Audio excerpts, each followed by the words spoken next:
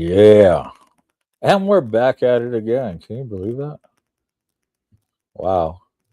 It's like we're doing a marathon or something. All right. Let's see. Oh, let's go here first.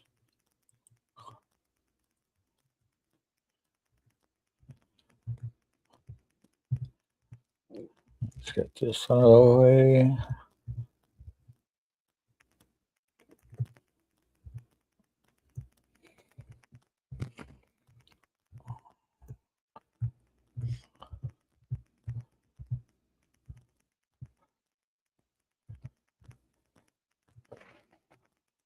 All right. Bam, bam, bam. Like, share, and subscribe. All right. So what are we doing? What do you say, critters? What's that? What are we doing? I don't know. What are we doing? I don't know. What are we doing? Dude, what does my back say? Dude, what does my back say? Sweet. Sweet. Dude. Sweet. Oh. Let's see. Motorcycle Mayhem Radio. Huh. What is that about?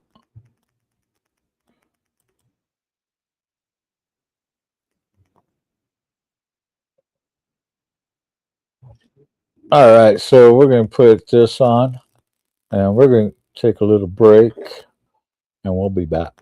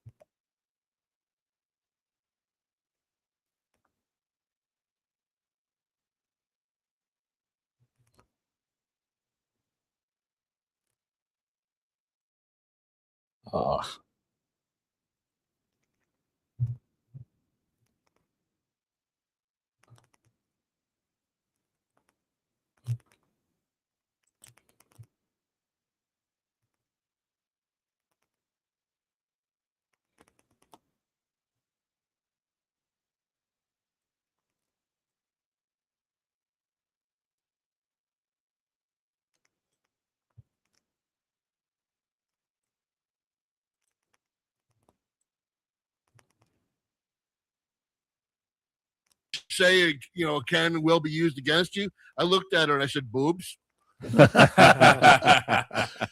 Unfortunately, the man, they put man boobs in front of you. Yeah. What's up, Lisa? Lisa's out there. Hey, Lisa, did you ever get in touch with Rob? Oh, and we got Gary Michaels is out there, the comedian, hypnotist, the only biker, Rich. I just was hypnotized. You said the name and like something. I started salivating. Oh, so I think that means something. He's working magic right through the system. Right, something happened there. Oh, that's awesome. I was just hypnotized. So, hey, Lisa's out there. Hello, Lisa. Lisa, thank you. Lisa invited me to go see Godsmack. Sweet. I saw on Saturday night. Yeah, it's supposed to be good. They were incredible. I gotta tell you that I wasn't never really a big fan of Stone Temple Pilots. They were good. I was really wow. I mean, they got some great songs. Yeah, they got. I hear songs. good stuff. I have not seen Godsmack, but I hear good stuff. Well, one thing about Stone Temple Pilots, they're one of those bands where, oh, they seen this one? No, that's right. I know that one. Right. Like I knew almost every one of their tunes. You know. Right. The Godsmack I've seen like 8 or 9 times. They do a drum solo. I should have put it on the show. Maybe I can get it. Good energy, right? Good energy. Well, they do a drum solo. First of all, they had Mike Mangini on drums. If anybody out there knows Mike Mangini, he's one of the greatest drummers in the world.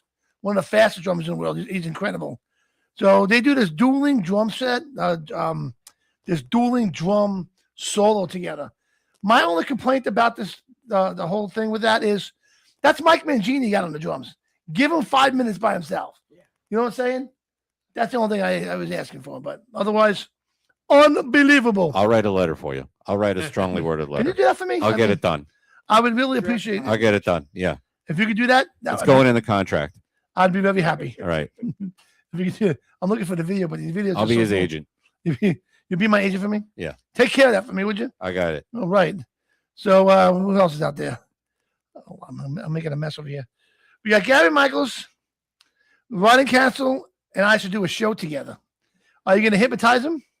Oh yeah, I'm dizzy. Yeah. I'm dizzy. I don't see the comments. I don't see the Oh, I don't comments. see. You'll see it if you're watching. What's up there, Pitbull from the 99% Radio Network? Pitbull's out there, Pitbull. and she's not a piece of chopped meat, by the way. Because me and Sideshow were starting another little podcast together that we're doing called Two Johns Talking Shit. I love that. We're gonna have a cool concept. It's gonna be a cool concept. What we're doing. It's gonna be, he's in Texas. I'm in New York. We're gonna have a couple of competitions. Like I might go to a steakhouse and say, "Now this is a steakhouse." Right, like And or a then film it- barbecue or something. Right, like and some then ribs or- right, and then he'll be in Texas saying, "Pah, New York barbecue." right, I'm right, in fucking Texas. Check out this barbecue. right. So we're gonna go back and forth. You know what I mean?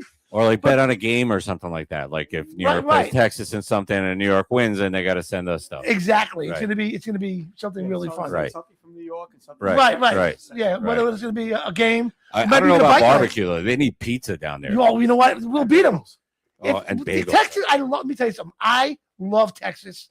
I have a huge respect for Texas. I think it's an awesome state, Me too. but they ain't touching our pizza. I'm sorry. No. Or Chinese food. Well, Chinese, there you go. I've never I seen. don't know. You know what they do to pizza though? It's crazy. They dip it in like butter, like Ugh. they dip it in butter, or they dip it in like ranch sauce and stuff. I've just never seen that. We went to this place in College Station, and it was called the Home of the Big Pork Chop. Mm. All right. So Sounds like my I'm a ass. fat guy. So Yeah. I got the big pork. You It order was- the salad there. No, it was fucking huge, right? So the guy says, "Would you like to baptize this?" I'm like, "Baptize it? Yeah, fuck yeah." I How do don't you know do that? They dip it in the barbecue sauce. They baptize it in the barbecue. Oh my They god! put it. They put it on the I was- grill. I'm envisioning Johnny getting dipped in garlic sauce. Oh my god! Okay. All right. Oh my What- god! What's he wearing? Threw up in my mouth a little bit there. Oh, you don't know what's under his shirt? Oh, I just gagged. He's got later hose on right now. Oh yeah. So Can it's you gonna milk be those teats? I'm not even wearing underwear right now. I'm not even wearing pants. I mean, Who come on does now. wear on? Sometimes I'll wear underwear under my clothes, so no one Do will you know do I that? have it on. Wow, I do that too. At this rate, this might be the last Motorcycle Mayhem Radio show we do. No, I know what I did. I did something crazy. I actually put socks on and then my sneakers on after that. Oh, that's That was crazy. pretty crazy. That's yeah. nuts. Pretty good, man. So yeah, so Pitbull, we got the pizza. Don't even hit me with Chicago. I've been to Chicago. I ate their pizza. I'm a fat guy. I know best. Our pizza blows it away. What's up? Angela's watching. Angela, hi Angela. Your honey says hello. T-Rat's biggest fan. Angela. Hello, Miss Angela. The Nice to T-Rat's see biggest you. fan. Well, that would be sad if she wasn't. I know. mean, I'm just saying, like, I hate the T-Rat, that would be really fucked up. You know what I'm saying? If I may say, I have been at the esteemed abode of Nick and Angela, and I was treated with such kind courtesies, and it was she is a very courteous and a very special host. So She's anybody, awesome. Thank yeah. you, Rich. So she's a very special lady. That's awesome. What's up? Hope is out there. We love Hope. She's Hope. awesome. I hope. I hope. Well, Angela, I the hope. only thing that Angela was missing is the birthday cake Oh. from about 4 years ago, 3 years ago. No, it was the greatest Talking thing. about- The cake came out, right? And I'm videoing, and I'm like, with a birthday cake. And she took the cake and it just slid off the plate. Don't think it wasn't eaten now, okay? Those were just crumbs, sprinkles, like Eddie Murphy said. Sprinkles, just sprinkles. What No. kind of cake was it? A sheet cake. Was it chocolate? Was it ice Chocolate cream? vanilla. It was a ground cake. It's my Okay. favorite. We got done with it. By the time it was done, it was a brownie cake, obviously. Good stuff. Oh, so anyway, so we got a lot of great things going on here. We got the Riding Council back in the studio with us. I'm very happy about that. How you doing, Rich? I'm doing really well. You've been really everywhere. well. You've been everywhere. I've been busy riding. What can I say? I love riding. The other day, took a trip and took a bunch of guys over to the New Jersey side across the GW Bridge, and there was no problem because it was like 8:30 in the morning on a Sunday. Okay. So it was really nice. We go up to Harriman State Park, and then we went up to what the hell's the place? It's in New Jersey. It's in Ringwood, New Jersey. It Well, was that limits the choices. right. It was a shooting place. It was a shooting. We shot target. We were target shooting, and it was very, very empowering. I mean, I had the shotgun, and I was shooting stuff. I was shooting shit. It was freaking amazing. Oh, that's nice. Yeah, I was imagining different people on the faces of Wait, the why targets. do I feel like I'm getting hot? Like you ever hear that? Like a voodoo doll? Like, oh, like I'm feeling right, things. Like, right. what That the was hell, it. Joe? That was it. You know what I mean? That's why I'm pulling your That hair. son of a bitch, he's saying. Put your little hairs on the target, and I'd be like a little target voodoo. He was doll. playing Jaws. He was like, "Smile, you son of a bitch." And I'm like, ah. It was a bad. Well, I think today they posted today was the day where Alex Kittner actually died in the movie. Yeah, What happened? Ah, Alex Kittner. Alex Kittner from Jaws, Oh, he died. the kid. Oh yeah, he died. Yeah, boy. He got eaten. he was That's so taken from us sad. way too young. Bro, He was saying, Jody, the guys watch. What's up, Jody? let's see. Stream out. Right? Yeah. That he was taken from us way too young. He was Yeah. too young. Yeah, Harriman State Park is a great park, Jody. I really, it was beautiful there. I mean, the water was so clear and crystal, and it was sparkling. I mean, You can see the bodies right from right. understand? I mean, they needed to use more cement when they're dumping the bodies in there. That guy's still got a change him on his waist. Yeah, Wait, I thought that's what Giant Stadium was for. yeah, exactly. That too. Hey, that Hoffa? It was. Rich found Hoffa. Oh my god! Around the corner. So that's awesome. I see you went to Laconia, America. Oh yeah, we went up to Laconia. We went to Americade, and it was great. Laconia was just that was some of the most beautiful riding I've ever done. That's great. It's I'm great up sitting here, like I have. It's like I have no exposure. Hey, what else did I do that was goofy?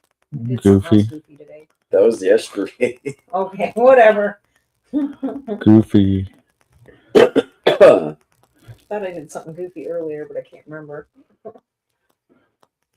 And I don't know if you should make me a lunch Why? because we're supposed to have a barbecue, Oh, okay. but I don't know. Oh, I guess she Oh, is. come on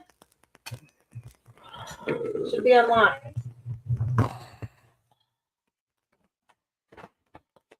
Am I interrupting your quiet evening? No, it ain't quite evening. Look at It is so quiet. Oh my God, stand up. Yeah, I know. I never wear dresses, but it's been hot, and around the house I will. But You look adorable, you Jess. know, oh jeez. You look adorable. First time I wore it outside, I came home. that kind of dress. I You do. look cute. Let's put this one on. I wore it Check to this the out. store I'm one gonna day, show you how I and wore afforded it this. out. I'm not a dress. Okay, you ready? Look All right, adorable. $118 for car insurance. That's how much I was paying. Like I never Okay. wear a dress. I picked up the car.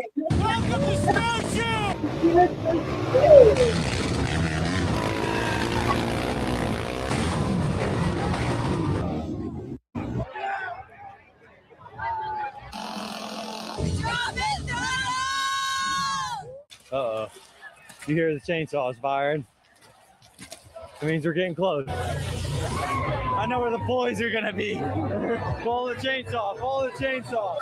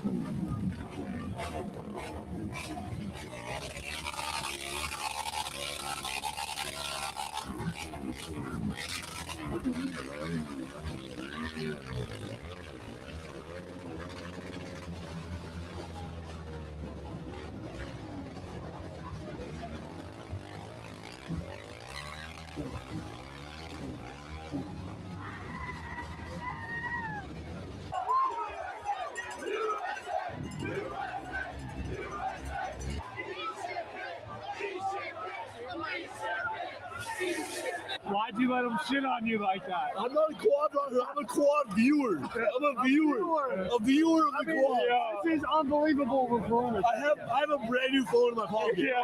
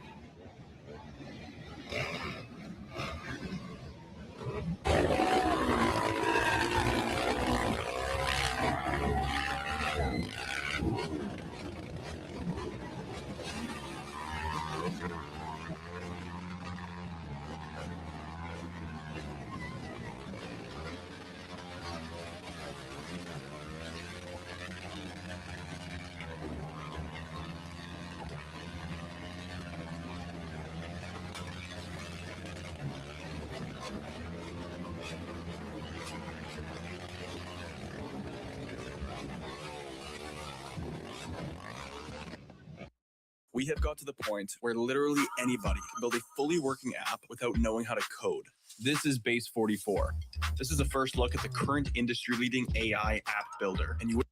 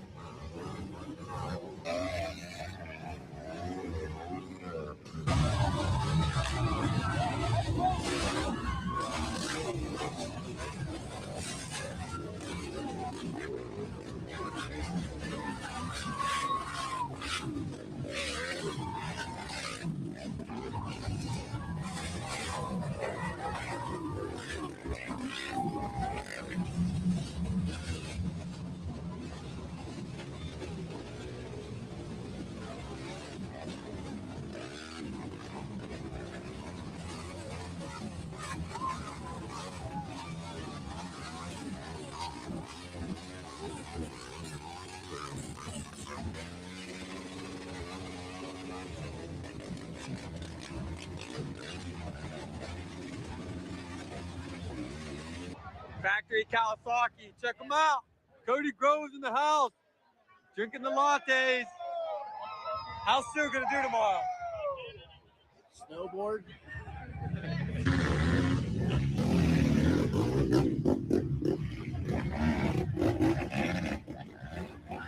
Oh my. Pure hell, man. Pure hell.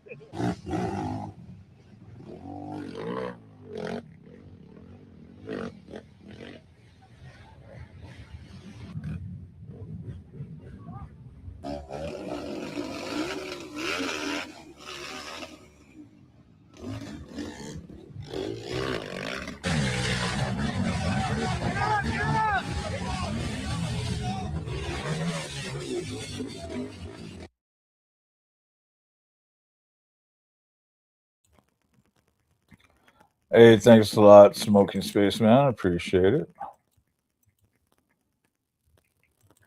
We're over here just watching these guys going through this track.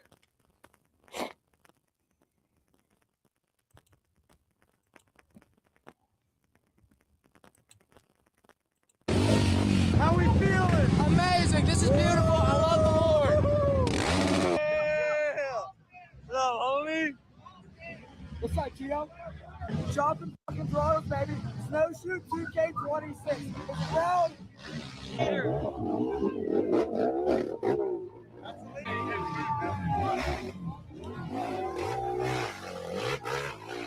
Them mud people doing what mud people do. Yeah. Yep. Oh, you go through for fits or what? I'm surprised you just didn't go out this door.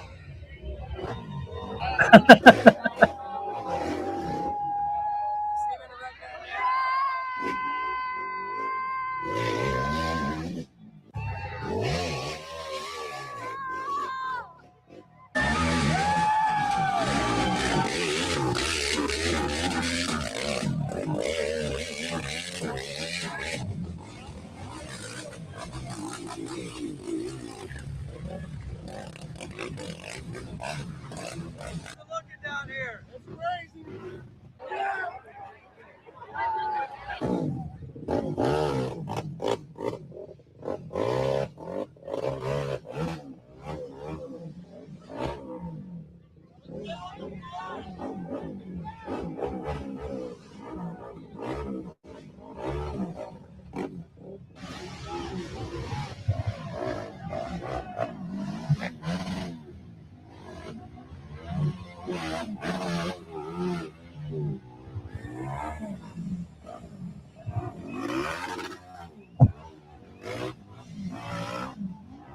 Hey, what's up? Well,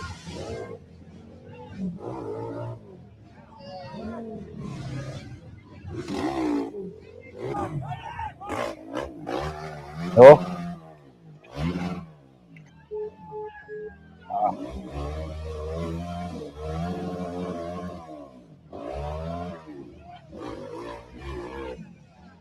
Where's he going now? Hey, what's up? Oh, I'm over here at Critters and Gift Cards.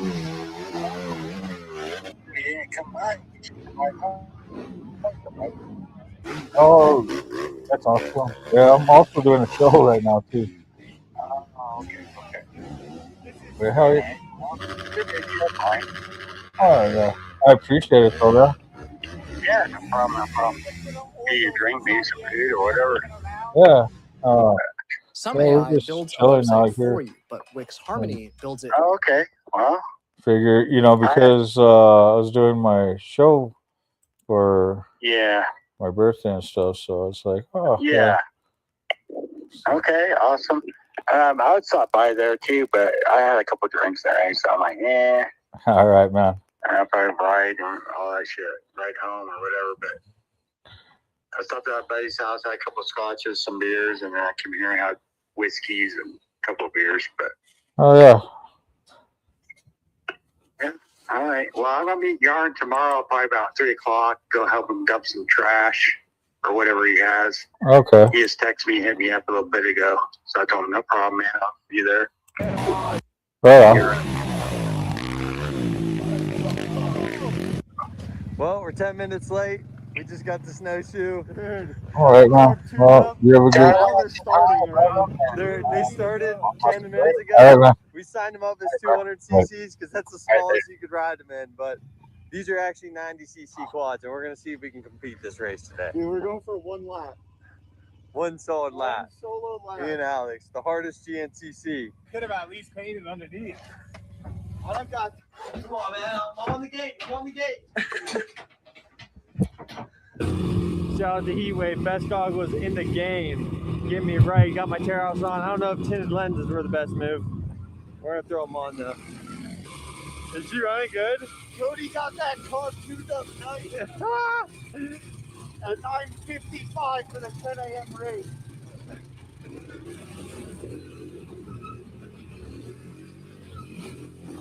I got no front brakes. Oh, looks like they did fat me up a little brake on there. That ain't gonna work. We are in the very back of the pack. The 90s have made it on the race board so far, hopefully.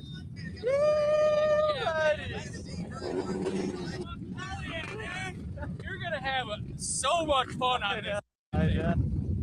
Brother Boy, any words of advice? Dude, you got this. We're screwed. Fast and flowing. You're fast and flowing. I'm not going to be able to film this start, but I'm going to put it on right after we get going. Come on, baby, let's go!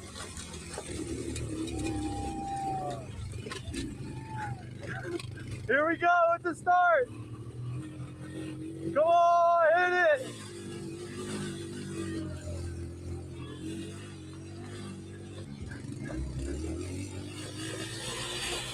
There ain't no way. The first hill.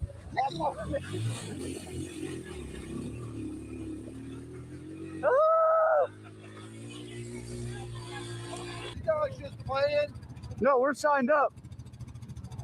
Okay, good to go? Yeah. There he goes. Get it. Woo! The hot rods are coming through. We're chopping. 90s are running great.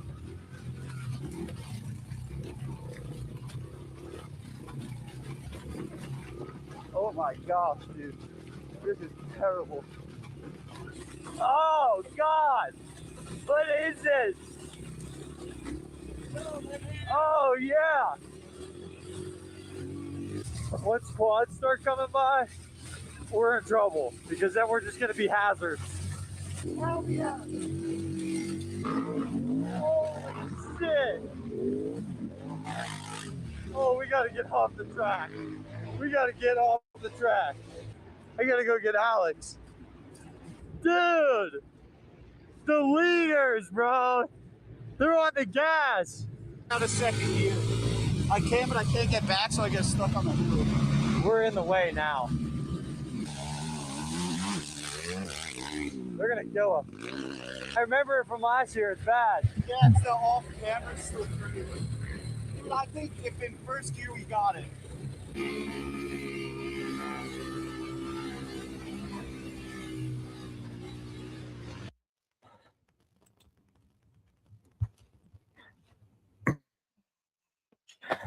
Yeah, pretty much. Yeah. I have nothing else going on right now. I'm chilling here with over with my brother Critters and my sister Zip Tie. Came to visit. And then you know, we're just chilling and stuff.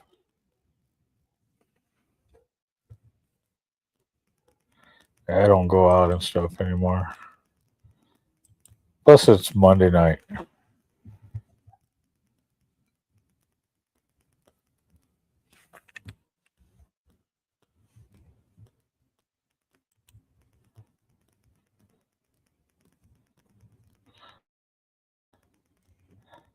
Eve.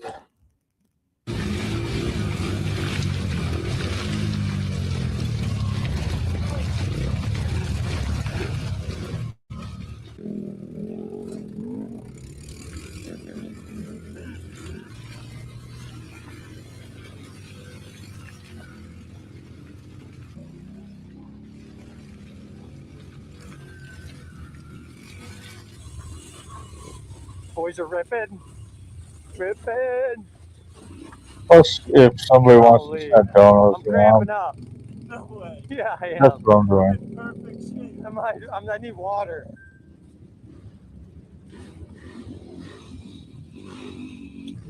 All right, you ready to impede traffic? Hell yeah. We haven't helped one person off. No, we've been doing good. We've been staying out of the way, riding our own race, having fun. Here we go. We're trying. We're Hey, trying. Jake, how you doing?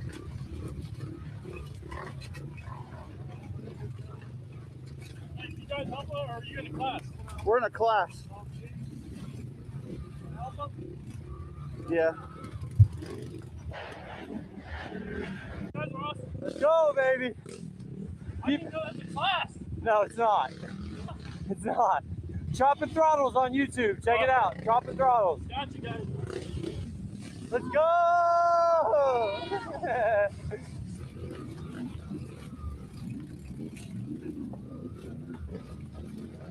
The boys are greasing. This looks like so much fun. Dude.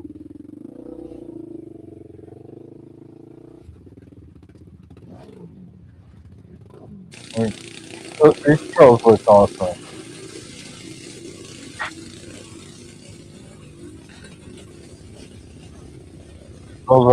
That racing fucking track, oh my god, crazy. We got you. This, Come on. this is cool. Oh, I guess that was just a nice area on the track. Dude, these things Holy are shit. sick. Oh man, I feel bad for him, but we can't stop on the hill. Check us out through the rock. Check us out. We're nice with it. H-Rock ain't stopping in the 90s. Hell no. Yes, sir.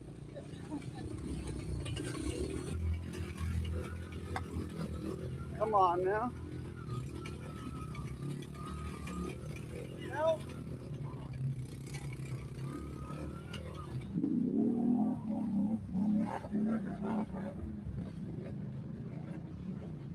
Ride that thing.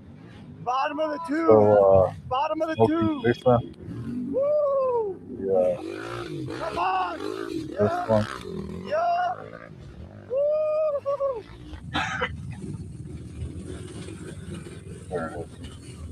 Just going to be hanging out on you tonight for your birthday. Ain't Pretty no much. way. Just made it through that like that. Not like I go out, Can't be right? stopped.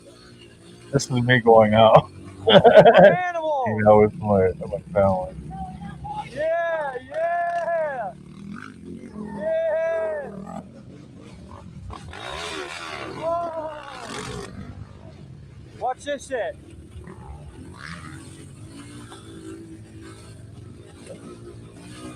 I would have been home, but I still got errands to run before I head home. And Come on. Come on. then once I get home, I gotta make that. So yeah. They love it. The fans are fired up. All right, boys, this is the hill climb of Snowshoe. Very If we good make it climb. up this, we will be the biggest legends around. There's a small chance we might, though. Baby, everything she got.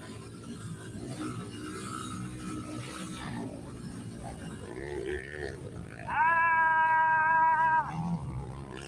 Come on, baby. Come on. Come on. Oh, come on. Let's go. Come on, little internet kid. Come on, little internet kid. Come on. Little internet kid, come on. Chug it, chug it, chug it. You get, ooh. Look at them pushing the other one. Oh. Yes.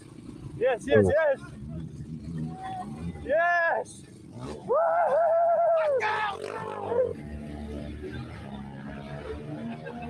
Cheaters.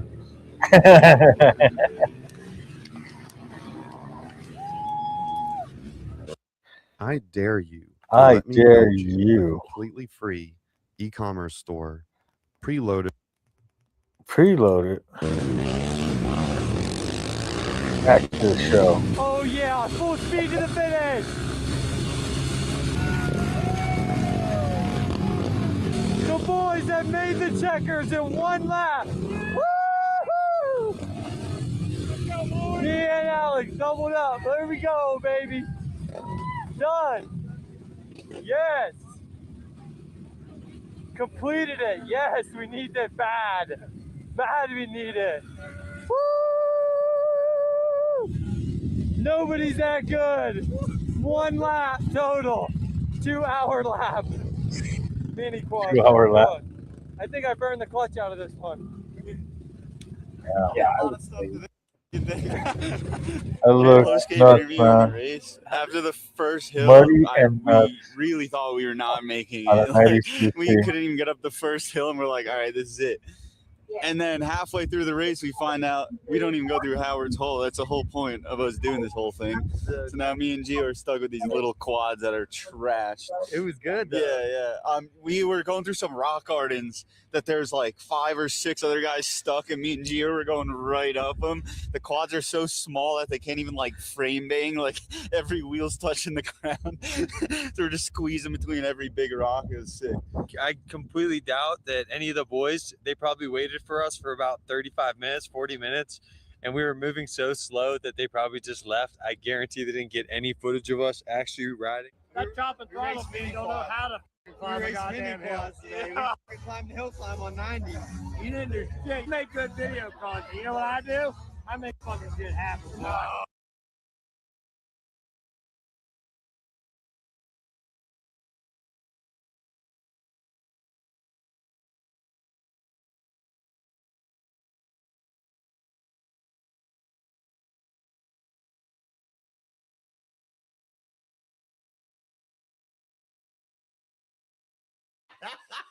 I know what that sound like though. I know what it sound like. Listen. Or be like me, everybody be like, when they first saw me, I'm like, oh, that's a cute little bike.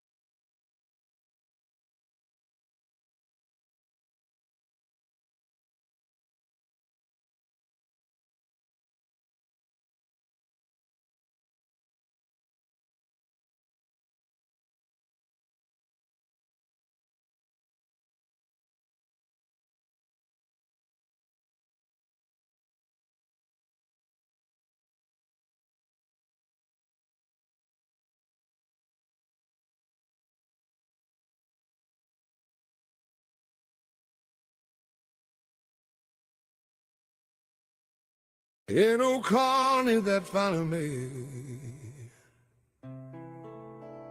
Rode his way back home, saw me on my journey.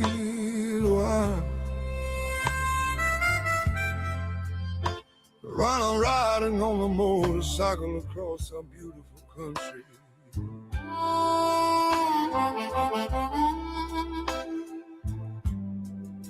Inside the cage, call I'm working. Airports that I landed, cruise ships that I leap on, and of course the events that I happen to be at. My name is Jeremiah Gonzalez, born in Albuquerque, and I grew up in the carnival lifestyle. And came back after all the years I've been gone.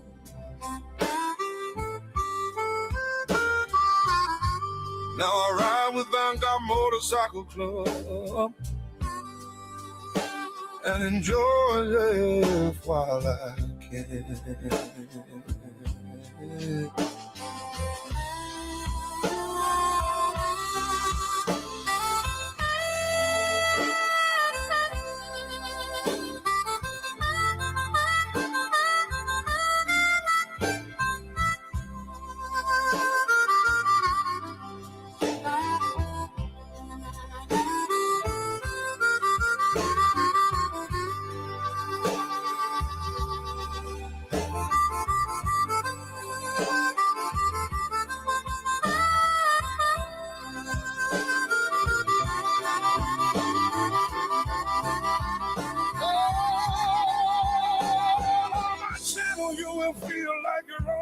emotional midway.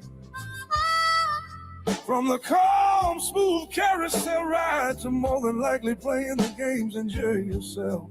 To feeling sick from going on a roller coaster. So strap in and let's begin. CARNY'S RIDE. Hell yeah, brother.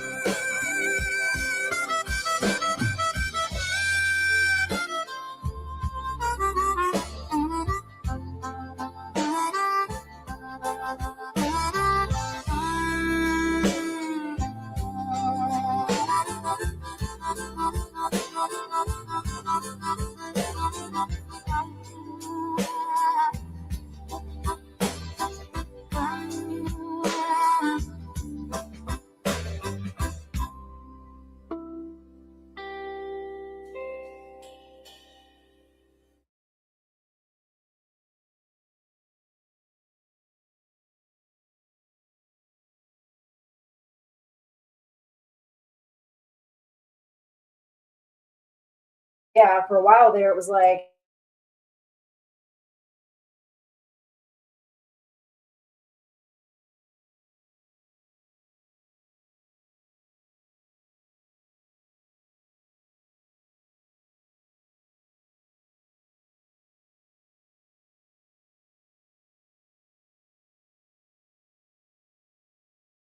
same here. Day or night. I know I was getting like an hour or two of sleep. Right on, Smoking Space, man.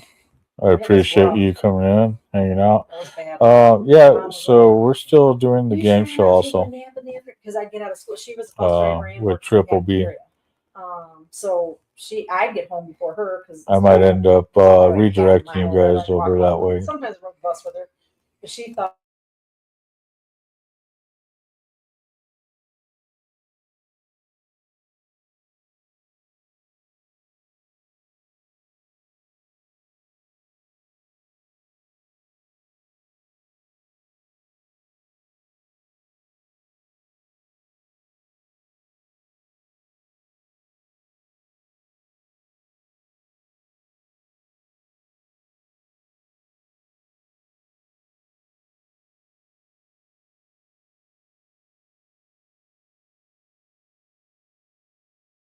Like 10 years ago, all of a sudden, let's play another video for you guys. Really affecting.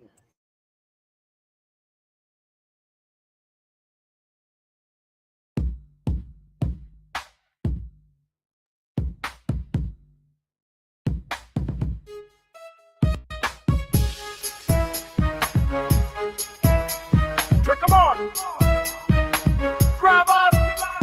I'm CARNY'S RIDE, feeling the rhythm. Bass drops deep, the beat bounces high. Afro beat meets house reggae too. Deep bass pumps making my heart in gloom. I'm spinning round under the neon lights, dancing wild through the night.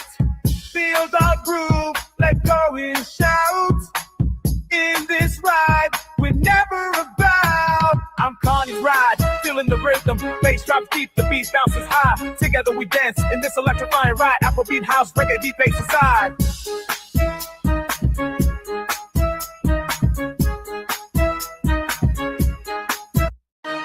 Through the crowd, I see your smile. Together we shine, no need for a while. This moment's ours, let's embrace. In this ride, we'll find our place. I'm CARNY'S RIDE, feeling the rhythm. Bass drops deep, the beat bounces high. Feel the vibe, let the music fly. In this ride, we're truly free. I'm spinning round under the neon lights, dancing wild through the night. See why my doorship raised with the hill lies water. Ocean, big brown rock by Borgia. Getting out of heads, getting little bit of waste. All too good, man, nigga. Get it, a gate call. Don't want drug with the world, get a gay car. A lot of cloud points in your 4 city K car.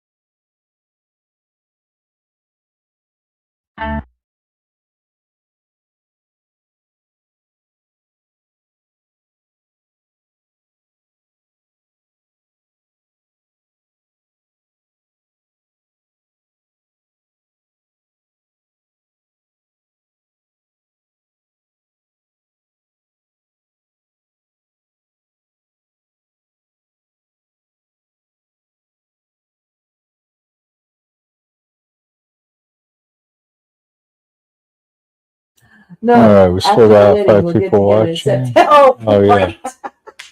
Yeah. He's gonna go to bed. Are you guys going away? We want.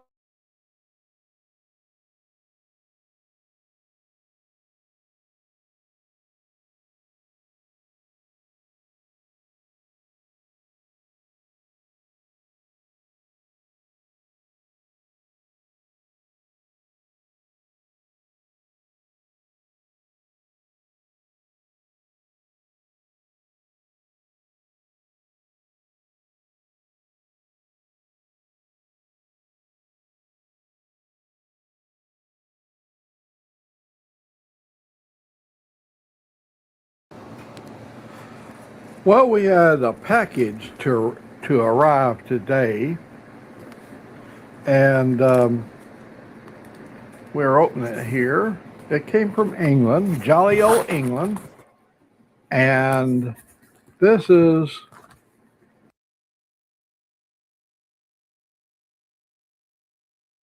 VP and snapshot. So you got to go to Old Mac's channel if you want to see the rest. And then I want VP because she knows how to do QR codes. I don't know how to do that. Oh yeah. And that way, anybody who takes pictures, send them. Because You can make a bucket. yeah, because my first. And everybody puts it all in, and then you get pictures. Let's of face it, everything. most of us aren't going to set foot on Mars. It's freezing. I'm gonna go back to the module. Something. I don't know how they knew I was doing. I mean, obviously the camera, but they were really particular about that. Tended to be. No, Wanda County, they didn't care. They wasn't checking in your cell. They was just walking past and making sure the door was locked. If you was dead, they wouldn't go find Cynthia out until went the to morning. women prison. It wasn't a prison, it was county. I've been in county a few times. Cynthia, bad girl. See, look, you are the littlest. I've been saying for years. But I'm saying, like, there was a moved up blanket. Cynthia sounds like one of those that at least has been a bar fight. I worked.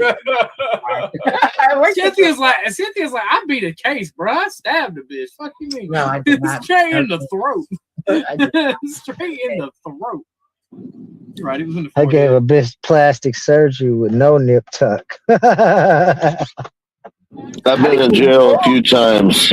I've never been to prison, but I went in one time and they put me in the infirmary because I was pretty fucked up and didn't have my medication and stuff. And they put me in the infirmary, and this guy won't give me an aspirin, won't give me a Tylenol or anything. And I'm supposed to get my medicine, and this guy's being a dick. So there's all these the cots in the middle of the room. There's 100 or 200 cots, I don't know. And the fucking place is like a giant fucking basketball court with rooms around it. He puts me in the room right behind him, and he tells me if I knock on the fucking door behind him, he'll shoot me. If I come out the door, he'll shoot me. I got to walk all the way around. I'm barely able to walk. My fucking hips out, and I'm pissed as hell. So I walk around, and I get in. What? No, I walk around and I fucking get in line to talk to this asshole. I mean, my fucking cell's behind him, and there's a glass door. I could walk right there, but of course I've been told not to. I get in the line after he says, everybody come to line. And of course it takes me an hour to get there, so I'm the last in line. Fucking guy just pissed me off. So I finally get up to him. In the middle of the room, I'm like, literally, dude, what are you colorblind? Is that why you're here? You fucking not on a beat cop? You're just a dick. What's going on? So he wouldn't do anything. I knew he wasn't gonna. He was being a dick already. So he waited till I got all the way back around that fucking whole place, got in my bed, and then he opens the door and he goes, Richard, you're moving. I'm like, what? You're moving. Follow me. This fucker took me to the other corner of the goddamn building, you know, in the same room, but on the closed rooms. And he goes, meet your new roommates. This big fucking dude named Joe, black guy with fucking Jerry curls, like, but not curls, but like the little dreadlocks, little short ones. That guy, he goes, he's in your bed. You need to be in there in 5 minutes when I come back, or blah, blah, blah. I'm like, what? So get out. That guy looks at me and he goes, nah, just rolls back over. I'm like, fuck. I turned around. I said, Jesus Christ. All right, Joe, what are we going to do? Are we going to fight, fuck, or have some fun? Come on. What the fuck's up? You either get out of my bed or I'm going to fucking have to pull you out of it. He goes, just look over his shoulder, but he's laying face to the wall. He goes, you think you man enough to pull me out of this fucking bed? I like that. And I go, no, but I think we'll have a lot more fun if I tell you about my music shit and working with Biggie Smalls. He go, what? And all of a sudden, the fucking whole aura of everything changed. He come up and made my bed for me. When I left, I gave him a uniform that was new, gave him my food because I didn't eat a fucking thing for the time I was in there hardly. And made friends with this guy that guy thought was going to kill me. Really? I have been ingratiated with the criminal side when I gave all my stuff up when I left jail. Like people still be like, "Hey, yo, what's up? Thank you." And I'm like, "Yo, you're cool." I'm like, okay. Like you're just listening, not watching. You're just listening, not watching. There's a new poll on the screen. Is Scott's story real? Type 1 for yes. 100%. They were ready to fight each other. 14% real. I made friends. PC Magnet and PC Fiber, the fastest gaming ISP in the US, so I can handle work calls and game with zero lag. Woo! That's a dub. Mike, you're unmuted. Easy Fiber, internet at its best, even when you aren't. Because, bruh, she was Las Niñas. I was so low. No, she's a Latin king. It was a mission from Grand Theft Auto 6.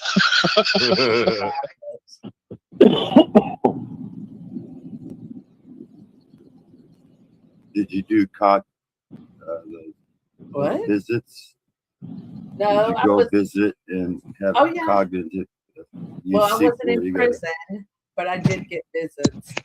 Rocky's trying to say conjugal.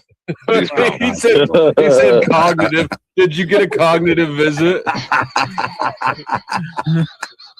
Yeah. Did you know about the guy that had the conjugal visit and then he killed his wife during the visit? Yeah, he finna fuck it up. He finna fuck it up for everybody. Was it a black drug dealer? No. No, she came in and during the visit, she was telling him that she's pretty much breaking up with him. And he chased her on out the door and killed her straight outside. Damn. Holy smokes. You know I that. can't remember how he killed her. I think he broke her neck. Yeah, maybe wait till you leave. Or like I feel like that was a Darwin Award, you know. I mean, I wanted my protective instincts to be like, but I mean, hey, he just snapped a person's neck, so I'm kind of a pussy unless I got a gun. So I'm just saying, like, maybe do the smart thing and wait till they're behind a very strong glass and be like, here's the divorce papers. I'm just saying. He definitely ruined it for that prison and their business. Oh yeah, bro. You know, he was the conjugal visit. He was the conjugal visit mattress for a long time. For that. Man, you do any cognitive visits with any of your bros in prison, like skinheads and shit? I heard the skinheads. Would that turn you on? No, skinheads. I thought skinheads were these tough white anti. Yeah, but what are they? Tell us what they are. I was in my hometown on the things that didn't happen for 1,000, Alex. You know this is going to something gay, right? Yeah, it's going to some anti-Semitic shit, like it always does. They said something like they threatened to rape me. They threatened to rape me, so I pulled out my 32. Here we go. That's one, Rocky. That's one. Out of there, Rocky. Strike one. I didn't mean grape. I meant grape. Hey, Flo, real quick. Your Coke there, you ever freeze that stuff right to the point where it's like a slushy? That's my favorite. I love it. Oh, it's the I was best. wrong, Rocky. I should have just said TOS violation was what you was going to do. Rocky, I saw you commenting in chat when I went off in Denizen, so you have no plausible deniability there. You're right. Oh, are y'all going? Are y'all gonna go watch fireworks this year, guys, for 4th of July? Any big plans? They got us on a fucking. Katie's dad's. Are you gonna set them off? Yeah, we're gonna set some off. I mean, assuming the flood, they got hella floods there. Leave it up to a woman to ask parents about how they're going to watch their money go up in flames. Literally. I'm going to go do what I do every year on the 4th of July. Take my AR and shoot into the air aimlessly. I'm kidding. I'm kidding. No, you're not. Yeah, I think that's the truth. Either that or into some random trees that are a couple miles away from your neighbors. I've celebrated 4th of July in the South. I know y'all keep that broken washing machine around all year long. Just Hey, too real. If you watch the Tucker content, you'll know too real. All right. They put $1,000 fine out on fireworks, my right? little brother is. We have such a drought down here right now. They got $1,000 fine for anybody caught shooting fireworks off here.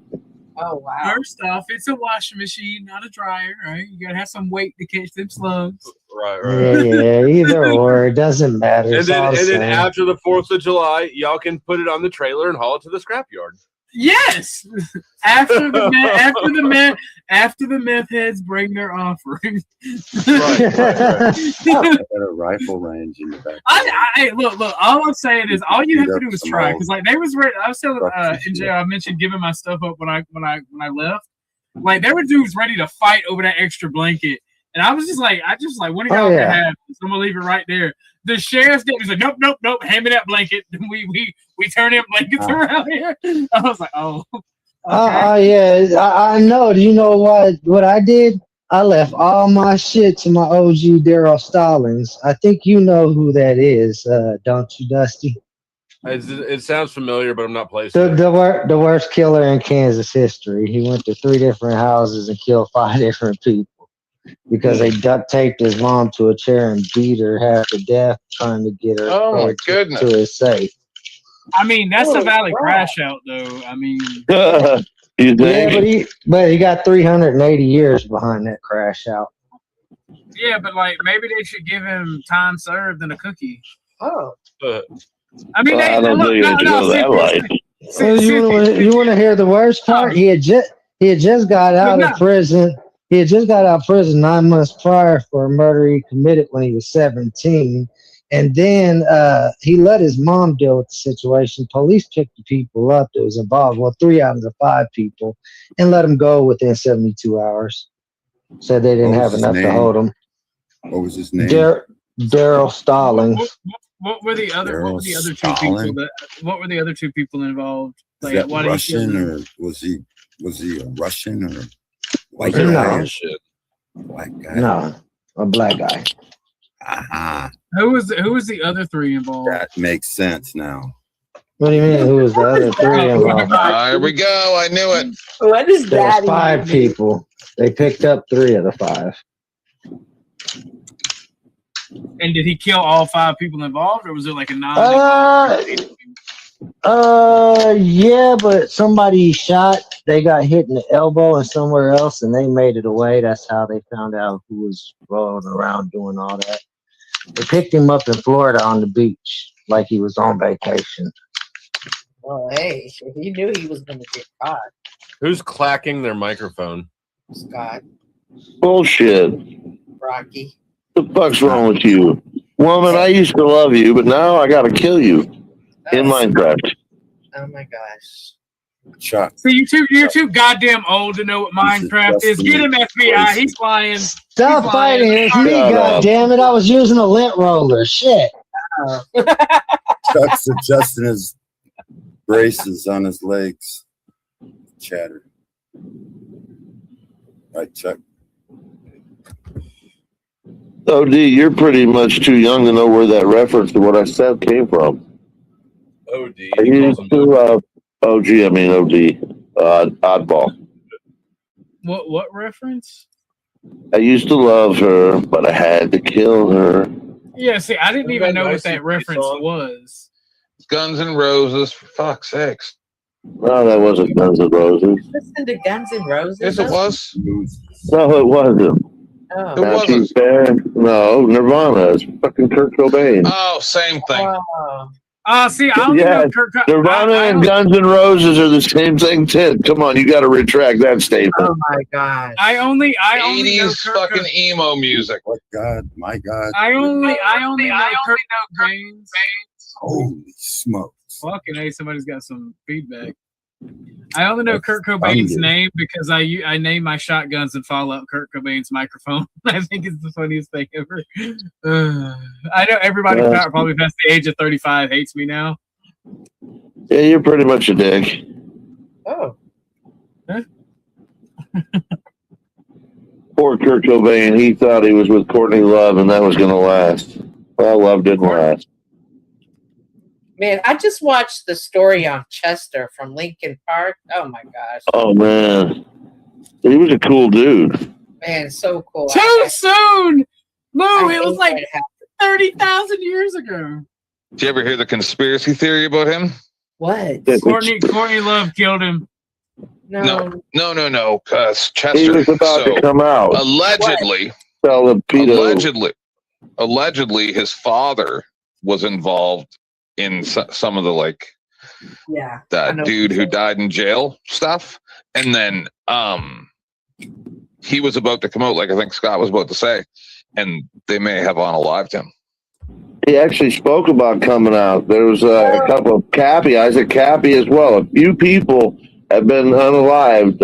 There's talk about Robin Williams may have been one of them because they were going to speak about Hollywood. Yeah, that boy band guy that went off the balcony Cappy, there. yes. Hold on, Cappy, yes. Robin Williams, definitely. I seen his autopsy photo, and he had strangulation marks, not fucking rope marks.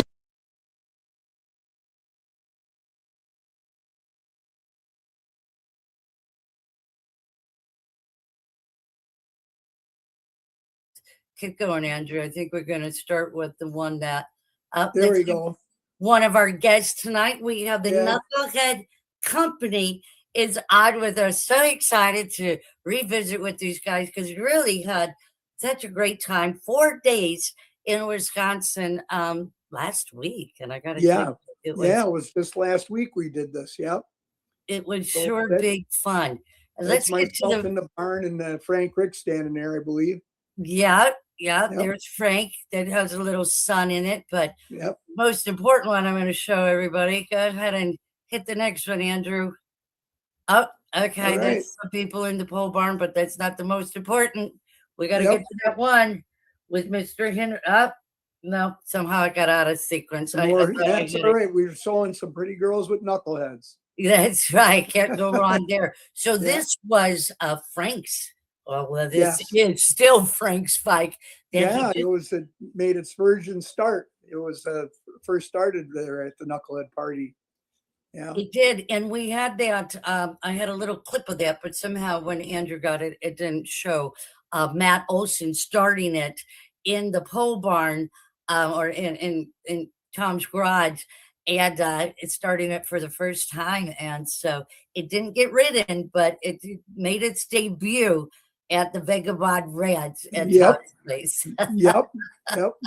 Matt and Carl Olson, they did the motor on it for Frank.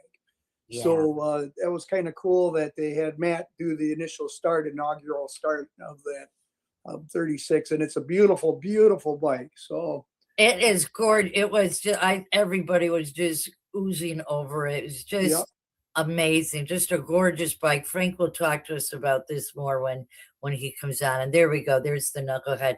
Tom's Vagabond Ranch. That's right. All these pictures are later on with the Knucklehead Company. We're going to show some more pictures about, that's okay, Andrew. Thank you.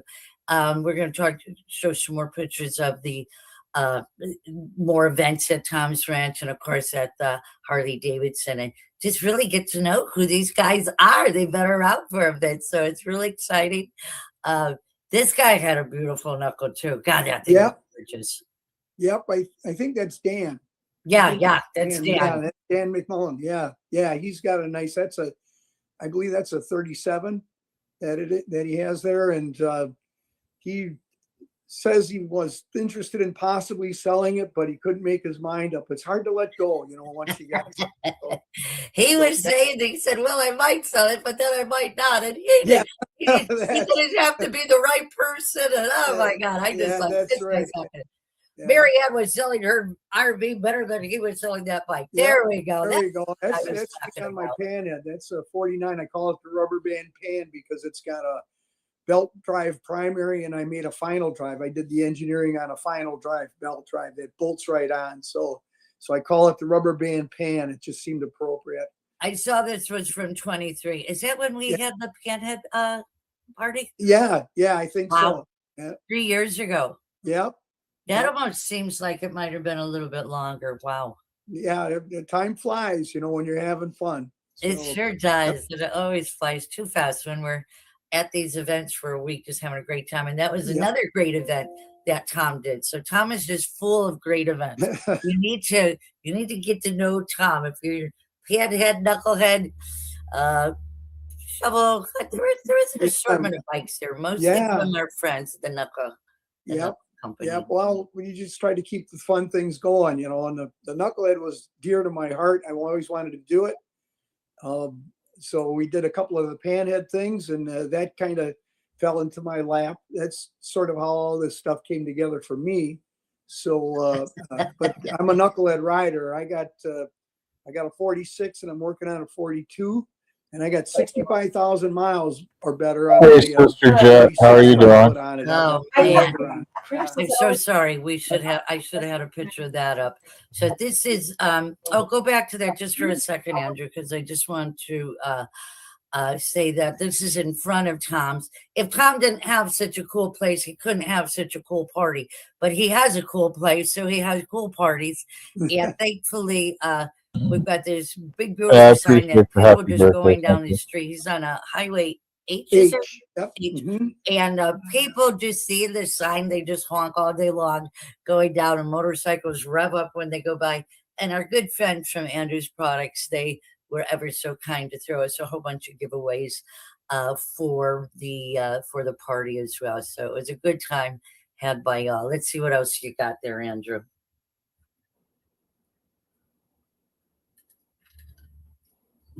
Okay, he's got us back.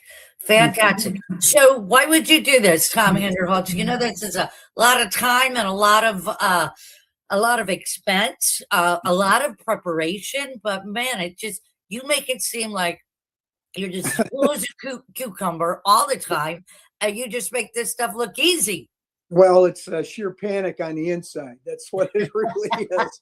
But it started with actually it started a long time ago. There was these young, I call them the choppy kids. And I went to this bike show party they had, and they got chased out of this forest preserve by the Mequon police, I think it was. And they're this young generation running wide open, and they had this party on my property. And so then when it came along with the panhead thing, it kind of like, it went from there. All of a sudden, Greg Lou from the Classic Panheads page wanted to have a panhead anniversary. And it just snowballed from there. So I'll bet. I wish you would have had some of those pictures, because I would bet that not any of the same ones, Andrew, just if there were some other intro pictures. I don't know, maybe there weren't. I thought I sent you a lot. I had a lot of pictures to send. The guys sent me a whole bunch too, so maybe we already went through them all. In saying that, those the chumpy guys, that would have been cool. So I heard some wild stories. Oh man, I was there. Yeah, they were. In fact, there was a guy there that was a young photographer, and he sent me a CD of all of these pictures. This is back when you put pictures on CDs, and he sent me a CD of the whole, what was it? The hood bush, they called it. And so it's like from the start of the day all the way up and through the nighttime when everybody was pretty toasted.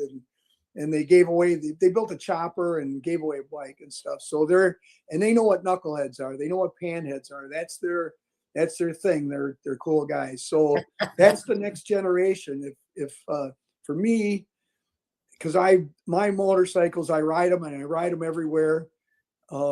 I don't want them to end up scattered to the wind. I want somebody that's going to ride it and appreciate it. So that's the next generation. So that's what makes me.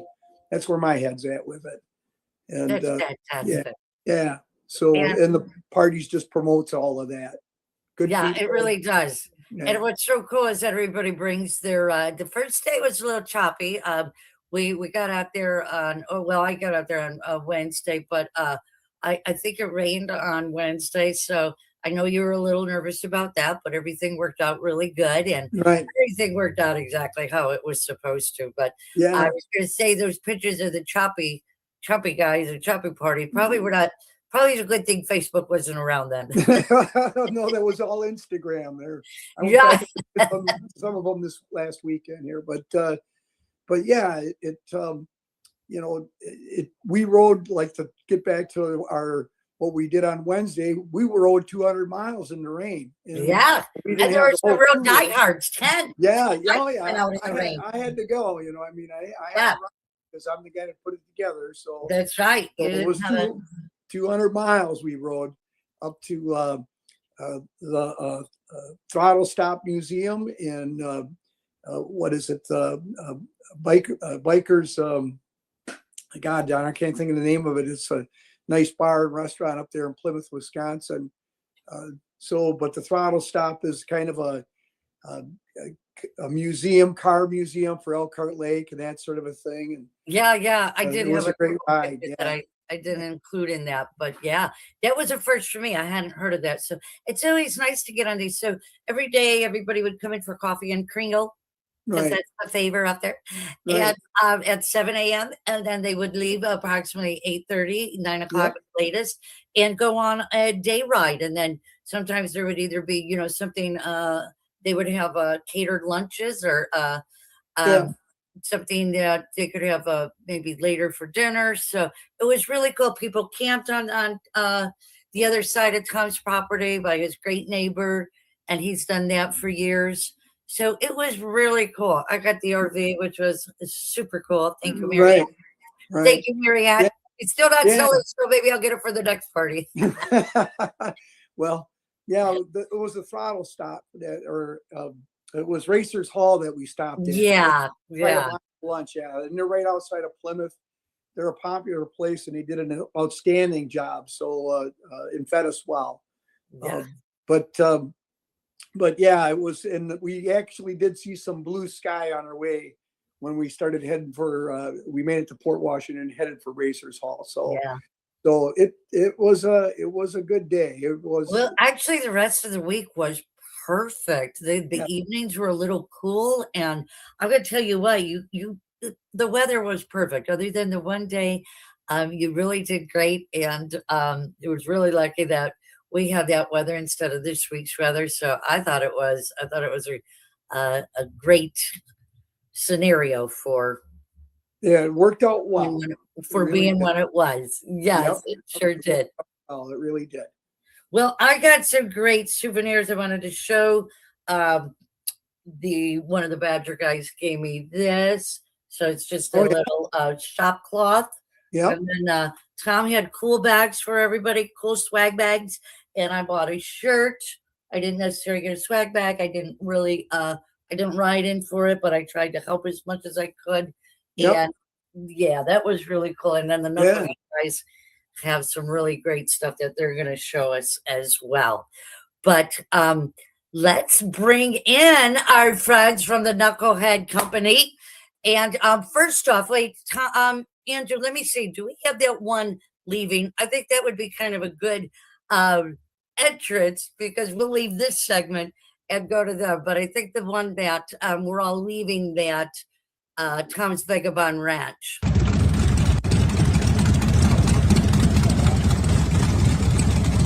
This was a good day. What day was this, Tom? Yeah, it's working out.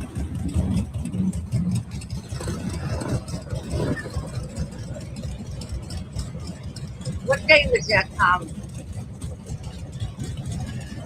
I believe it's fine. Okay. Oh, yeah. Love you, be safe.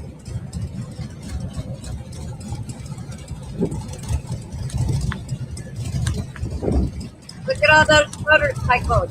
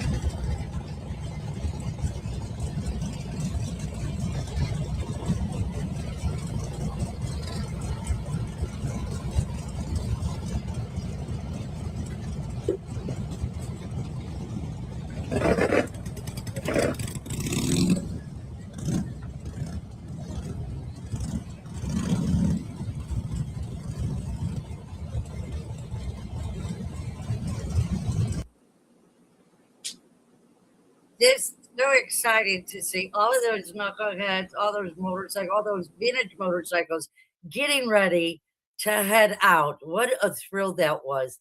And without further ado, we're going to get Tom to get his camera back. And without further ado, let's bring in our friends from the Knucklehead Company. Hello, Judds. Hi, Gina. Holy cow, let's get this party started. Look at you guys. Where are you guys at?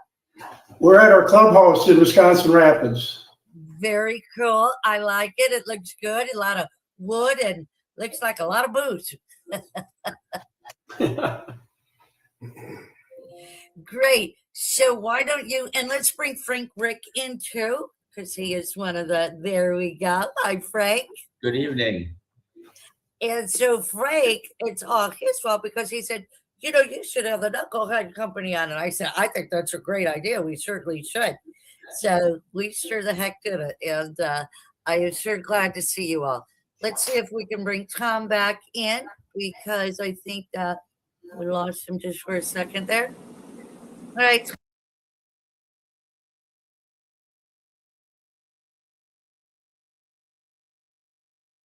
My new shoes are getting dirty. Oh no, better yet. These are getting dirty.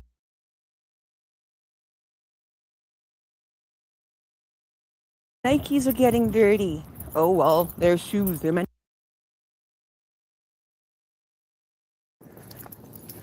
Hey, I'm live.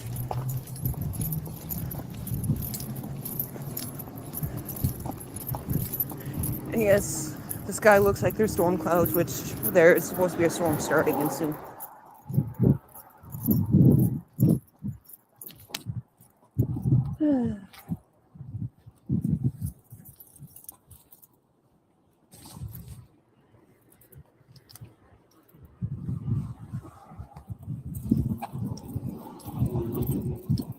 Hey.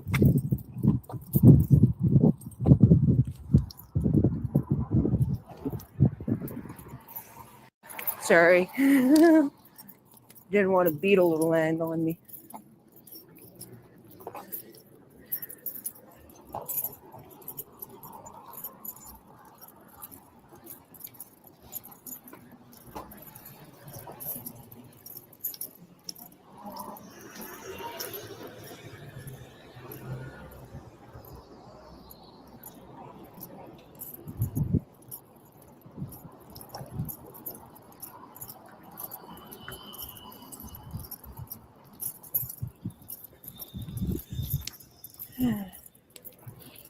Point of view now that there's not too many people walking or scooting towards me.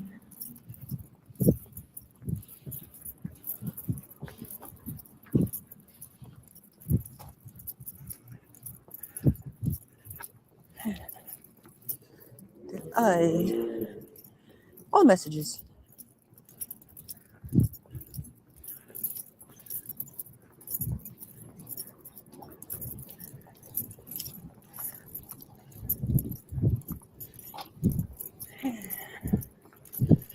Yeah, they're calling for a thunderstorm tonight. I'm just hoping that I make it home before then.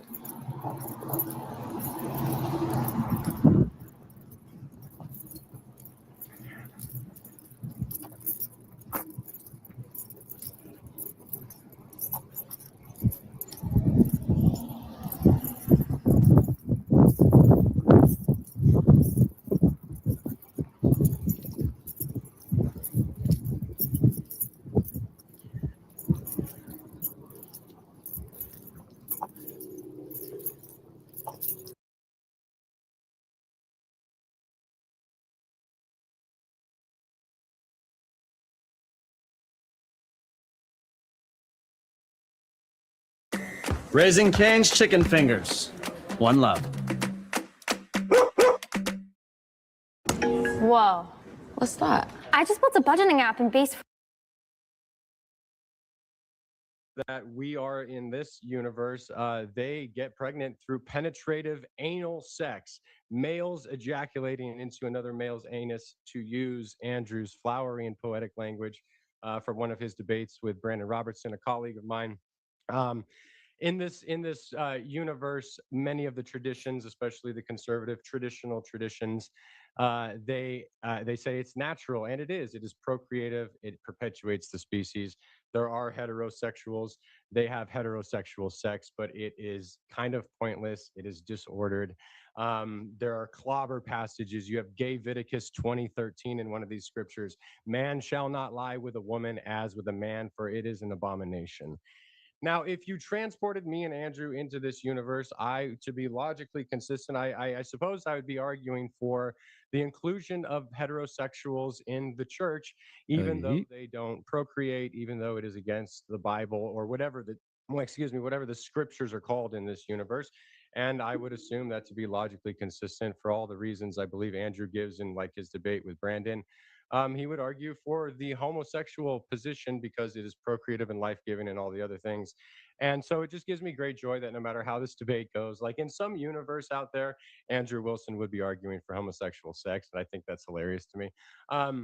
Andrew loves logic and reason. I think it takes us so far. We can obviously have valid logical arguments and What up, GGM? Completely untrue conclusion. But logic does get us very far. But Andrew only applies logic, it seems, when it suits him. He has no problem with engaging in logical fallacies. In his debate with Robertson, he said that gay men stick their penis into feces. And there is not a single gay or straight advocacy group that is arguing for unhygienic, non-consensual, unsafe sex. Men and women can douche. So this is a straw man. This is a wisdom of repugnancy fallacy. I don't know a single person who does that. Andrew also in his debate with Robertson, for some reason said Don Lemon hates Christianity. Don Lemon, I had to look this up. He is a Christian. What up, innocent auditor? Thank you for paying your taxes. Brandon's book. Brandon wrote the foreword to a book I wrote. This is a live review. I don't know a lot about Don Lemon, but this is just it's Thank not you so much. true. Don Lemon is a Christian, whether you agree with him theologically or not. This seems to be more of just the Christian victim persecution complex because Lemon does critique his own faith.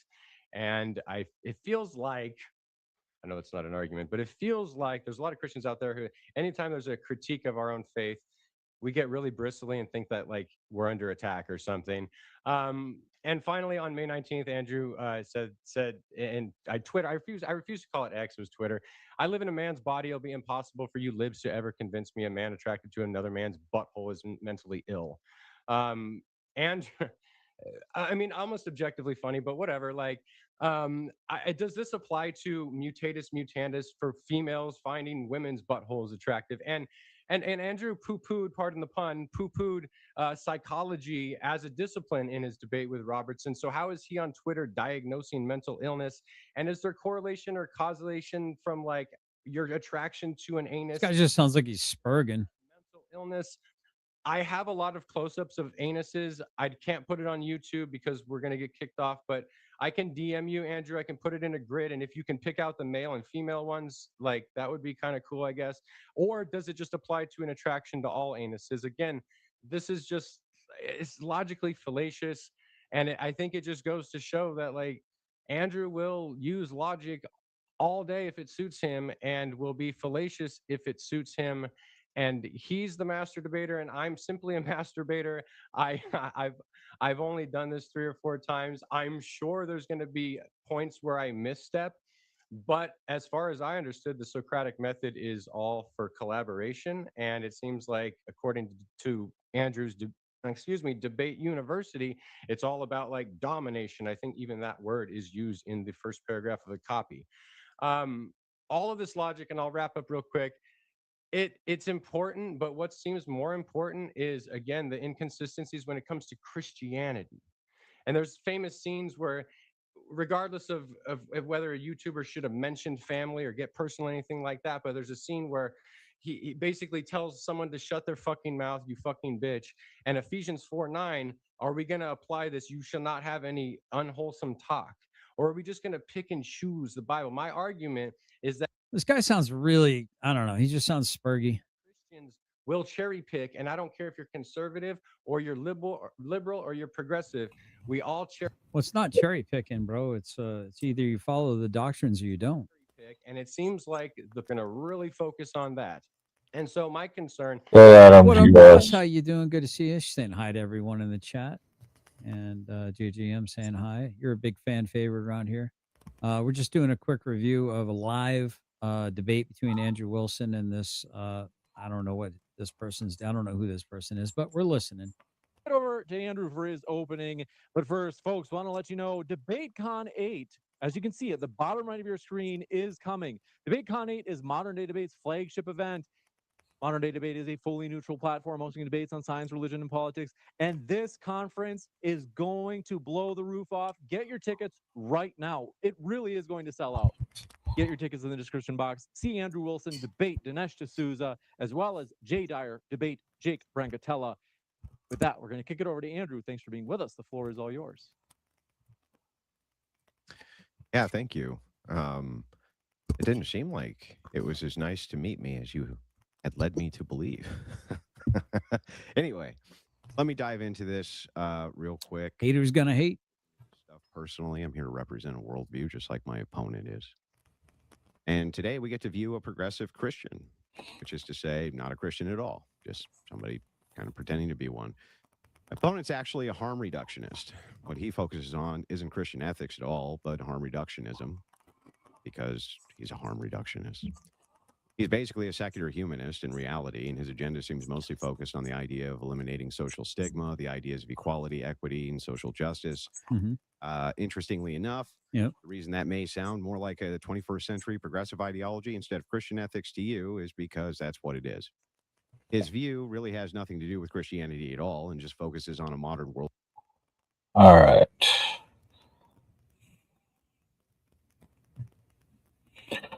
What else do we got?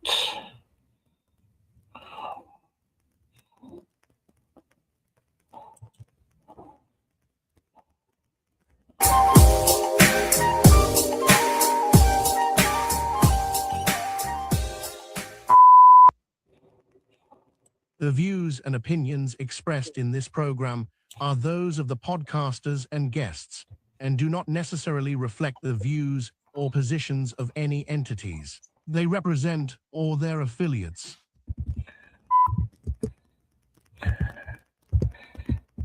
Action! What's up, man? Having these technical difficulties. What? Having a whole bunch of them. You know what I'm saying? Now I'm over here looking like you. Stephen A. Smith III. Looking like somebody's favorite DJ. I hear you talking. Yes, sir. What's happening? What's happening? Yeah, this is terrible. Hey, that's why you got to do it before you get on the show, player. That's what I'm saying. I was doing it before the show, and I'm still having trouble. You're not understanding what I'm saying. You're understanding my dilemma. Hey, it's a dilemma that I don't want no parts of because I've already had my endeavors already with trying to make it right before the show. So you don't live too far. You can come over and get that little technical support. Right. Appreciate you, Cam. I don't know where Miss Royal is at. You know, she had the baby. Oh, did she? From what I'm understanding. Oh, wow. Well, all right then. From what I'm understanding. And I don't know where Phil at. He should be on his way too. Yeah. But, we might as well go and get this thing started. Yes, sir. It's your man Fontaine, court appointed, devil's advocate. And all I got is Mecca, the fitness record. So if it hurt, it's just gonna hurt.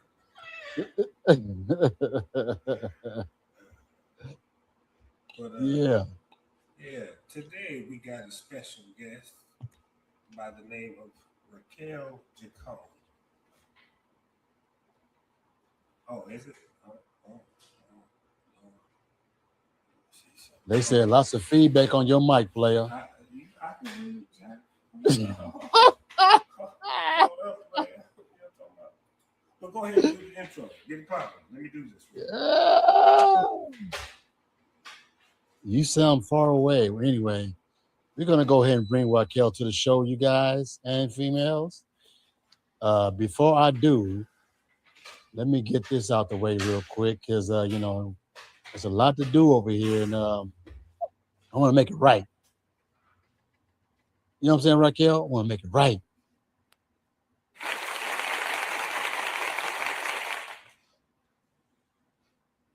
Hello there.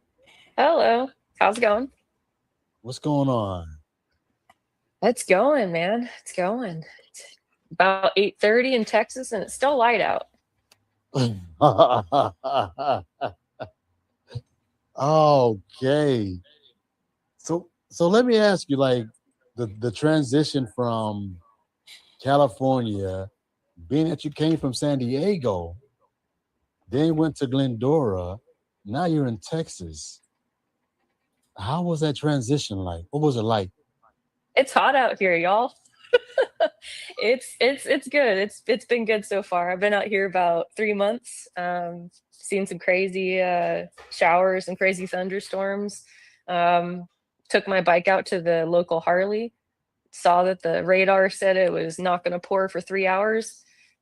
Poured cats and fucking dogs an hour later. And all I had on me was a t-shirt. Really? So it's been it's wild weather out here, man. You can't even trust the radar. So it's been a bit of an adjustment, but it's good. It's good. But it's good though. Yeah. Have you gotten the twang down yet? Yeah, kinda. You know, they can still tell I'm not from around here.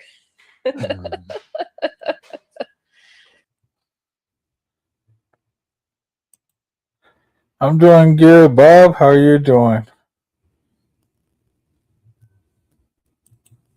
Yeah, I'm just chilling. Just hanging out for my birthday, just throwing on some lives in the background.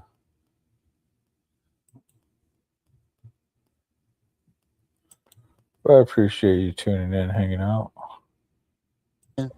Yeah. Okay, look, I have a question for you. So, being that you are a Iron Butt recipient, let my viewers know what does that mean? Sure. So IBA, or the Iron Butt Association, is a nonprofit, and what you can do if you want to be a long distance rider and you want to make it official, is it's kind of crazy. You have a 24-hour period to do 1,000 miles on your bike, which you can pick your own route. You can start and finish wherever you want, but you have to be a bit diligent if you want to make it official certificate. So you have to save each of your receipts from each of the stops. I think they have a minimum every 250 miles. You have to get a receipt. If you have to get it sooner, that's fine. But yeah, you basically just diligently take these receipts, take pictures next to your odometer, submit it afterwards, and you know, anywhere from 16 and a half hours to 24 hours, I think, is the average time it takes to do 1,000 miles. You submit it in and then you get recognized. So yeah, I finished 6 iron butts. Damn. Mm-hmm. I got a sore butt now, guys. They need a sore butt award. No. They actually, the one that I went for, because the IBA has like hundreds of rides, like literally hundreds. Like they have this ride that you can do the perimeter of California. You do it in 72 hours, and there's like 15 cities you have to get a receipt from, and you have to use Spot Wallet to make sure you track all of your miles and stuff like that. But the entry level one I was explaining is called the Saddle Sore. So it's called the Saddle Sore 1000. And I've also done the Bum Burner 1500, which is 1,500 miles in 36 hours. Ooh, wee.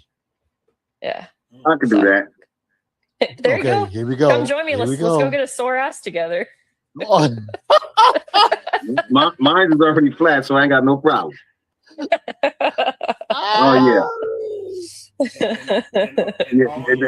We rode to Texas, and after we went up and went back, we did it like 1,000 miles a day, me and my 12 brother. And once we got back, it was like, oh man, y'all should apply for the Iron Butt or whatever it's called, right? I'm like, what? Yep. Now y'all tell us, man, get out of here. So yeah. Yeah, it's not something you can do after the fact because you have to get all those stupid receipts. But yeah, if you plan to do that again, it's not too much extra effort to just get the printed receipts, take a picture with your odometer, and then boom, submit it through. We're gonna take Mecca with us next time. Yeah, I appreciate the happy birthday there. That's awesome. Thank you. Actually, Pineapple, who I know does a lot of your behind the scenes stuff, I actually went out for International Female Writers Day back in Las Vegas a month-ish ago. And when I originally agreed to do it, I was living in Los Angeles, so it's like cool, 4 hours there, 4 hours back. But I moved to Texas in between, and I was like, well, it's 1,200 miles, so I guess I'll do a Iron Butt there and back. Why not? I can't fly out there and go rent a bike. That'd be lame, right?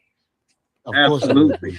I mean, if you're going to be a woman on a panel talking about motorcycles, you can't just do that. You got to ride out there. So, you know, I've been, reading up on a lot of things that you did. My bad, that you did. And let me ask you this. So, I noticed that you led an all-women's ride to Vietnam. That's correct. And yeah, and like out of the blue, what inspired you to just say, hey, let's get some women together and go through Vietnam? Yeah. So I actually I lead for a company. It's not my company, but I work for them. It's called We Roam Moto. So you can check them out online, weroammoto.com. And I was drunk doom scrolling on Instagram, and this ad popped up back in I think it was 2003. This ad popped up, and I was drinking whatever. I had Iron Lady balls on, and this ad comes up, and it says, "You think you're badass?" And I was like, "Hell yeah!" They're like, "You want to ride motorcycles with other women in a foreign country?" I was like, "Fuck yeah, let's do that." And so I applied on this little thing, and I said, "Okay, here's my social handle, here's my name, my information." They're never going to contact me. Well, I got a contact back about a couple weeks later and got an interview. And we did a virtual interview, and the lady was like, "Yeah, sure." Allie Henderson. She's like, "Yeah, you want to come do a ride with us?" I was like, "Sweet, hell yeah." So I did the first ever We Roam trip because the company had just established. They branched off of a men's version called Freshline, and we did a loop around Guatemala. So I paid and went to this trip, and Allie led me, and I was just like, "This is amazing." We did on-road, we did off-road. It was kind of just like a expedition level 1 for people that know how to ride a bike but are kind of just dabbling or know a little bit on off-road. And I was like, that sounds like me. And so I bought my tickets. I went. I loved it so much that a month later, actually before I even went on the trip, I knew that they were doing an all off-road training camp in Namibia, Africa. And I was like, man, this sounds really wicked. I'm really liking this off-road thing because I started on road on a Harley. And so I wanted to try out the off-road thing. So a month after I got back from Guatemala, I went to Namibia again, paid and did a boot camp. They taught me everything I need to know on off the road. Sorry, there's some dogs behind me. And I loved it so much, and they saw a lot of good leadership qualities in me and offered me the position and role to go ahead and lead. So I did a lot of training to do that, and did a lot of planning, and went and did, it was 11 days in Vietnam. I led 7 other ladies, and we went, I think, about 800-mile loop, northern Vietnam. So it was pretty awesome. It was a pretty cool experience, yeah. So how are the roads I mean, up there? they're kind of messed up. I mean, you can ask Daslin. I'm sure you know Daslin. Yeah. I met Daslin on the trip because you know, she decided to join in, and she, you know her, she's, you know, part of a Oh yeah. club, done a ton of Yeah. riding, like lots of experience. You know, very respectable rider, and I, you know, told them all in the meetings what to expect, and you know, what to prepare for, and if you can get yourself on a dirt bike, and because we'll be a little off-road, like, do it. And so I think I planned 1 off-road day, and the rest of it was just really rough road, like just shitty road and skinny road and muddy and mucky, and there's a lot of rain in Vietnam. And it was really funny because, like, after the first couple days, Daslin was like, man, I've never off-roaded before. And I was like, bro, this isn't off-roading. But yeah, it was pretty wicked, especially the off-road day I chose. It was like, I want to say on Google Maps or Apple Maps, it said it was a 2-hour ride. It was only like 100 kilometers. And I was like, oh, this is cool. Like, you know, 2 hours multiplied by 3, because we got some new people, take rests and stuff like that. People are going to drop their bikes. We're going to have to pick up the bikes. Because in off-roading, if y'all have ever done off-roading, like, it's not if, it's when. You're going to drop your bike. It's okay. Oh, That's yeah, why for we sure. protect Yeah. ourselves. I mean, on Yeah. the road, like, I never planned to drop my bike, and I have, you know, dropped it once. But, you know, on the off-roading, you're just going to drop your bike a lot. It's just happens. Yeah. So Especially with the weather like that, though. Daslin decided to take the easy direct route, because we had 2 options, and I had another co-lead with me. Yeah, I'm doing good, Warren. I'm just checking out Bikers in the Hood, or Bikes in the Hood podcast. I've been jumping around all over. You know, I decided to spend my birthday in YouTube land. Here in a minute, we'll probably be going over there to Triple B, and we'll see if I'm good enough to play the games tonight. But yeah, and this chick, you know, Iron Butt, so I figured I'd check her out. She's the guest over on Bikes in the Hood, so I want to do an Iron Butt again. I love seeing new roads, whether they're dirt roads or streets or mountains or, you know, whatever they are. I just like seeing new roads, and seeing Guatemala just sparked that interest in me to go take motorcycle riding to foreign countries. That's dope. Mm-hmm. Real nice. That's dope. Where is the craziest place you've ever ridden? Craziest place I've ever ridden. Honestly, I feel like it's kind of a toss-up between Namibia and that off-road day in Vietnam. Namibia was kind of crazy because we were doing like 60 miles an hour in like these crazy deep riverbeds that were like soft sand, and if you stopped, your tire basically sank down like halfway. So the only way to get through is to haul ass, which is counterintuitive when you're a timid rider. Like, you don't want to haul ass, you want to like go slow. But the slower you go, the more affected you are by little things, and you could topple over and eat it pretty quickly. So off-roading in Namibia in the riverbeds was pretty epic.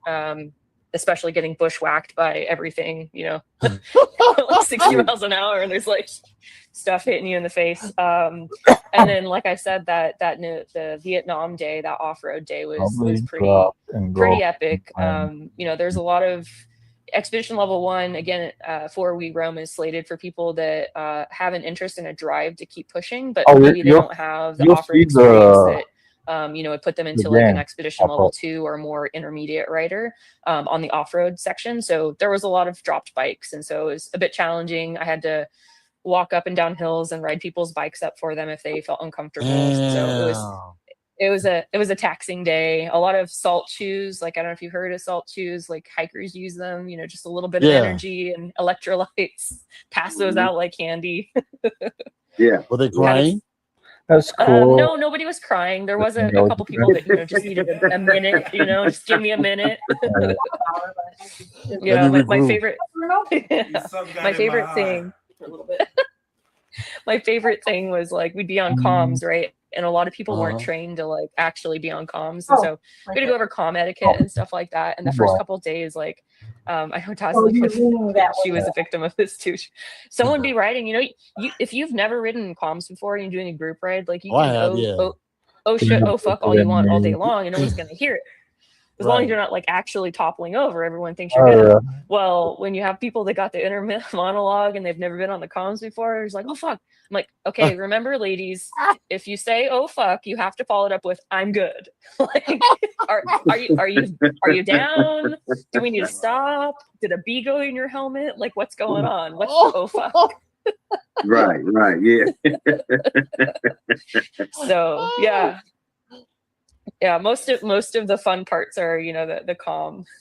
Yeah, exactly. No crying, right? Pineapple. Man, hey, I just had to ask because you said you had women riders that didn't ride that before, so that's something new to them. Oh yeah, I mean, honestly, I think that's what attracts a lot of people to it, right? You're pushing yourself harder than you've pushed before, and it takes a minute, and I guess to be a good leader and or a good teammate, you kind of have to give people that space to like, hey, like, are you good? Do you need a minute? Like, or do you need help? Because you never know how someone's gonna interact. If they drop their bike, they may just be like, get out of here, like I want to do it myself, right? Whatever it's gonna be. So you gotta approach her like, are you okay? Did you hurt yourself? Do you want help with your bike? And then feel out the situation. Some people just gotta get through it on their own. Yeah, I'm cool, leave me alone. Exactly. Yeah. You never know how people are going to react. What country is still on your bucket list to ride through? Oh man, I've got a lot. I really want to do some stuff in Southern America and Central America, but I want to do like Ecuador and Peru and Argentina. I am actually, let's see, I've got a countdown on my phone. I am leaving in 98 days to go to Japan because I am leading another nine this time, 9 ladies in Japan. This is going to be an on-road only. It's again with We Roam Moto, but it's basically going to be like let's go see what we can see in southern Japan. So I'm pretty stoked. Yeah, we're flying into Fukuoka. I need to learn how to say these things, by the way. Fukuoka. The airport. The airport code is FUK. But I'm pretty stoked. It's gonna be cool. It's gonna be real cool. Yeah, you can be like, what airport you going to? What you call me?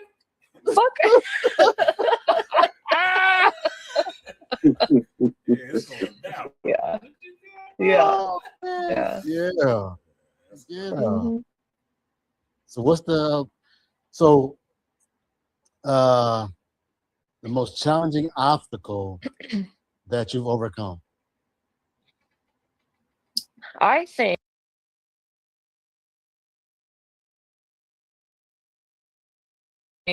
the most challenging obstacle I've ever overcome. Wow, there's so many. Well, damn.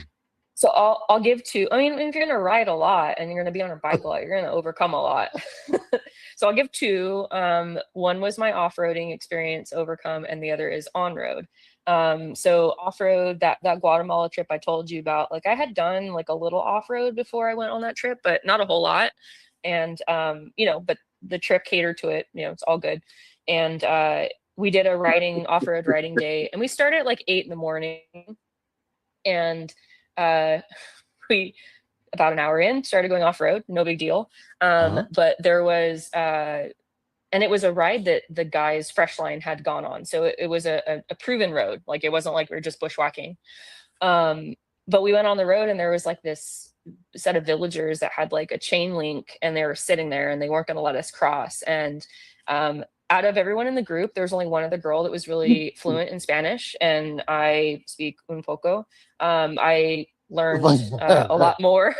I mean, my husband speaks Spanish a lot, so I mean, I won't say that I only speak a little bit, but I can't talk about my hobbies in Spanish, right? But I can ask where the restroom are and directions.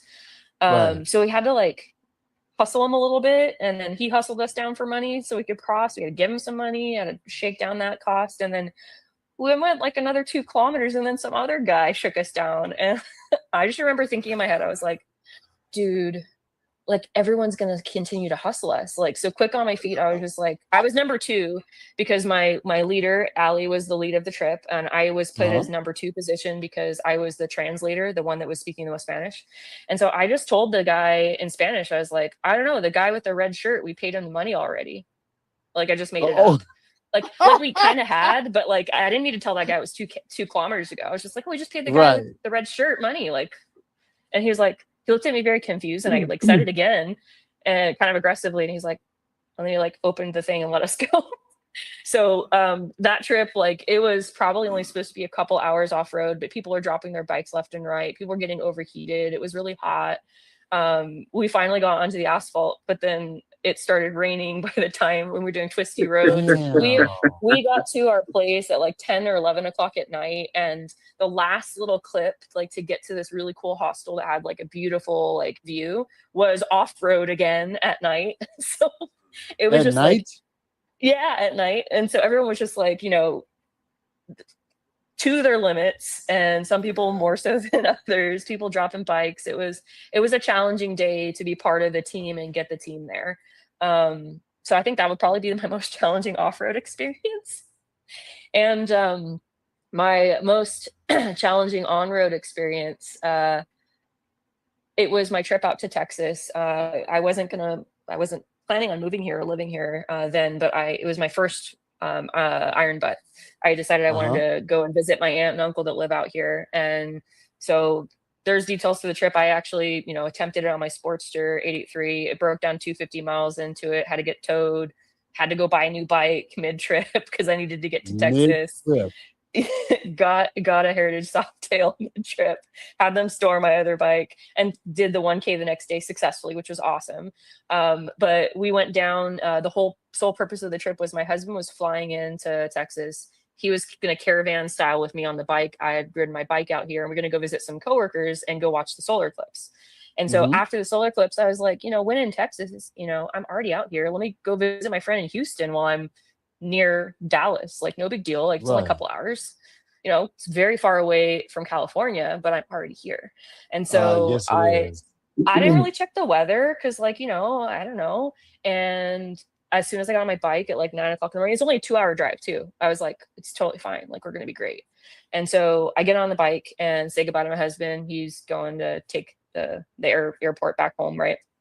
And I leave, and I'm starting to drive on these beautiful Texas roads straight into like darkness. Like, I can't even, it's just lethal looking clouds. And I was like, holy hell. Well, what am I going to do? Like, I don't have arrangements to stay anywhere in between. It's only 2 hours. Like, I'm just going to book it and get there. So I keep going, and it starts raining, and it starts raining really good, and I needed gas anyway. So I pull over, and I'm wearing a leather jacket. I've got my leather chaps on, but like, I'm not wearing like full waterproof gear. And I was wearing a shitty helmet at the time. It was just like a Biltwell lane splitter that probably needed to go last season. And so I was just like, well, you know, I just got to keep going. Right. I have my Insta360 on, I've got my phone mount, and I'm just like, I'm just going to go. And so I keep going, and I'm about 20 miles outside of Moody, Texas. Moody, Moody, Texas. It was just being so moody. And it just starts literally like just coming down, and I'm on this 1-lane highway 60 miles an hour, but I'm probably going 45 because it just doesn't feel safe to do much more. And there's people whipping by me and rooster tailing me, and I was just like, man, this is just real shitty, but what am I going to do? And then it starts like torrential pouring, like if I already thought it was bad enough, and I felt like I was being waterboarded inside of my helmet. Like I could not breathe. I was breathing water. So I flipped open my visor, and I felt safer with the water just pelting me like that, because at least I could breathe, and I had glasses on. So I just did the rest of the trip of 20 miles to Moody, Texas. Finally got there, found a really cool gas station on a corner with like the little covering going up straight to the actual place where you go pay and talk to the cashier. And I pulled in, and I was just drenched. And I like went to the lady, and I was like, hey, it's really bad out there. Can I just like live in your store for a couple hours? And she's like, yeah, that's fine. I was like, can I like take off my shoes and stuff in your store? And she's like, yeah, whatever you need. I was like, all right, cool. Oh, damn. It's like, I had smartly waterproofed myself. I had at the first gas station I told you about that looked a little bad. I had asked for 2 grocery bags at the gas stop because my boots were not waterproof. So I put the bags over my socks, and then put my socks, in the boot. So at least my feet were dry.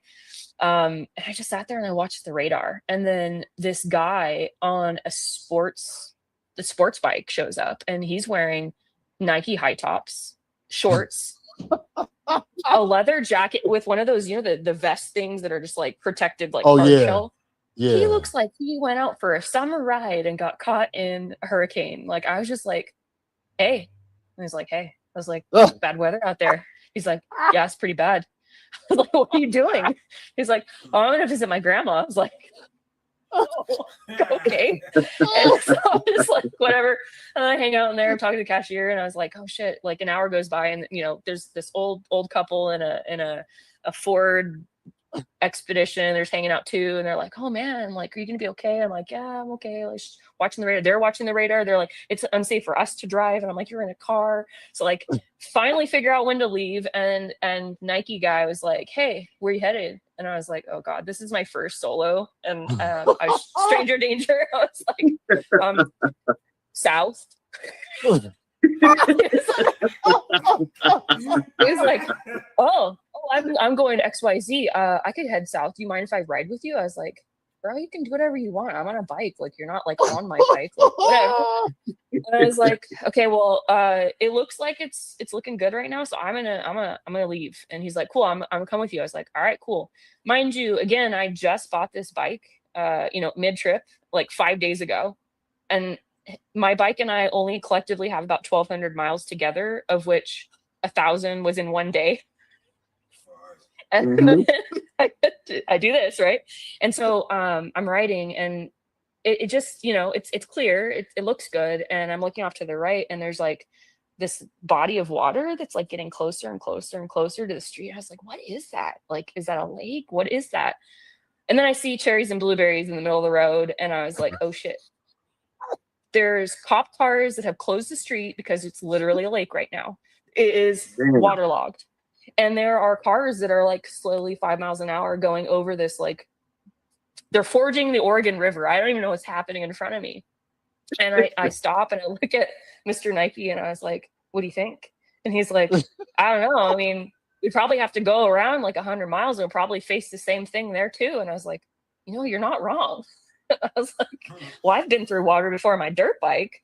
And he's like, yeah, we'll be fine. He's like, I'll go first. I was like, say less, go ahead. So he starts going. And then I wait a little bit because I knew I didn't want him to rooster water into me, like in case that's going to mess my bike up or whatever. So then I start going, and then I go like maybe 40 feet, and then my bike cuts out. And I was like, what the hell? And I was like, oh, I bet you he's roostered me. Like, it has to be, right? Like, I've ridden in water before. It's not even that deep. It's like, it's probably like 6 to 8 inches deep. And I do have my waterproof boots, right? I have my bags over my feet, so my feet are dry, which is great. And there's these like cars that are just like passing, and they're just like, sorry, with their windows closed, and just like roosting me. I'm just stationary with my non-moving bike.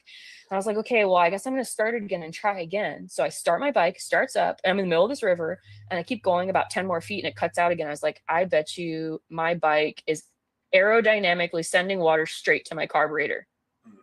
Awesome. And I had just gotten this bike. It's a heavy ass bike, you know, it's 1800 cc's. I'm 5'4". I was like, dude, I have not mastered the skill of hopping off my bike without the kickstand and trying to like do this thing like the mechanics do. I was like, I'm gonna try to do that. I'm gonna eat shit. I was like, I guess I'm gonna straddle walk. So I straddle walked about 1/8 of a mile. I'm not joking. It was probably about 1/8 of a mile. And I'm just going, my calves are burning. I was like, what else am I gonna do? And then it was like, what is that movie where it's like the guy running to the grass like dun dun dun dun dun dun dun, dun. So the Nike guy had gotten over successfully, parked his bike, and dramatically started running into the lake to come out push me. Sounds like he was a pretty good stranger, huh? Stranger danger was good luck, buddy. Yeah. He pushed me all the way, and then when I finally got there, I put the kickstand down. I was like, I don't know what happened, man. I think my bike just, you know, it didn't like the water. It's not a boat. And so I try to start it, and it's like white smoke, and I was like, oh fuck, I've never done this before. And I was like, I'm pretty sure I just need to keep it going and like get it all out, right? And he's like, yeah, just keep throttling, like get it out of the carburetor. I was like, okay, that's the best I can do. And so I keep going, and I was like, okay, well, I don't see any white smoke left, so I guess we go. So we left, probably went another 50 miles. And then, I don't know, I didn't want to like swap any information with the guy. So I just kind of like said bye. Like he naturally like was coming on a split. He was like, I could see in his face, like he wanted to like switch information. I was like, bye. And yeah, so I finished the rest of it. With the throttle. She was like, thanks for the push. Exactly. Bye. Good luck with your grandma. So I got to my friend's house, and I killed my iPhone. Like it was just not waterproof enough. Like it just completely died. It like started like doing like weird lines, and I had my work phone with me and had to switch to that to finally like meet up with my friend. Luckily I had 2 phones. My Insta360 had also waterlogged and died. I tried putting both in rice. They're both toast. So that trip to Texas cost me a brand new motorcycle, a brand new phone, and a brand new Insta360, and a harrowing experience. Wow. Ooh. Yeah. All for about what, 25 miles of rain. Yeah. It was quite wild. It was quite wild. Man. Yeah, that was tough. So on these trips, mentally, how do you stay focused mentally? Because you've been on some long distance trips. I'm like, God damn. I have, and I'll share an interesting secret. I don't actually listen to music when I ride. Oh, I listen to the wind and my own thoughts. It's actually kind of a freeing experience, which is why I like to do long distance. So I just kind of work through all the problems in my life and the day, and work on my own mental strength, and just kind of get through it. And I try to keep a calm head, like even when I'm faced with like weird shit like that. And just remember at the end of the day, like it's okay. I have AAA. I've got my hog, whatever it is. Like there's Bike to Bunker. There's all sorts of resources. I'm sure if I shouted to someone, we could figure it out. Like it will be fine. And just try to get through it. So yeah, I don't think I've challenged myself to the max yet. I actually just no. I plan to do that in 2 years. I was going to do it this year in August, but unfortunately, because of my new job, because I moved from California to Texas, I don't have enough vacation time to do Japan. And I don't know if you guys have heard of the Hokahe challenge. No. Yeah, I actually have. Cool. Awesome. So yeah, the Hokahe is a very respectable ride. It is 10,000 miles in 30 days. It is a turn-by-turn, no GPS, painter's tape printed directions, no external fuel tanks, don't speed, don't do any moving violations, no drugs, no alcohol, no stimulants, no roof over your head. So you have to sleep outside next to your tent, in a tent next to your bike or in the free air. and you have to do exactly what their course is, which changes every 2 years. And if you're a finisher, then you can come back. If you're a first timer, they only accept 100 people every 2 years. And I tried to apply, would it be 3 years ago, and I didn't make the cut. And then I bought my ticket for 2026, and I got on a waiting list, and I was like 30 deep. And 8 months later, I was still 11th on the list. And then it was like a week ago, and one of the coordinators messaged me and was like, "Hey, like, you're up. Are you down?" I was like, "I am so down. Let me talk to my employer." And I can't quantify how long, because I don't believe in trailering my bike. So I'd have to go ride to Illinois, which is where it starts, and then do the 10,000 miles and then ride back home. And I was like, I honestly don't think I could do 1,000 miles in a day, because this challenge basically is on back roads. They don't do freeways. Like, they try to avoid that. So it's hard riding, because you're going 40, 50 miles an hour. So I was just like, man, I'd probably have to do that maybe 12 to 20 days, and then a day there and back. Like, that's like almost 30 days of vacation time. So I had to defer my acceptance, because again, it's in August, like 1 month away. And my employer wouldn't let me. So I picked Japan this year, because that's something that I already had committed to. And so 2028, I will be doing the Hoka Hey Challenge in August. And that challenge, yeah, it's a really cool challenge. I will have to pick a cause that I'm going to ride for.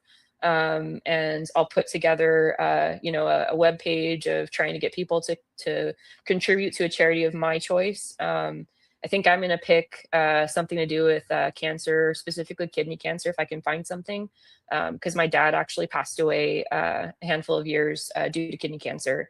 And so I think riding to me he's something he did too. He didn't do long distance, but something he told me never to do. He said, "You can't ride, only me." He didn't say it like that. He just I was firstborn. He didn't want me to be, in danger.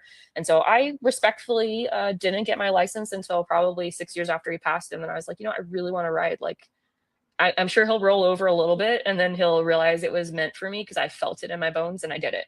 And so, I want to ride in honor of my dad. Very nice. Yeah, I heard about that Hoka Hey thing, because somebody sent it to me and they thought it was a club, like the image of it, like their symbol for the thing. Yeah. Yeah, their symbol for the thing's kind of cool, right? It's kind of like a goat head type thing, or the chief. Like it's pretty. Like it's pretty cool, yeah. And essentially, it is kind of like a club. Once you're a finisher, right, they give you rights to get a tattoo on your body if you'd like it. And so it's a club. It's a club entrance you earn by doing 10,000 hard miles in the U.S. You got me traumatized already. Stories. Yeah, you said no speed. You lost me. Twice the ride. Yeah. He's not even a glamper. You know what I mean? They call him a glamper. He don't even do that. Yeah. You said 10? 10. That's right. I'm not gonna happen. Yeah, he don't even use the outhouse. Not gonna happen. That's too funny. Yeah, I actually really enjoy it. All right. We're gonna head over to Triple B. And go check out what games they're gonna play tonight. Just get to know him. So hold on.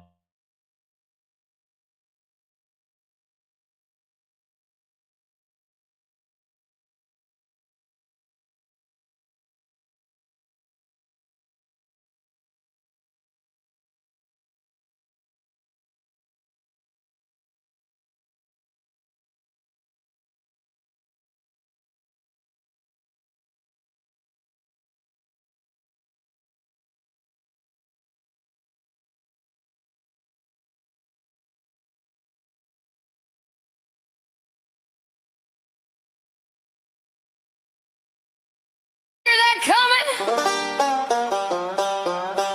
That ain't a warning. That's me.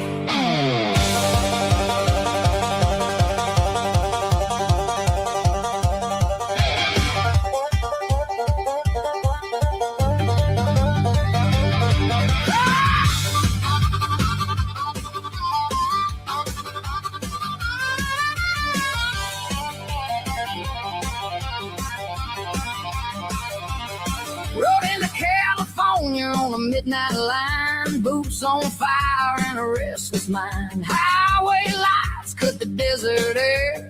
Saw a shadow standing there. He said, I make deals with the desperate kind. Trade your soul for a sharper mind. I just laughed and tipped my hat. Said, I don't play games like that.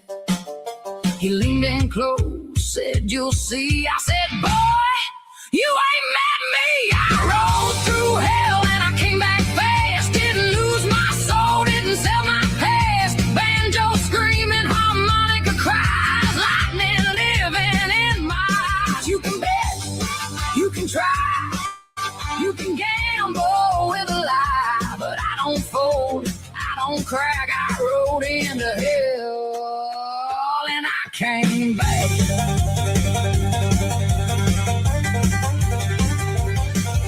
Cards hit table, fire hit sky. He thought I'd break, thought I'd comply, but I've been forged in hotter flames. I don't bow to borrowed names. Just kicked up on that midnight road. I stood tall, didn't lose my code. Truth don't shake and it don't bend. That's a fight you never win.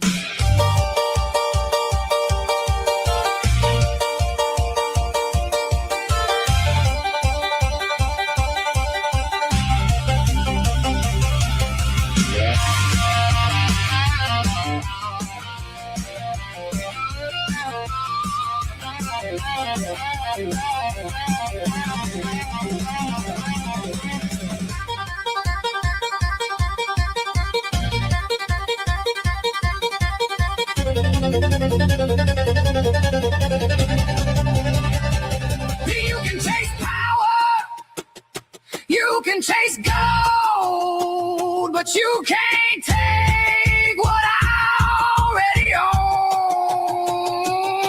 I rolled through hell and I came back wild. Still got my fire, still got my style. Banjo ripping, harmonica screams, running faster than your schemes. You can chase shadows, I chase light. I don't run, I ride the fight. You can knock, but I don't crack. I rolled into hell and I came back. Yeah, you hear that fading?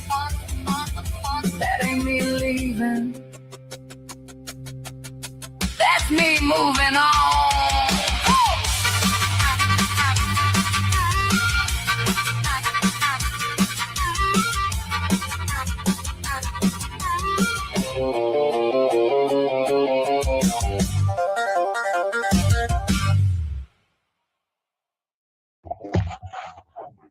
Yay!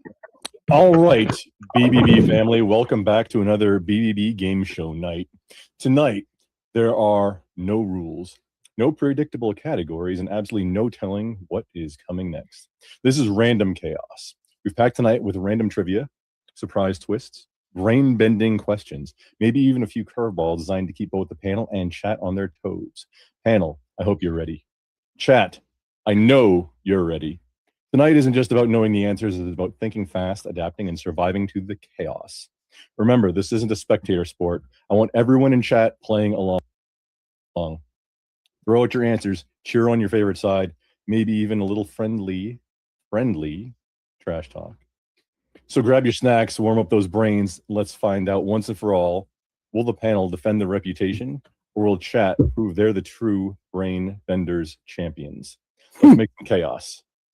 Game show night starts right now. And late to the game, but still made it.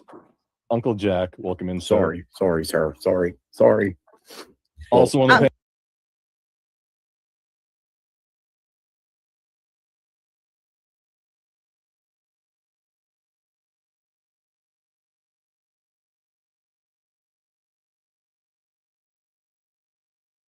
Uncle Jack, I always pin the chat in the chat to the link. I forgot tonight. My bad. Sorry. Oh, no big deal. I had a crazy day. So I'm just glad you're here. Caldy and Sir Buff, the drinks a lot, man. How y'all doing tonight? I'm doing fantastic. I had a young man try to sell me Pokemon cards in the Walmart parking lot today. I turned him down. I said no. That does not Good sound for shady at you. all. Not Good at for you. all. Totally legit for I was whatever it putting a case of water in my car, and I'll say, "Hey, sir, would you like to buy some Pokemon cards?" And he's got them like, "No, that's all right." He didn't like open up his jacket. I was like, "No, I don't know what's going on here, but no." How is that Jake kid? Well, he's You try to say open pack? Yes. Yes.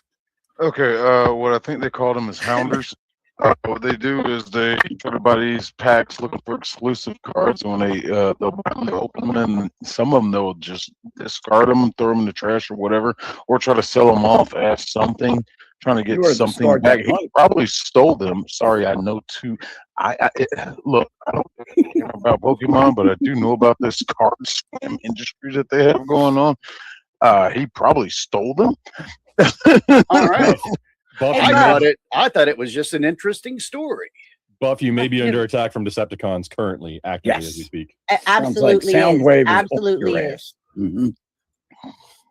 And your hostess with the mostest, Chrissy, the BBB over there, and I am, as always, a Triple B's, huh? Nice. Triple B's in the house. So you say. Mm-hmm.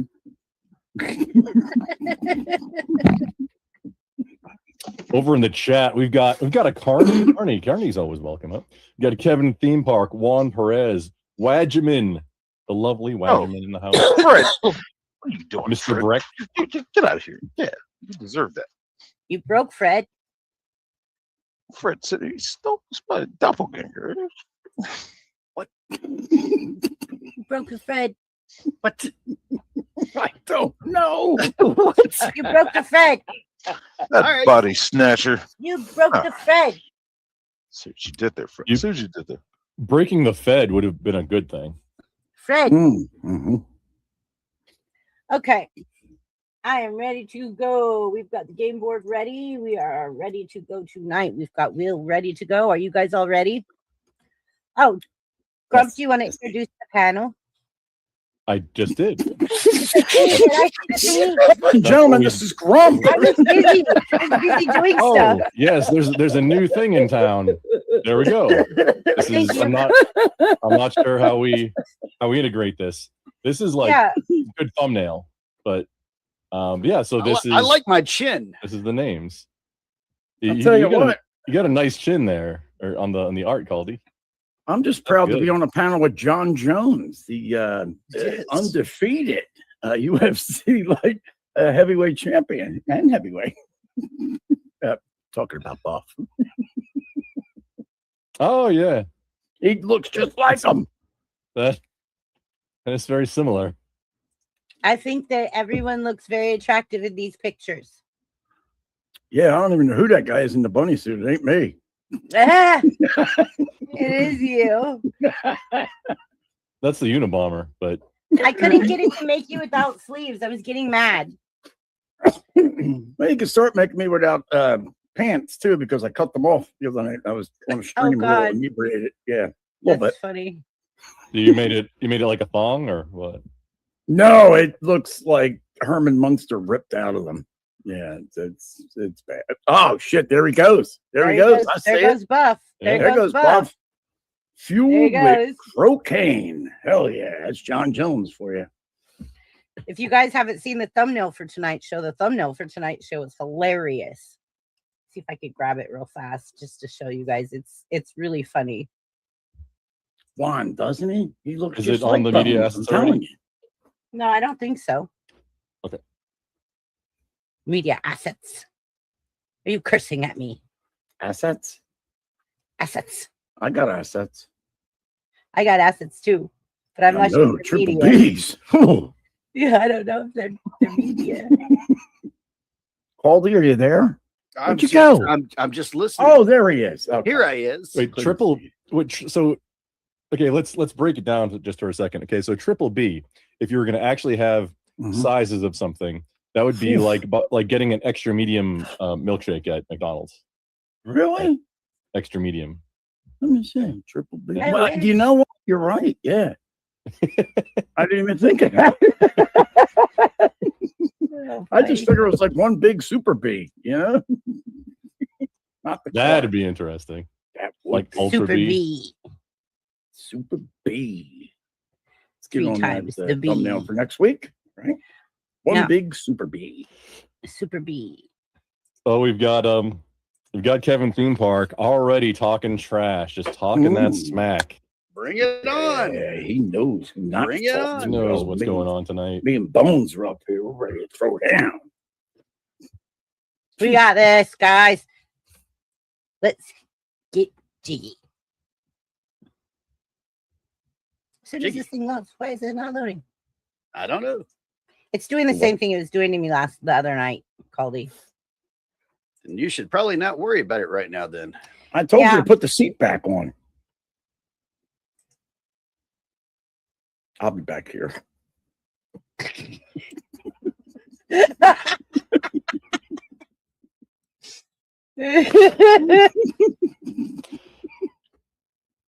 That was one of the things that ever happened.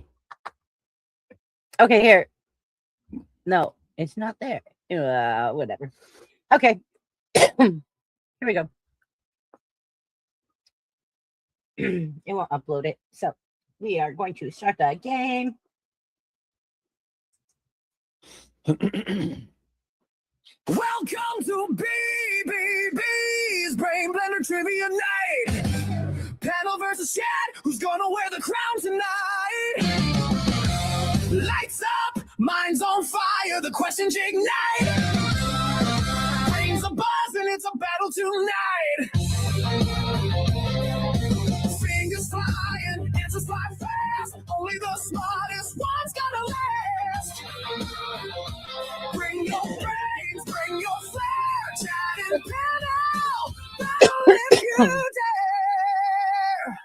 It's Brain Blender, the ultimate fight. Trivia Titans in the spotlight.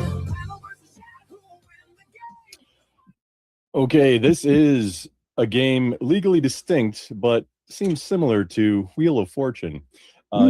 Chat goes first. We have a few phases. The first is picking spin, solve, or if you have the points to purchase a vowel, you can purchase a vowel. If you purchase a vowel, if any of that vowel exists, they will be revealed. There's no way to gain points. You can only spend points, but it was only a one-time cost of $250. After that, it is choosing the thing that happens, either solving, choosing consonant, or choosing the vowel. Chat goes first, as always, and the first turn of the round is an automatic spin. The category is, what force keeps us grounded on Earth?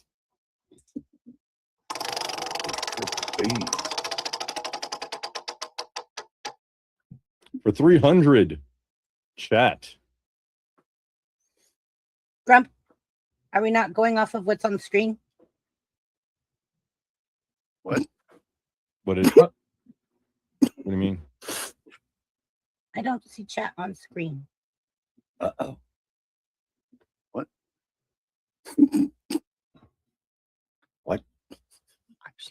Oh yeah, I'm not doing that because I'm gonna miss it if it that's no. Okay. Yeah. Because I say it every single time. Chat for Oh, 300. good Lord. I thought they were Golf. doing a tower. Yeah, geez.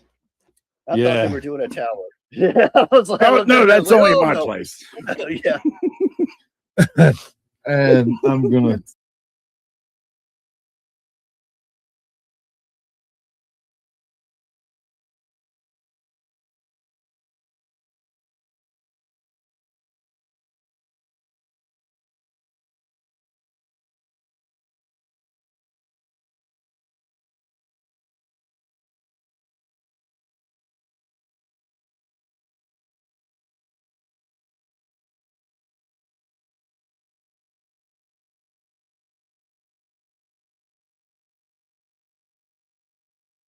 yourself, try the drills, go to places that offer like clinics or instructionals, or go hang out with a buddy that knows how to do these things. And I wouldn't ride alone. Always ride with a partner pair. You never know when you're gonna send yourself over something and you're gonna need some assistance, whether that be, moral support Been there, or done call that. to a paramedic, whatever it is. You Yes. should have someone with you. Always. Been there, done that. Went off a 30-foot cliff. 30 feet don't Yeah. seem deep. But when it goes into a V, oh my God. Yeah. That's rough. That's rough. Yeah. Yeah. Yep. All You right. definitely want to have someone with you. Hmm. Yes. You got that, Mecca? He said no. He said no Arizona heat, no off road. Yeah, not at all. No camping, no glamping. I came from the dirt bikes. I ride dirt bike, no problem. I'm not doing no off road, and I'm not doing no. Yeah, no. Mm-mm. No camping. He was No, riding no. a dirt bike through Compton. That don't count. No. I'm from West LA, player. Yes, That's too funny. That's right, Pineapple. Get the big bike.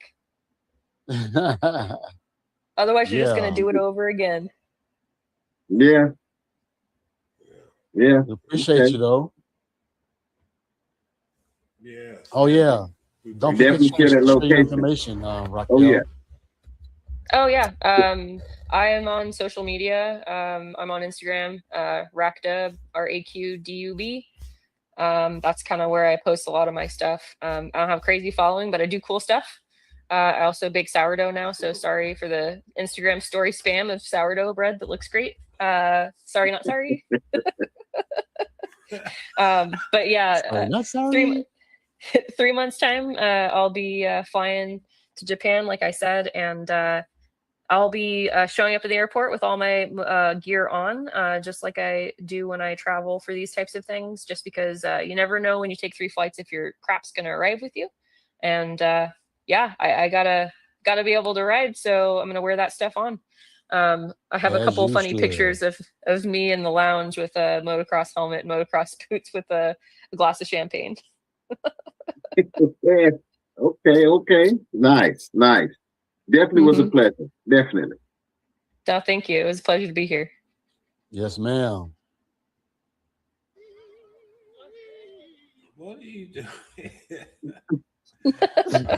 Either he early or he late or he on some other stuff. We ain't at church, brother. He just over here hitting buttons. I mean, I kind of liked it. It's like I'm going out with some gospel tunes. Cool. Yeah. Man. He'll be trying to raise the offering after the song go off. We gonna leave that alone. Oh man. We Yeah. appreciate you for coming through, Miss Raquel. Oh, yeah. Yeah. And we will for sure be talking to you in a minute. Awesome. Thanks so And, much. yeah. Thanks for having me. You And already yeah, know. follow me and you can see all the crazy stuff we do in Japan. Yes. The It's crazy on stuff. Instagram, Yeah. it's RAQDUB, RAQDUB. That's See right. you later. Awesome. Don't forget to hit the like, subscribe. We will see everybody later. Please don't forget to like, share, and subscribe to Bikes in the Hood podcast channel on YouTube. Your support is greatly appreciated.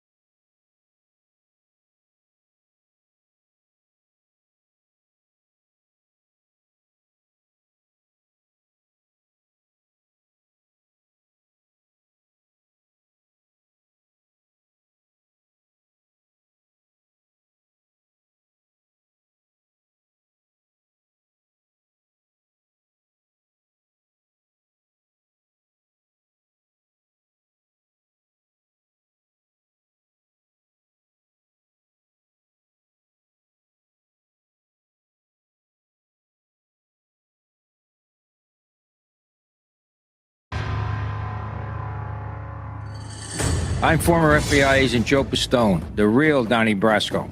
The Mafia put a All right, guys, in today's video, I introduced a new motorcycle to the channel. This motorcycle is something that is extremely unique. So I'm gonna introduce.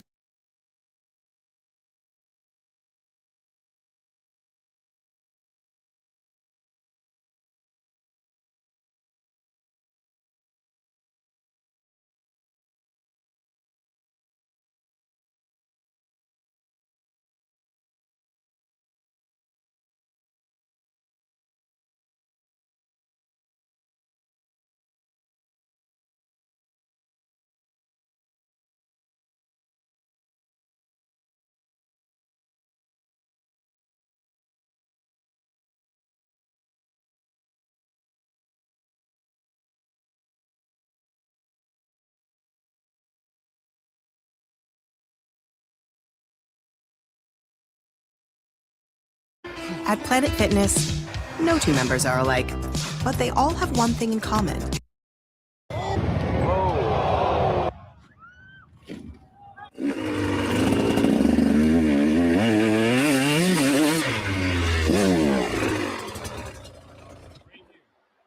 Right up.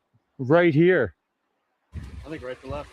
That is a nice line down, huh? Way, man, I'm totally been eyeing it from the very beginning. The right to left is the only thing, like, to come up the ledge. I totally respect what you're trying to do, but like, you don't want to jump too much of it because it does rob your speed. So like, I'm trying to stick to the ground. I'm trying to think about how I'm losing traction too.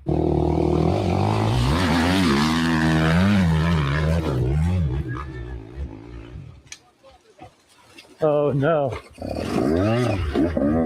Oh!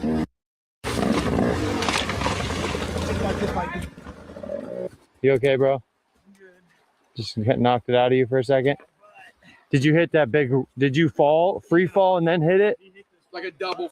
The momentum, my legs couldn't take it, so my ass hit it really hard. I mean, dude did one run up and just can hit it. Clint Myers, first one up the horse, 2026. That was bad. It does not give me hopes on the 125. Oh God. Oh, Cody's coming at her.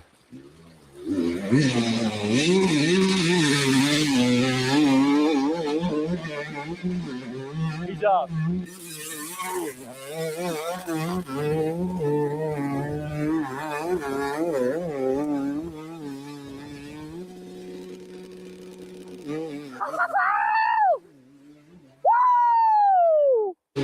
Cody, man, it's on! We got the setup right. We got the tire set up right. Look at his leg. I can't hold it. Oh, it's crazy, dude. That was beautiful run. Oh, savage. Let's go, baby. All right, boys. I'm scared. This is first 125 ever up Crazy Horse. I'm going to give it my best attempt. I'm on a stock 125, 2025 XC. I'm going to hit this thing in third as fast as I can go. I'm going to do the cross line, hopefully. There's just middle's too tore up. Downshift a second. Be right up.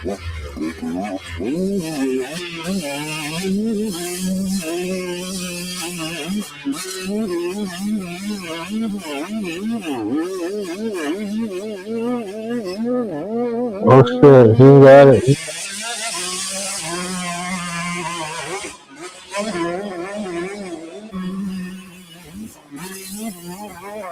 No big way.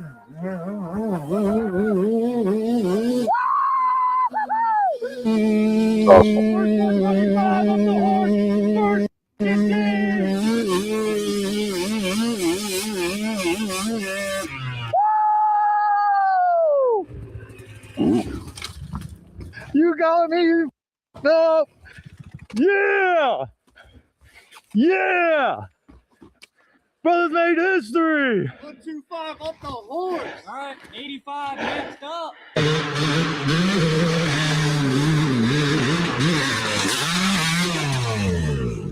Oh, my G. boys. My G. Oh, I love you, boy. Dude, that thing bogged and he still just hit it. Oh, yep. I love to see a successful up and down, boys. Exactly what we wanted to do. I was honestly shitting my pants all day, Josh. I know. If you're not scared, you're not doing something right. Dropping throttles, the best video of the year, the Crazy Horse Shootout. Boys, as you've seen, me and Cody already ripped this thing Wednesday. We got the 125 and 300 out here. These are just for fun. We have no intentions of hitting the hill because it just downpoured and everything is flooded. But when people start hitting it, we have no self-control. We'll probably end up going up the hill. It doesn't matter. The Crazy Horse Shootout, it's the worst it's ever been. I know I say it every year, but I'm telling you this year, rock ledges, peaking all the way down. Terrible. You saw it Wednesday. Are you guys ready for the craziest shit you ever see? This could be the last shootout. We don't know, but we're going ham all weekend. We're already here Friday. We're going to show the boys around a little bit. Show them, Alex. Look, Super chill. On the berg. Great start. Not a good start, but Come on, get on. We'll bump it. I'm gonna push it down. Get on. Bump it.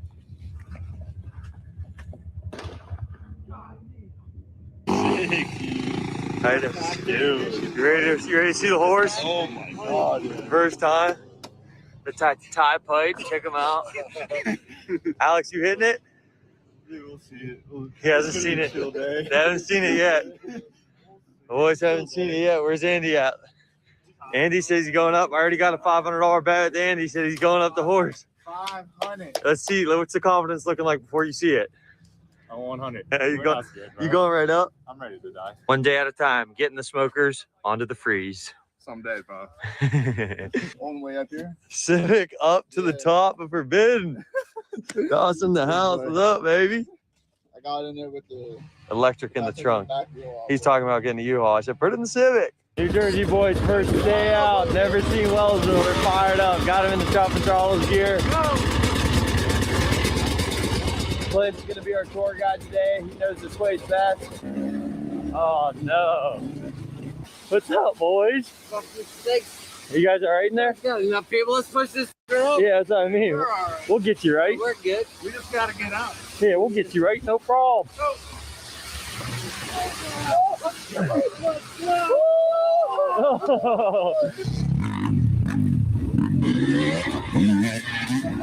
Oh, there's a rock jump. Nice. Your perfect domain is out there. Go to Wix and make it yours. Claim your space. All right. I'm gonna hit Jay. Super J. There we go. I made it to like the tree, but It's gonna be tough. the water is. Dude, look at me. I'm fucking soaked. Yeah, it'll be down by the morning. We'll be good.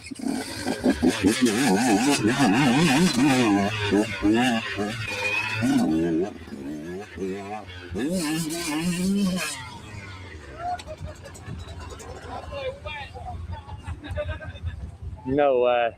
What do you think? I'm just scared of the river. Like, literally just the river, dude. I just got so wet. I'm pissed, actually.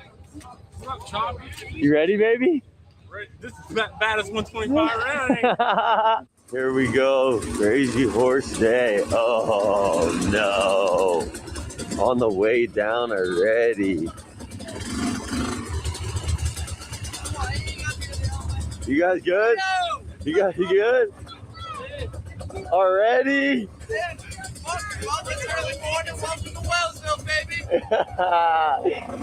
Goddamn, it ain't even 10 o'clock, man.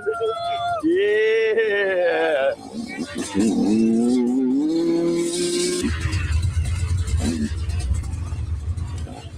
What is going on? Watch out, Jim. What up, right? What up? Look at this place. You can't even get in.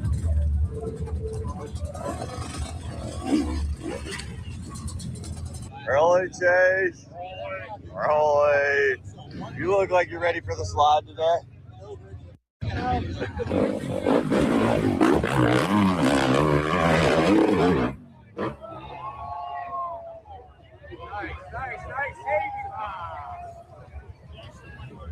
No, it's coming down nice. It's not that bad.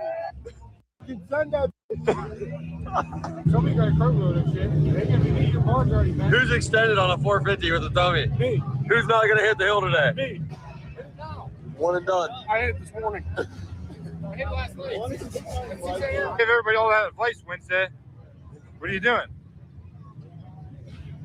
It's too wet for the 125. It was wet. It's always wet. I don't know what he's on 2-stroke. That looks good. Oh, scoop tire. Holy moly. Blast that thing. Yes.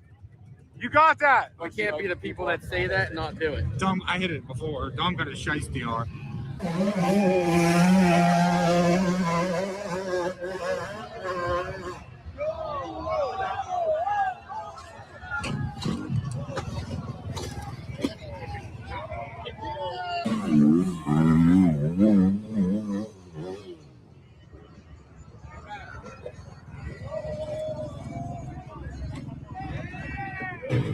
Ford is coming in.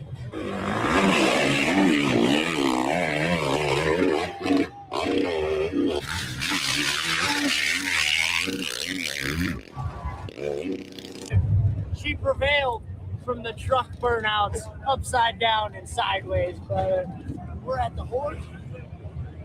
Going up that thing, dude. Good day to be alive, dude. Creeks are flowing. Should have brought a jet ski, but he brought a 125.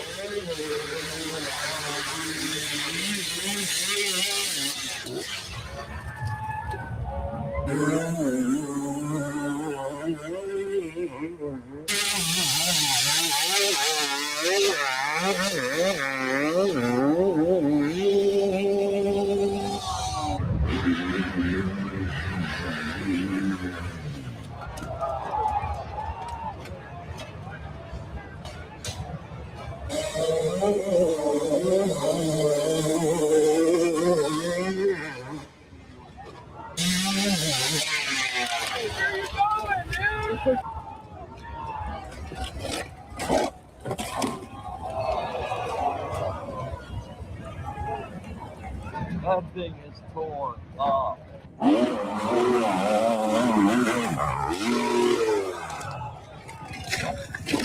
Oh, dude.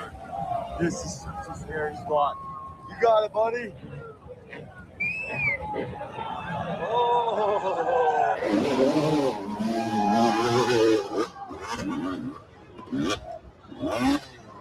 Andy hit the horse. Representing for the Shop and Throttle crew all the way from Jersey. Oh, watch out.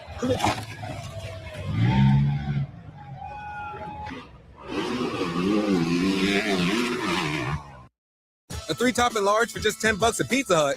That's a big deal. Dine in, delivery, or carry out. You, just you, building your app on base 44.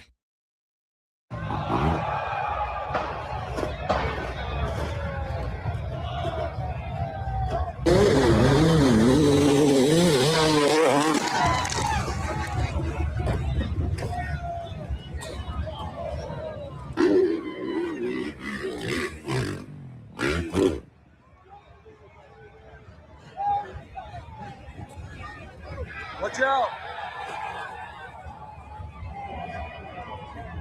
The OG in the house. Come on, get up there, baby. Welcome to the party. Yeah, we did.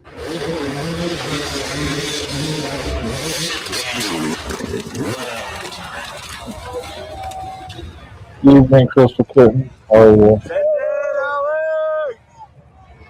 What's up, YouTube? Everybody subscribe to Geotron! Let's go!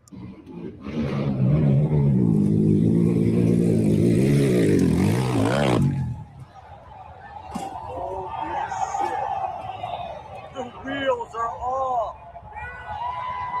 No way! There you go. Yeah, that feels crazy.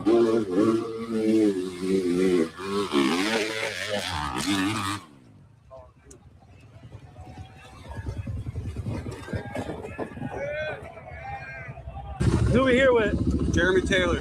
What's your plan here going up this hill? Hopefully to make it. Is it the biggest hill you've ever climbed? I'd probably say so, yeah. We climbed it a couple times, but not this wet, so we're struggling today. What do you think the technique is getting over that water? Front end high. Front end high. Let's see it. Let's see it.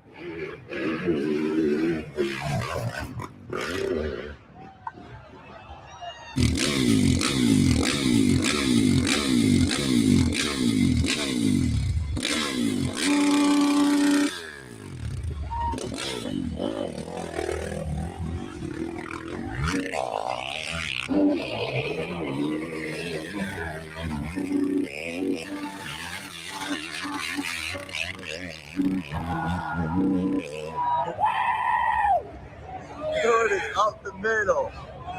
There we go. Gio gave me some prep.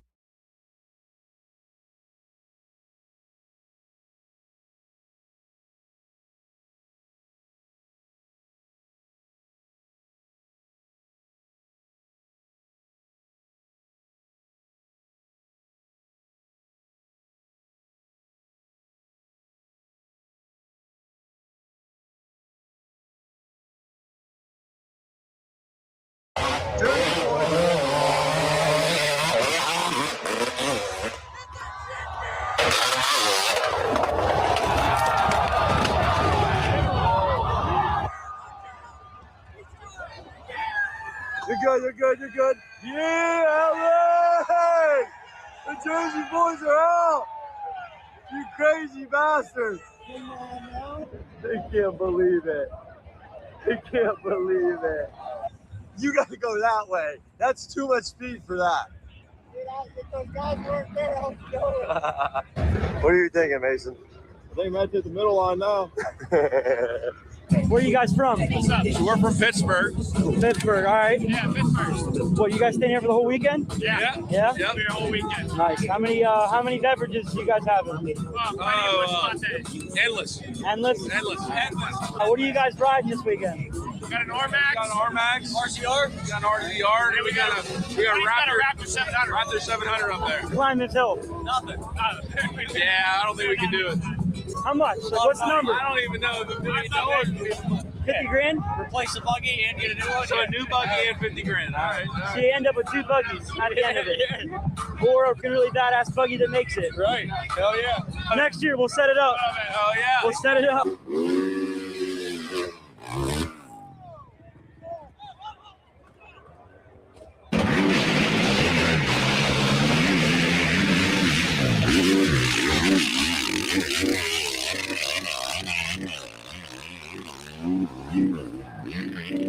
Oh!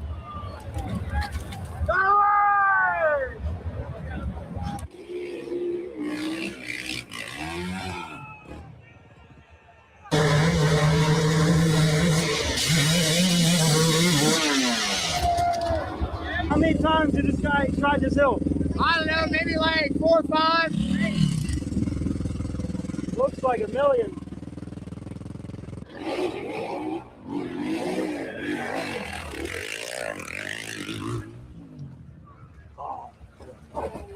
You go. What's going on, Carl? How are you doing tonight?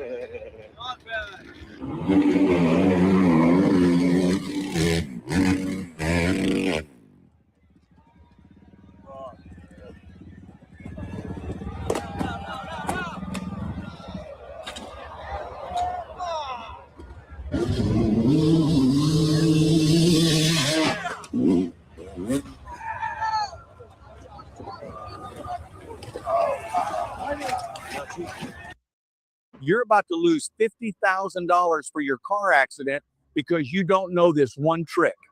Check this out. I'm an attorney. I've been doing this for years. And I'm standing here because most people walk away from accidents.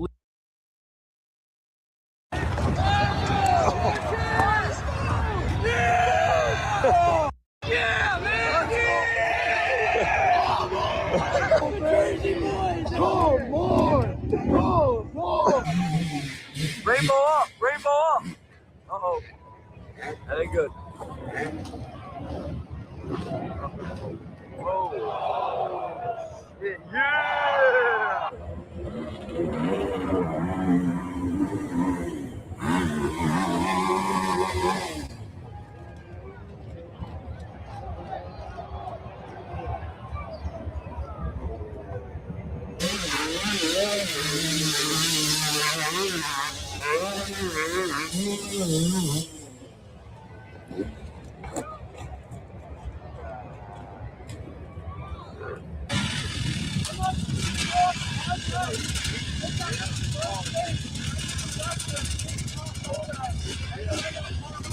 Looks good for my house.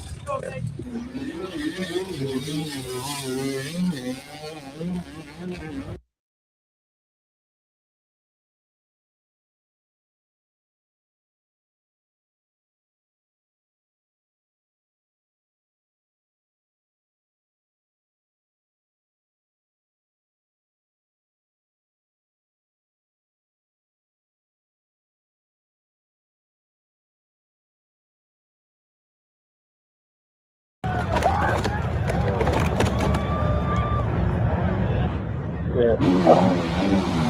Yeah, good oil.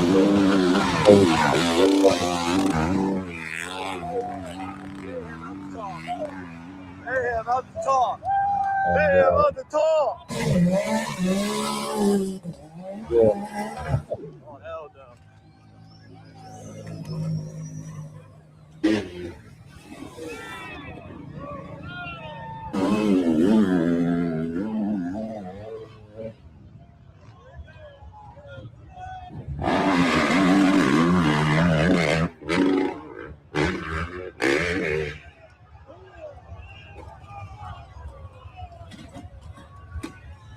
Nice.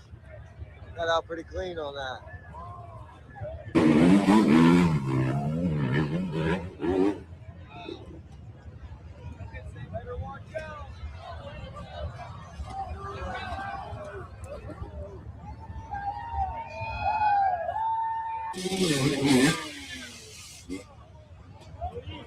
Hey, the creek's a little wet. Hit it again. Well, you need to calm down. Where's the 125? It's hiding. Yeah, it's good. Look at those big padded gloves he got. No wonder why he's hanging on so hard. Yeah, I did do 2 Jaeger balls. Oh, yeah, now it's coming out. The truth is coming out. Demon time now.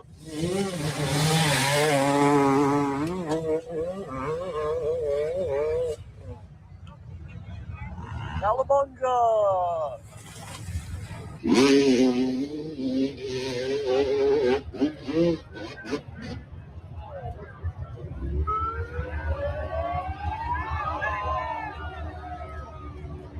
Come out, you got the freeze on him. Let's go.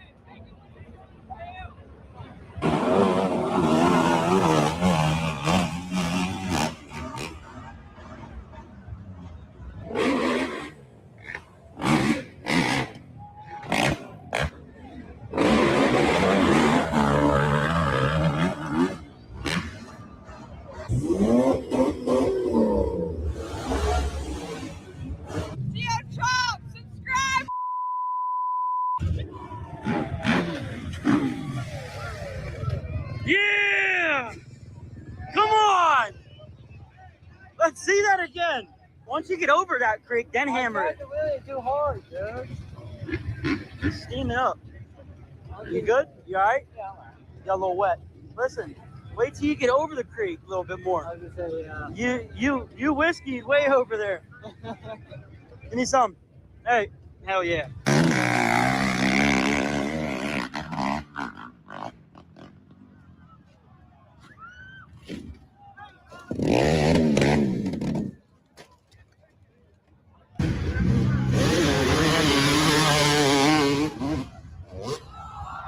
That's cool. You still here? Great on that. I appreciate it. I'm just You all right? enjoying these crazy horse. Hey, no good. No good for the health. You know what I'm saying? Ohio. hey, quad coming in. You know how this is gonna go. Kaboom!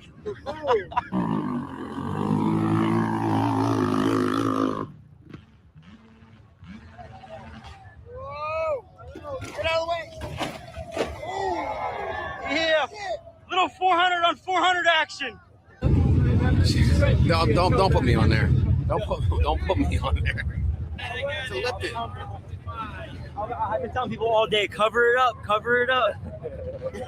The man, the myth. He's fired up in the all white. Dawson about to hit it in the all white, everybody. Get ready. You ran out of gas. Look at the line to get out. Nobody can get up the hill. Hey, sign us off for Wellsville Crazy Horse 2026. How was the weekend for you? It was pretty good. We got some issues going on, but we made it work. Yeah, pretty good weekend. Tell them, like, subscribe. Yeah, you definitely got to like and subscribe. Free up, too.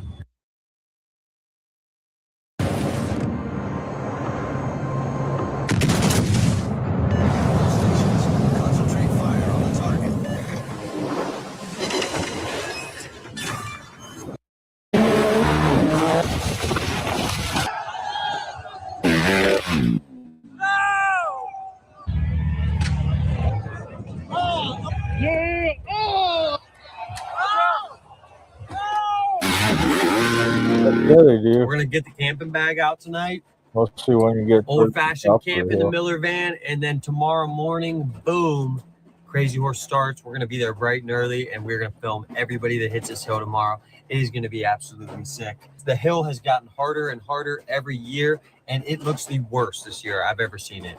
So it's game time, baby. Let's go.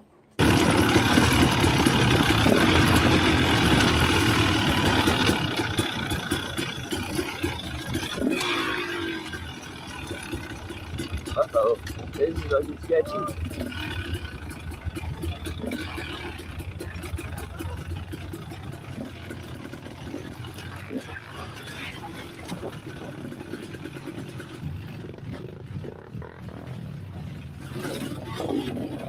Excuse me. Thank you again for All right, let's get a warm up in.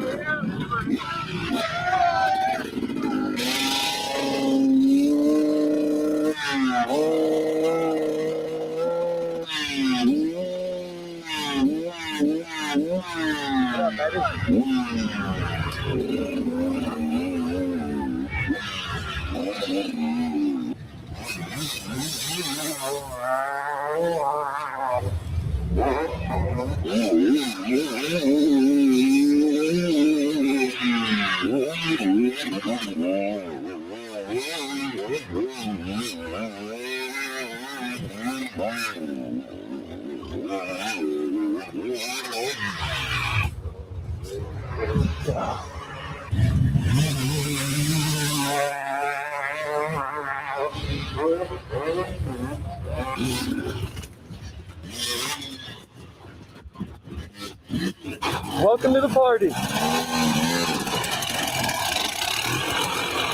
I got you.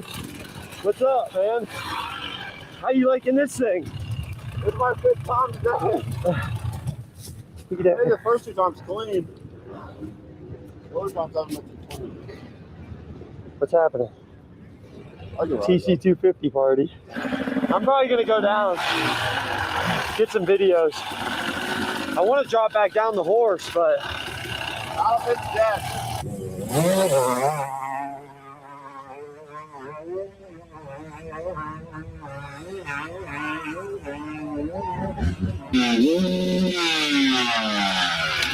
the party.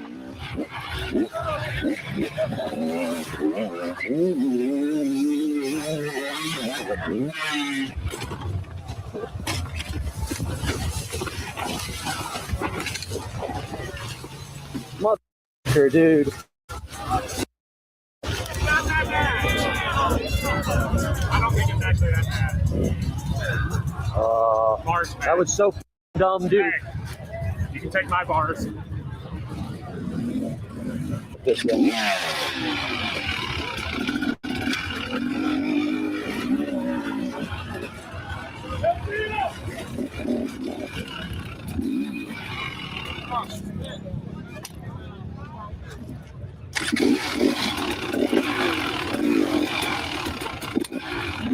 With the 10 bars.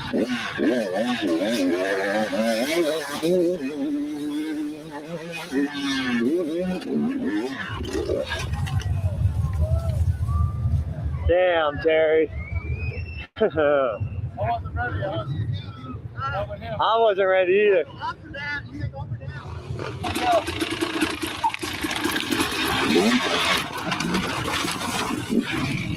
That is fucking scary.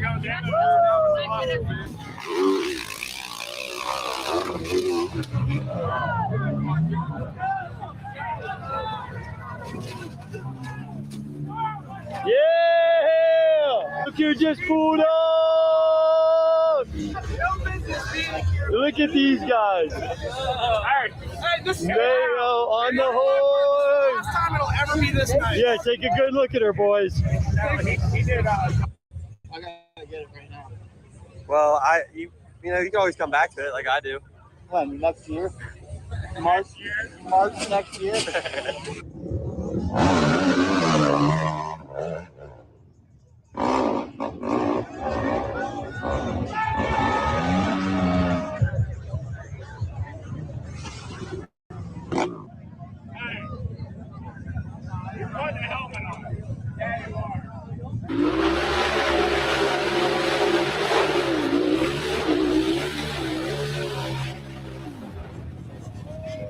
Back down. Bro.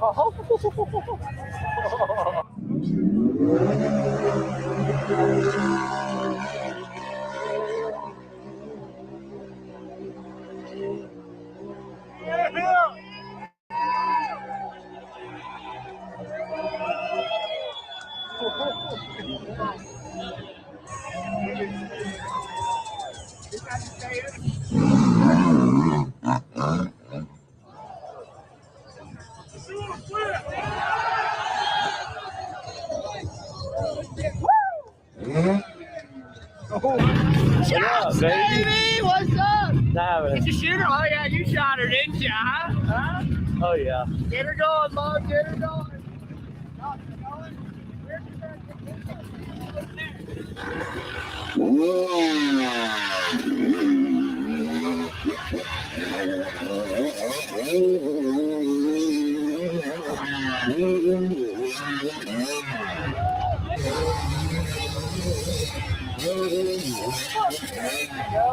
Yeah! Yeah! Lay it down. Good, Gio.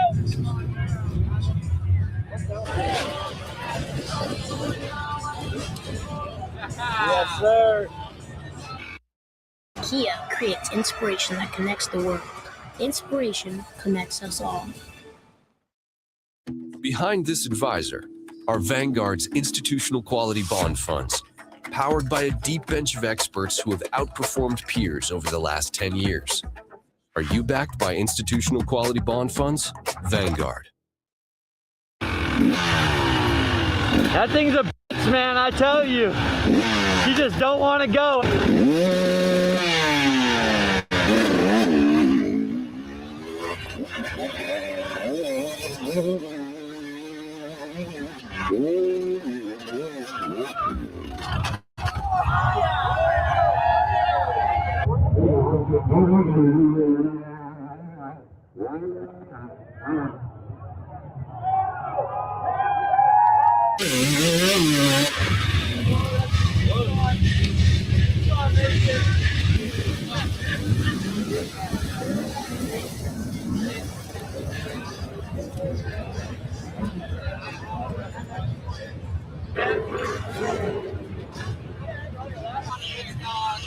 You got it, homie. I'm close. Why you got so much swag when you climb shit? I'm not making anything. But you, dude, it's funny because you make it look like a 20 inch. How many hours on that thing? 5.2. 5.2!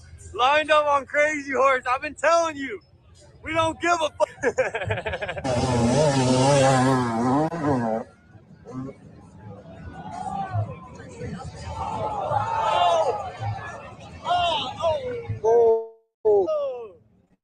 He's good. Oh, yeah. Mike, the middle line. Go get him, big dog. Go get him. Oh, he ain't got enough. He ain't got enough. Oh, God. You're good. You're good. In the overalls. Oh.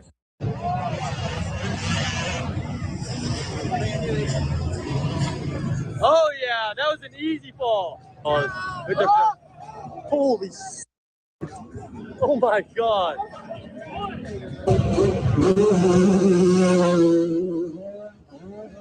Oh, he hit that kicker.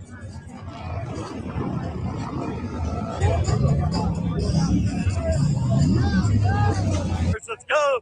Line it up, Randy. A little scary today. Line it up, Randy. Look at Mayhem. I see you hiding back here. What are you doing? Yeah.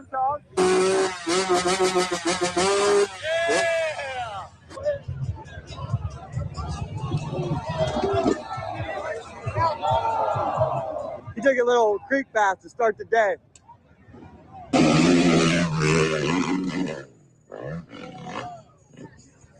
Another one bites the dust.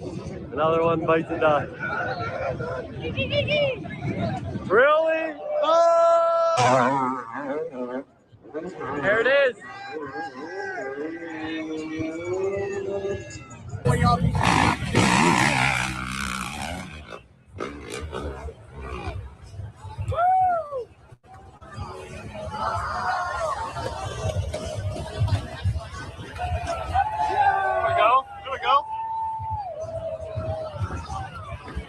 Yeah.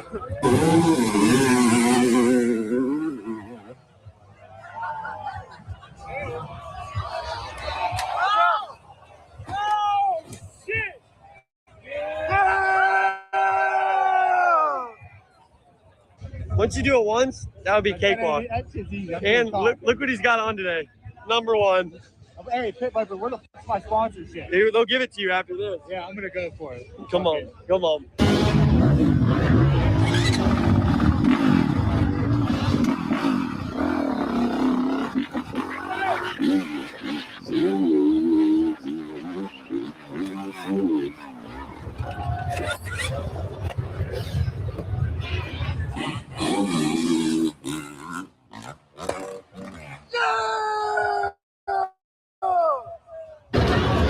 I could probably drop this. You want to drop that? I'll drop down right there. You want to unhook? Wait, hold up. Got you.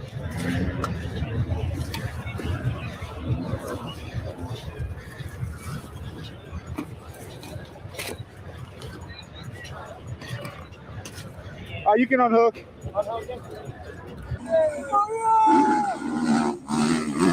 Thanks, Scorpion Iron. I appreciate it. Thanks for the birthday. Oh no!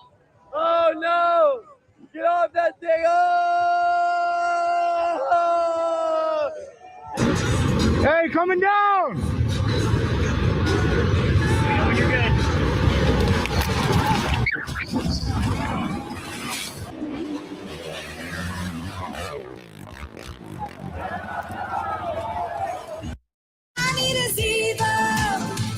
Zevo is 5 times more attractive to flies, working 24/7 to kill 99.9% of bugs trapped, with no odor and no mess. We got a Zevo! The gold is real, but so is the danger. Come on, baby. That'll do nicely. No. $1.18? Holy cow. That's insane. That's even bigger. Yes. Dude, we're hitting a gold mine out here. I'm glad I started mining right here.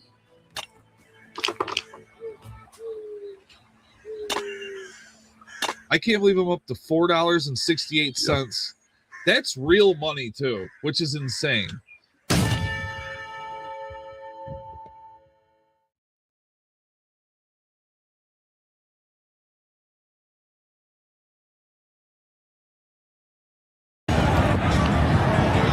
Rock right in the nose, boys.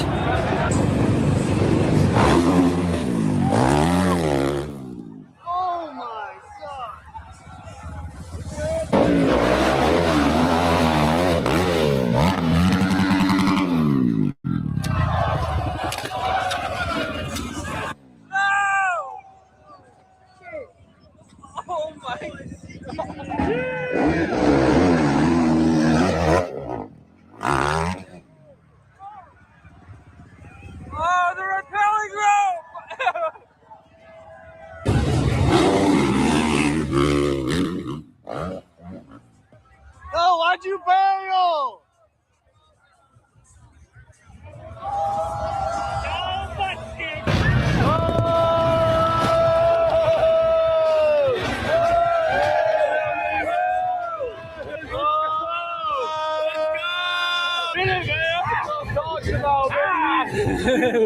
There we go. Good job. I know you'll have fun with it.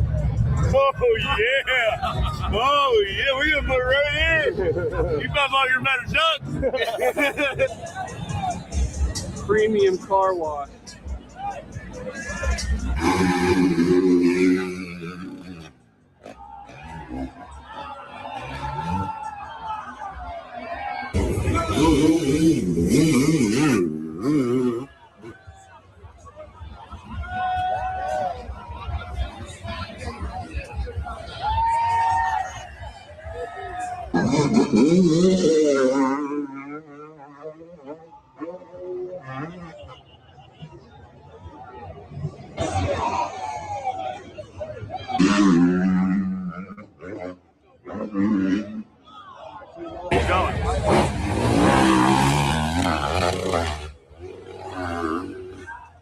Oh. I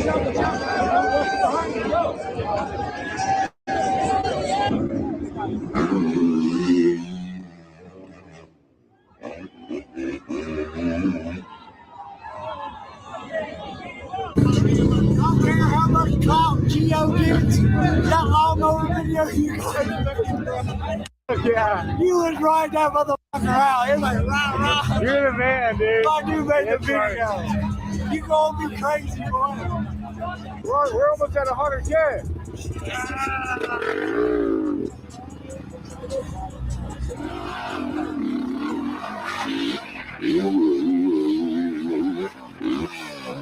Yeah, baby.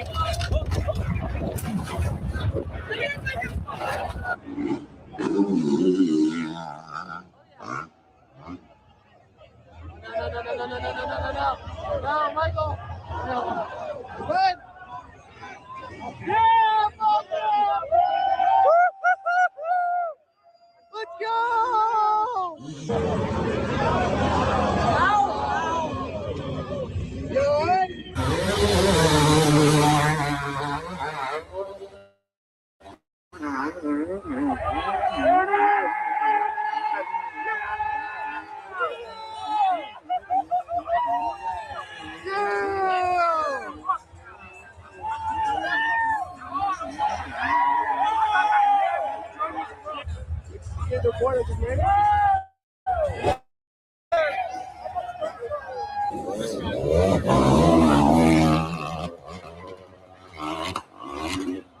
Here it comes.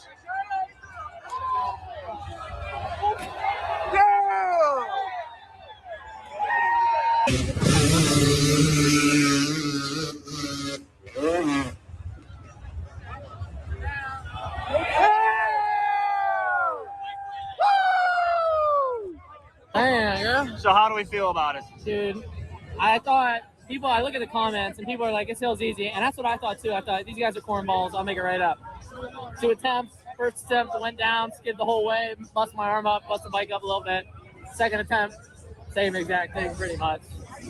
So I think more speed will probably do it, but you'll have that. It gets a little wishy-washy in third gear. A little bit with all the water. Little right wishy-washy. So and you got to watch out for the civilians. Yeah, a lot of civs, a lot of NPCs. You got to be careful. You don't want to hit them.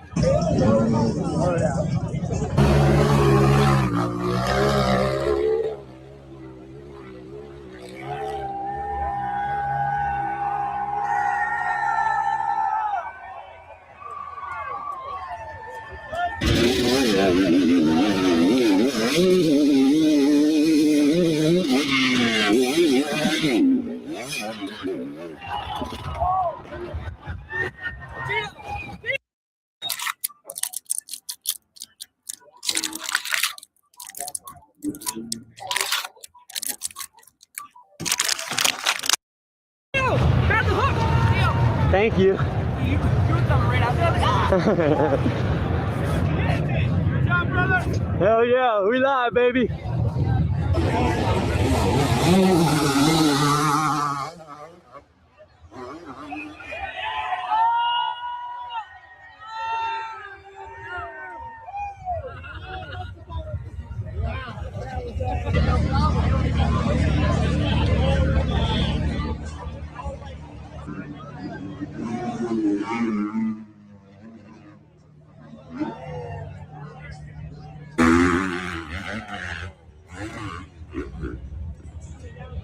we go.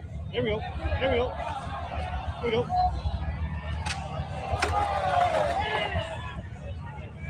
Yeah! Oh! Yeah!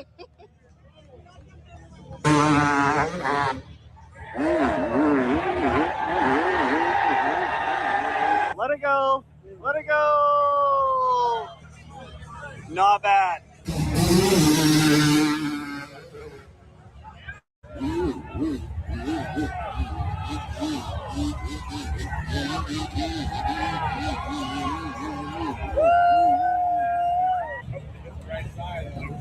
That thing ain't starting. Oh, Shikigami, still start. Oh, it's a Honda. Hondo. First one up. First one up, Crazy Horse. I don't know, just hold her wide. Hold her wide. Mason George, everybody. Make some noise. I'm not riding that CR up this ride hill. the CR up the hill. I can't even make it up on my leg.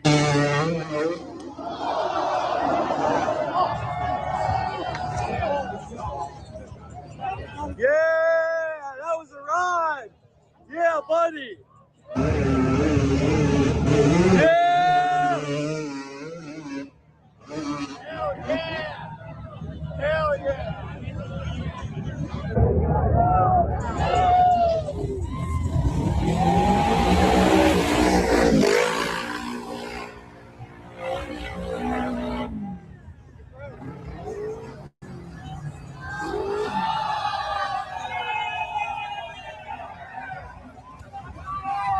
There we go.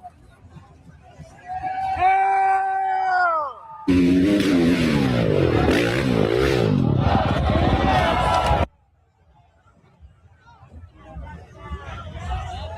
Not bad.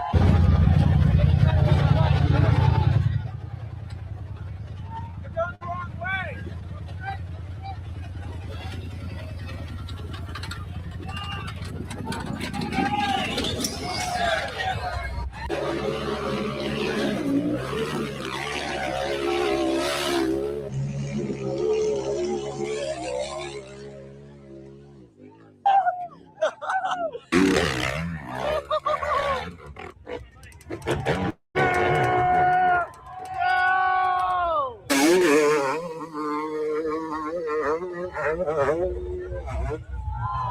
Yeah! Woo!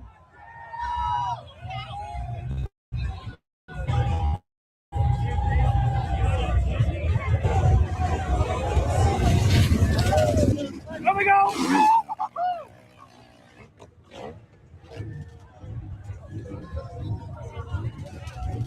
Oh, man.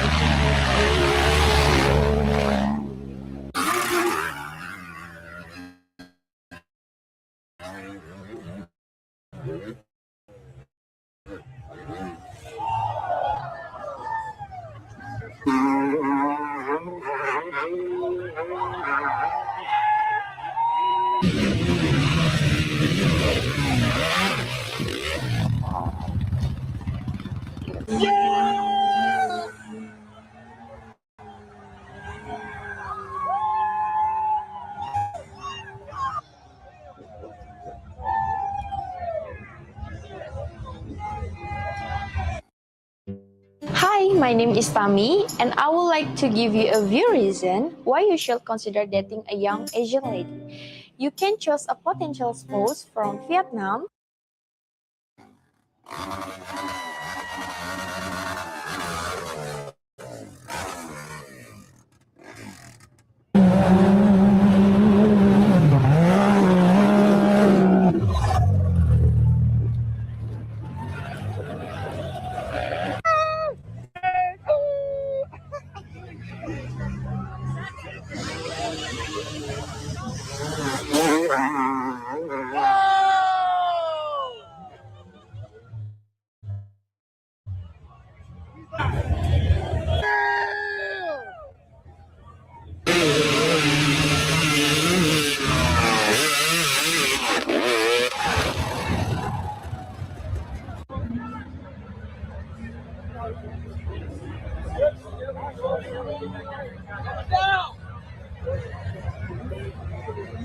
Hey, this thing's singing up the crazy horse off. Yeah, get it.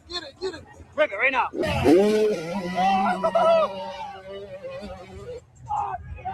No way, dude.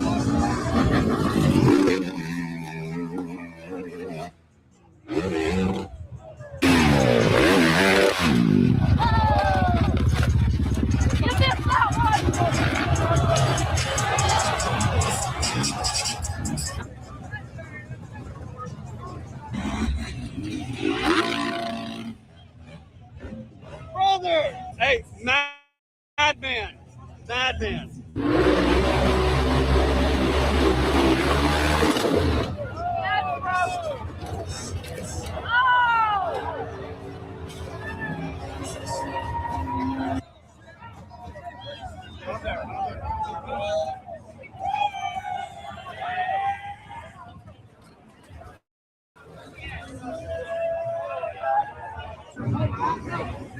Hold on.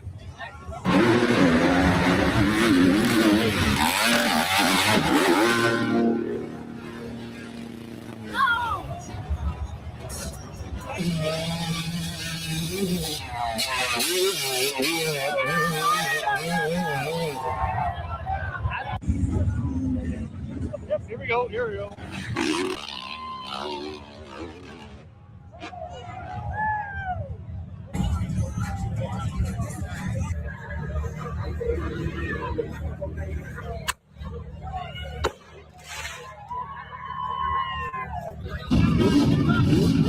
Hit that thing wide! Hit that thing wide!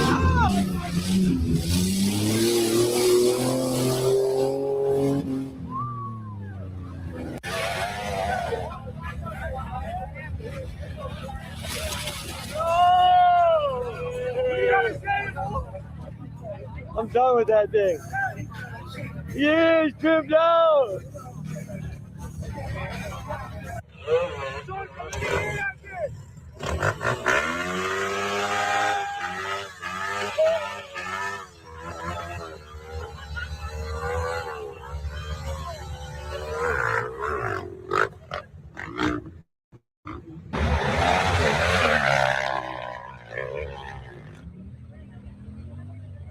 Oh, God!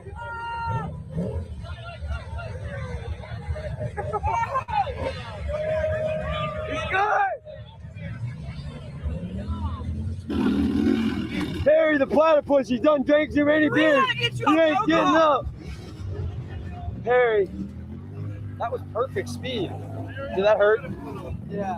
Oh, that one hurt? Damn. Mud on your chin strap. What happened, Harry? Your knee? The ankle. Oh, your ankle. It's all right. Ankle ain't too bad. Oh, the limp off. Crazy horse. Like, I'll put it out there and stuff.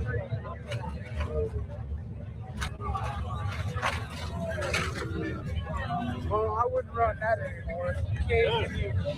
She's good.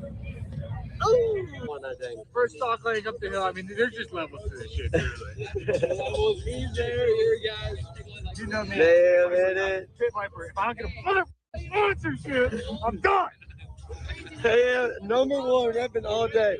Hit it twice. Mayo hit it twice. Mine's it on the pit white. Cody's ripping film all day.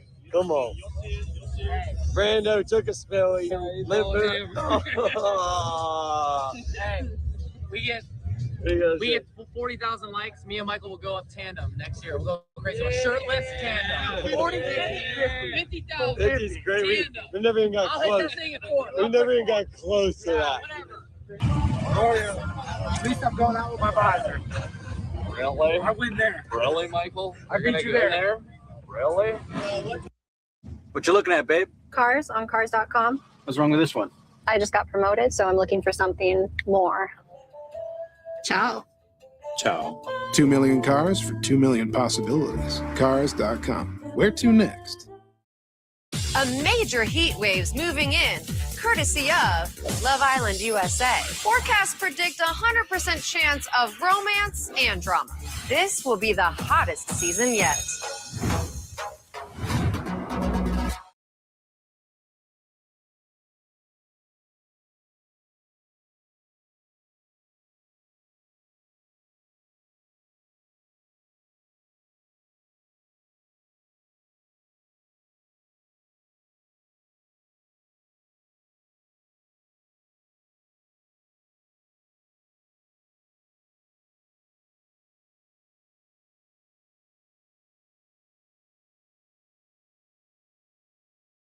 We made it, boys! Run the White House! Let's go! Yep, that's me. You might be wondering how I wound up in this predicament. Good to see you. So we have the backflip at the White House. Okay. While they're building the UFC thing, I can bring in the rest and take them out instantly. Let's start. All right, let's start. You grabbed me at Power Slap and said, I want to do a backflip on the south lawn of the White House. And I said, interesting. All right, let me see what I can do. I got it done. Get your boys together and kick some my friend. All right, Ricky Carmichael, the GOAT, greatest of all time. No way you could do this without at least putting a call into Ricky. I was wondering in 2 weeks if you would like to jump in front of the White House on the White House lawn. I don't have anything on the 13th, dude. I'm honored. So let me get working on the bike and all that shit. I'm freaking floored. Just humbled to be here. We're on sacred ground celebrating 250 years of freedom in the greatest country in the world. How cool is this? If you had told me as a kid I was FaceTiming Jeremy McGrath to say we got a chance to jump dirt bikes on the White House lawn, I'd have called you a liar. That's an amazing invite. Wow. I got a bike. I got some suspension. I'm ready to go. So. Well, first of all, this is an amazing invite, right? I mean, I've been riding dirt bikes all my life, and it's taken me some crazy places. And this one, I'm sure, was never on my list. You know what I mean? I mean, why would it be? It seems impossible, right? But with Travis Pastrana and his ideas and what Dana White's got going on, nothing's impossible.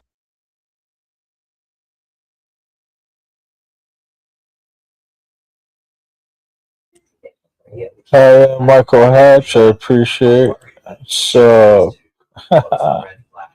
Abe Jenkins raid. Hell yeah, I appreciate the raid. I'm just chilling, watching some some motocross, some different anything on two, pretty much. Just having a good time on my birthday. Yeah. Thanks for the raid, Abe. Much honor, love, and respect. Get back to the show.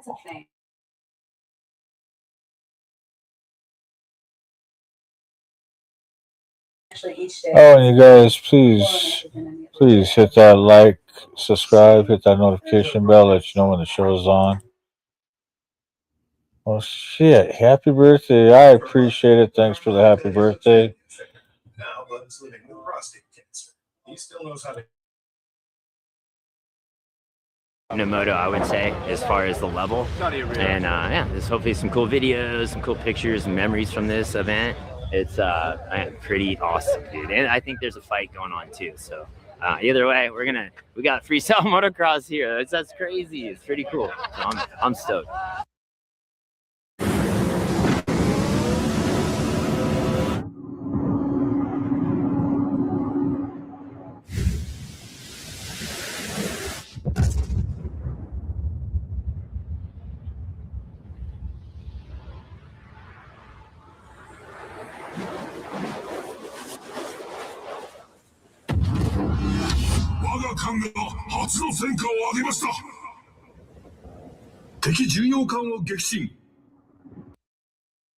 Bright and early. What do we got? 3:30 in the morning. Hubert, you ready? Loaded up that trailer with bikes, generator, some airbag gear. And then this trailer has 2 ramps, an airbag, and a bunch of printed scrim that goes on the side. Now we're going to get in line because we have to be there 2 hours beforehand. Our load in is 7, and you have a 2-hour basically inspections where they sniff the dogs around your vehicles and just check out all your stuff. So we strip the trucks. There's nothing in them except for bottles of water, registration, and a few tools. Let's go venture through all this kind of stuff. We might not be able to film it anymore after this. I mean, I feel like I put too much it's fear like- in this. It's good. The setup's great. I mean, it's not like a 130-foot gap, so it's fine. I know you wanted it bigger, but we're only doing 75 for this one. Yeah, I definitely wanted it bigger. Ricky's like, yeah, man, we're just gonna go for the 75. Just give me a tow. Perfect. Let's go.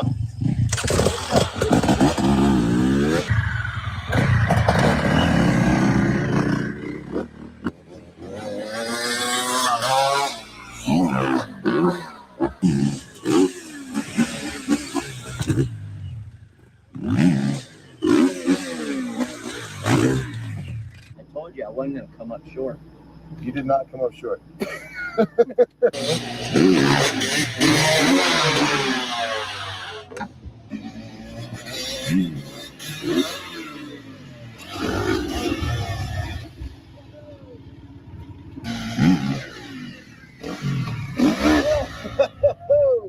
That's like the second one I've done in the last 5 years, by the way. The extension was good. Yeah, but then I let the nose drop too much, huh? So I haven't done a no-foot of can because I had a new knee and a new hip. So I was gonna do it that last time. Like, F it. I'm good. All right, a couple more times and head to the White House. What do you think? Let's go to the White House. Yes, sir. You never thought I'd say that.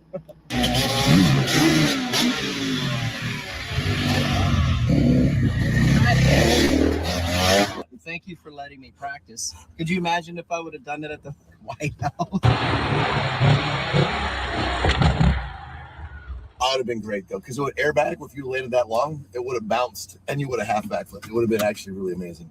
Oh, first one to crash into the White House. I mean, maybe we'll see what happens. I've seen and heard about Strana Land for so long, and that was that big dude.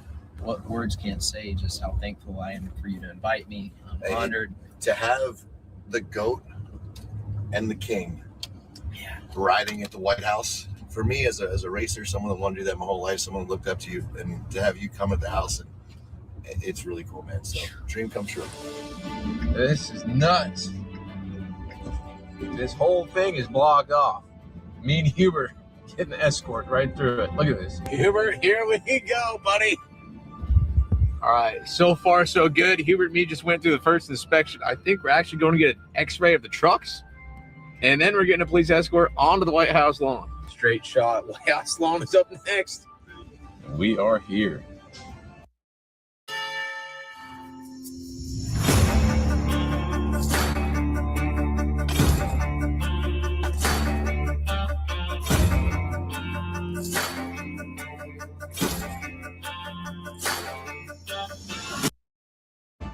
But you and Jeremy McGrath, Ricky Carmichael, King. The most We got some prolific big dudes bike. ever to ride a dirt bike right there. We're here at the White House. Let's go. What are we waiting on?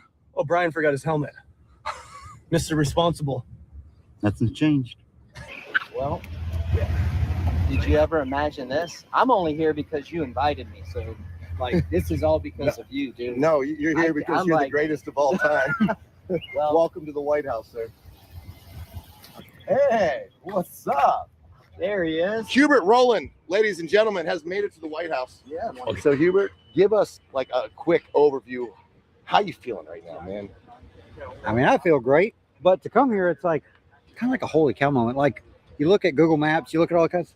I didn't realize the elevation here, from like where the ramp is to here. That's what you to there. noticed. We're at the White House. Right You look out at the gate, I the noticed elevation. Yeah. Because the Google map, it all looks flat. We're here watching the monument over there, White House there, UFC set up here. Man, the Levi ramp or the next level ramp is what I've been practicing at home. We're gonna jump it to a really small landing because that's all we could fit here, and we don't have a lot of time to set up. So they're gonna set the ramp up right now. We're gonna get our gear on. Was riding this morning, the crack of dawn with Ricky Carmichael, the GOAT. His first time to a landing bag, and look, they're blowing it up right now. That's their jump, boys. This is cool. Hey, it's got the Strana Land chicane. coming around the corner over the speed bump. Yeah. Yep.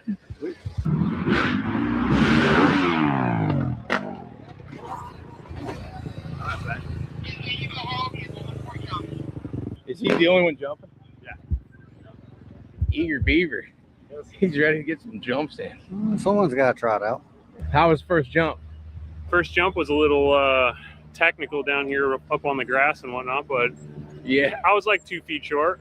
So they were waiting for it all to be cleared, and I'm like doing runs, and I'm up on the by the tree trunk and on the grass and the dirt, and I'm like, yeah, we got to bump this thing over here. So I'm glad that we did actually. Did you think you'd ever be at the White House and riding dirt bikes, and what does it mean to you to be here? Never even crossed my mind that it would be a thing, but be the first one to ever ride a motorcycle on the lawn and like do a backflip on the front lawn of the White House is pretty amazing for me. I had to beat Travis to it, even though it's his idea. Ricky, I gotta ask you, did you ever think you'd be setting one of these up on the White House lawn after all these years? Never. But you know, everything's possible with Travis, so.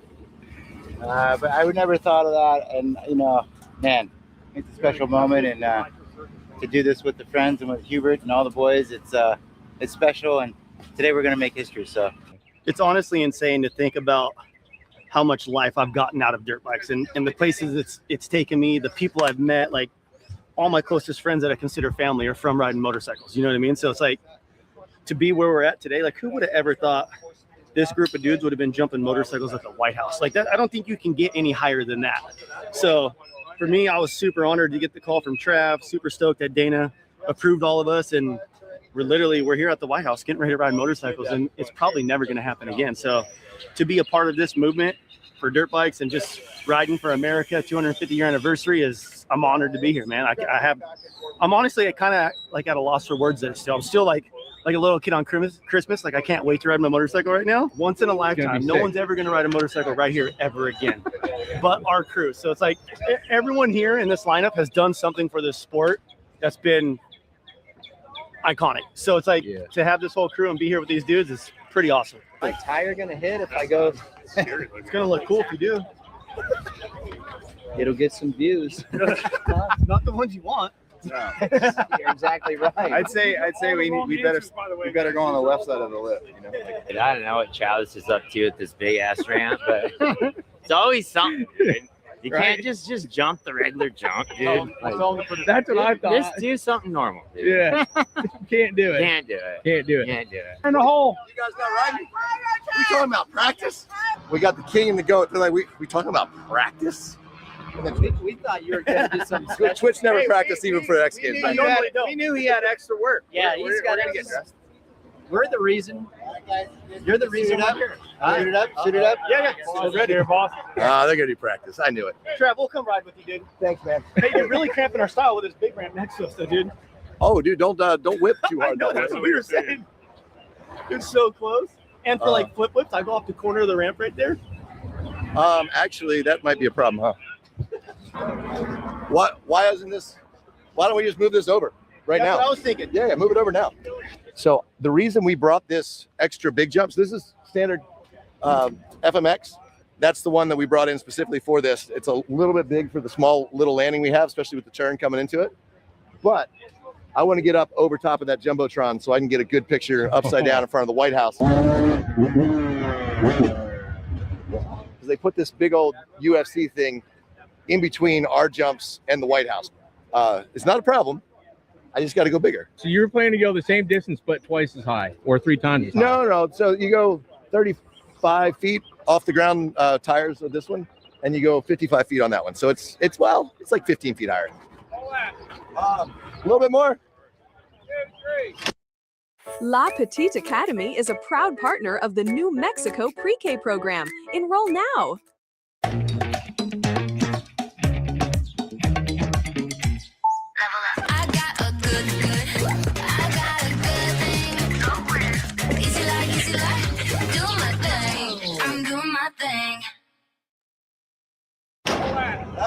That's perfect, but they go off this corner, so we're gonna need to go. We gotta go at least another probably foot with that front. I'm sorry, it's just so they don't hit the ramp. Yep, we're going that way, correct? Yes, sir. North. We're going north. Never heard. It's funny, we're on the south lawn. Hold that corner. Yep. It's very specific with direction. I was just like, move it that way. A little bit more. Perfect. We're gonna hit it and see where it goes. Thank you guys. Motorcycles have taken me everywhere around the world, and it is such an honor right now to be brought right back home, riding in the Capitol at the White House with some of the greatest of all time. Jeremy McGrath, the King, Ricky Carmichael, the GOAT, Brian Deegan, the General. We call it actually James Bubba Stewart. First off, dude, I appreciate it's an honor for you even call me and invite me. I think I'll be in Colorado maybe, but man, I'm gonna try to make this work.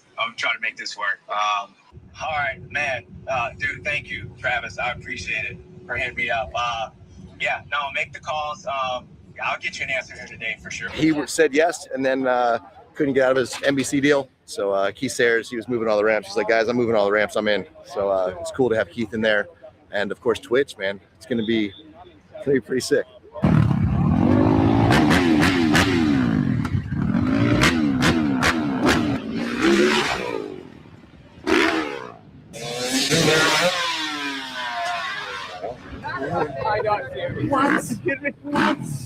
What are we doing?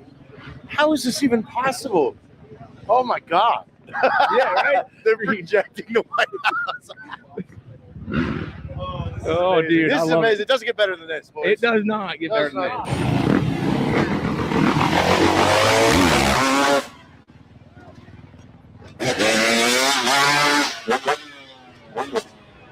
Holy.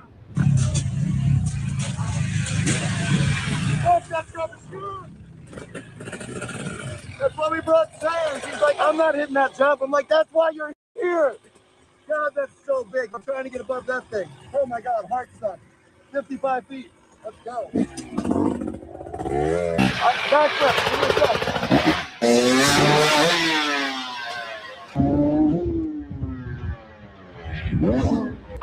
Dirt bikes on the South Lawn. All right. Dude, that's why Keith Sayers, I was like, all right, at least someone else will jump the big ramp first. He's like, I don't jump that big ramp. Dang it. Yeah, Travis is going to do I just realized I'm the youngest one here in the group.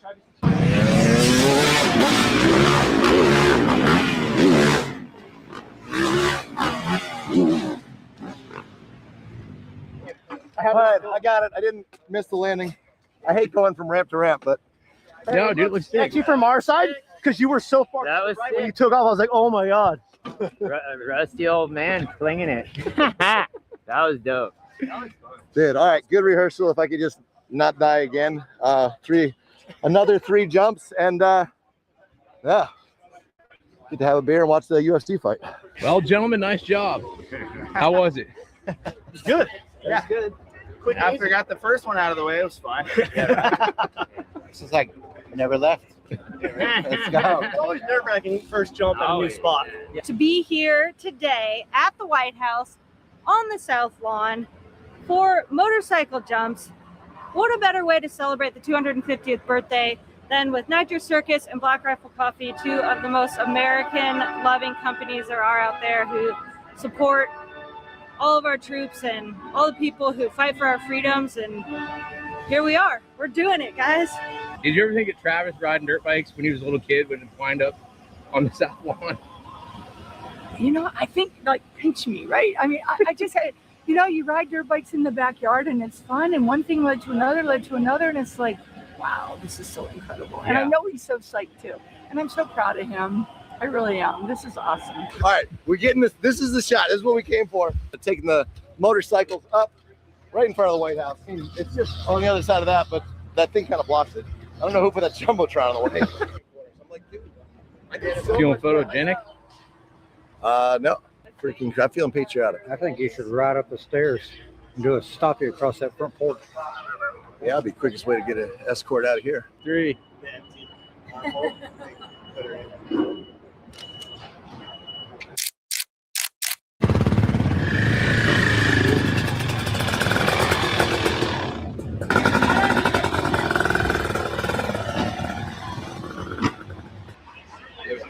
We have got to the point where literally anybody can build a fully working app without knowing how to code. This is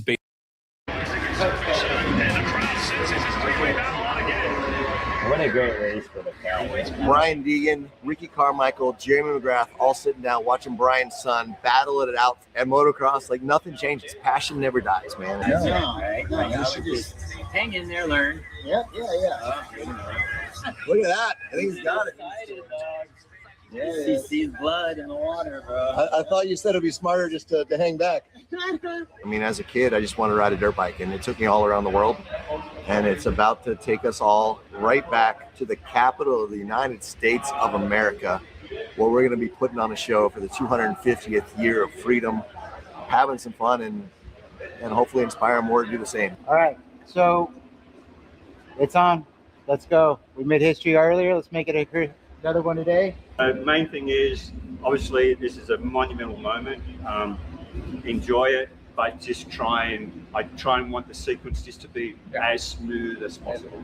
Rehearsal was great. We just need to tighten it up. Yeah, we can shorten that up, no problem. Yeah. Hey, I just want to say thank you. You guys are freaking the legends of sport, my heroes, my rivals.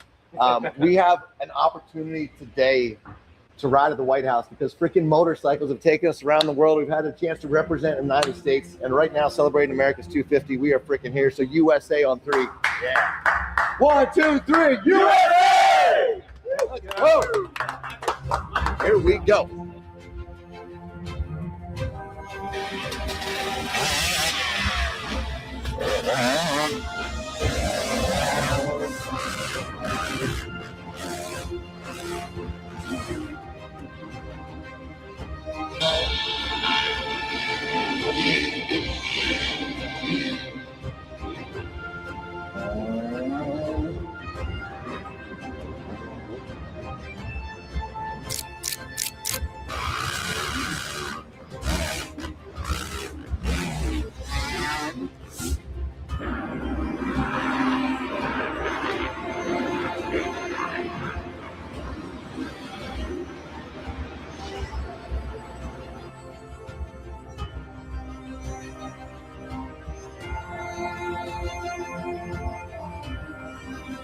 Thank you, America! Y'all should've wanna try me. Ask me what's my sign. Told her 199. Want me hook up to an Ivy. Want me going out my mind.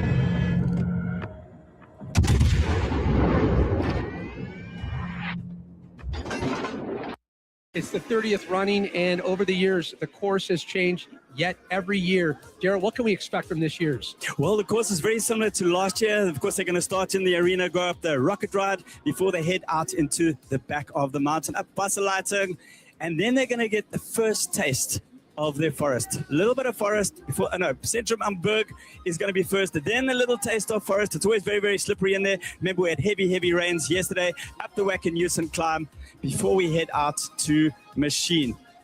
Then it's lower, Carl's dinner. That's the appetizer. That's the appetizer. It's enough for most. Machine. Most won't make the main. Back over the mountain again, and this is a really, really difficult part of the forest before they once again cross over onto the main event, which is the Carl's dinner section. And then brand new for this year, we have Segway. Wow. It's a really, really difficult climb, and that's where all the action is going to be before they head out to Lazily Noon and making the way to the finish line. A lot of people are talking about Segway being kind of the game changer, and we expect too with Carl's dinner. That's always been the make or break for so many competitors, so many challenges at the finish line. But it will be interesting to see too what I was hearing Bolts talk about, the electric component and those tight run-ups at Segway. Yeah, well, we went over there yesterday and had a look at Segway, formerly the Motor X Highway. And, you heard him talk in the pre-show about a very short takeoff spot, like it's about a bike's length before they go into this huge climb that Bolt actually said yesterday he didn't think was possible, right? Like it could absolutely yes or no, stop even them. going back to Moto X Highway, there's been every year where we're like, that's not rideable. There's and mad. What do the world's best do? They prove us wrong. Honestly, I walked it yesterday to get to this climb, the shale climb before it. I can't imagine it's possible to get through it. Like, it is so difficult. I think another thing to contend with, talking with a lot of the riders during the pro leg, they were saying how hard it is when you're behind an e-bike, the amount of roost. Yeah. That is going to be a factor on the front line. We're dealing with a pretty formidable size of e-bikes on the front and second. And, you know, the battery change isn't really anything for them to be concerned about. The Starks can do it in a minute, and in Derby is 30 seconds. So the question is the battery going to last? And what I'm super interested in is how they're going to get off the start line. We saw them on the Rocket Ride, dominating, so quick off the start. 80 brake horsepower, no clutch, twist and go. Yeah, they are so instant. But, you know, I think it's going to be an incredible race today. We know that Mitch Brightmore is coming into this race more ready than he's ever been, saying he now knows that Manny Lettenbichler is not invincible after chasing him all the way through Lagares. And, of course, perhaps some top Americans. Yeah, of course. I'm just chiming in. Cody Webb, I caught up with him earlier this week, and the good news for him, injury-free, two-time finding the top of the podium. James Moore, there was so much conversation about him right now. Winning the Roof of Africa last year, but he's a rookie here. It's his first time here at the Erzberg. And don't forget Tristan Hart. You know, Manny, a 5-time world champion. Tristan Hart, a 5-time US hard enduro champion. This is a clash of the titans. They don't race each other all the time in the World Championship in most events. Today they're coming together. We know Tristan Hart has been here longer this time. He's so happy with his bike. He's fitter than he's ever been. And he will be desperate to take it to Manny Lettenbichler today, his teammate. Yeah, and on the e-bike side of things, Eddie Carlson, he's definitely in that top 3 discussion of contenders on the e-bike, obviously. And don't forget his teammate, Toby Martin, you know, AMA Trials champion in 2024. He has absolutely got the skills for this place, and he's adapted to riding that Stark. We talk about Graham Jarvis and his ability just to kind of reduce his heart rate, but what do you make about Manny? How is he able to get so quiet between the ears? I have no idea. I went over to the truck actually this morning to see if I could catch a word with him and just be like, how you feeling? There was like 3 cameramen outside, a massive sound boom. He was being interviewed. I do not know how he gets himself on. I think this is probably a relief when he gets on the start line. With just 3 minutes, 30 seconds to go. Daryl, what do you hear at this point? Well, I think just the nerves are so high, but I mean, I'm just really thinking about what's going through Manny's head right now, just trying to stay calm and composed. He's won the last 3 editions by 10 minutes. Now looking at our start list, 5 rows of 50. 500 riders. We start with a little over 1,800, whittle it down, and the brothers Brightmore, a lot of discussion about them. Obviously, Mitch having just a stellar season. Ashton really showing his worth as well. Watch out for Mario Ramon as well. You know, the Spanish rider, he can be phenomenal. Perhaps not the best off the start, but if he's somewhere near, when it gets technical, he'll be right there. Don't you think, Daryl? Yeah, absolutely. And there's so many young guns there on the front row. There's a couple of motocross riders still in the mix, and the e-bikes. So this start's going to be super interesting. Impossible to predict. The stories are true. The story has just begun. Did somebody order a demigod?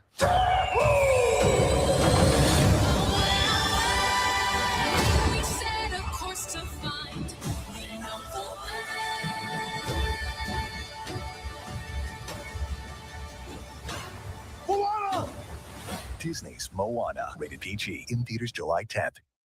There is a lot about the job isn't actually that fun that I have now automated away almost. So back to the starting line it is a palpable energy right now. The vibe, you can see Carl Caddick getting ready, getting a little dusted there. Dusted by the rock crawler. We've been told there's a bit of a lake on the exit from the quarry floor as well, right? Got reports from Paul Bolton earlier, and might need to pull out the jet ski. For those, a lot of these competitors of the 500 never even make it out of the pit.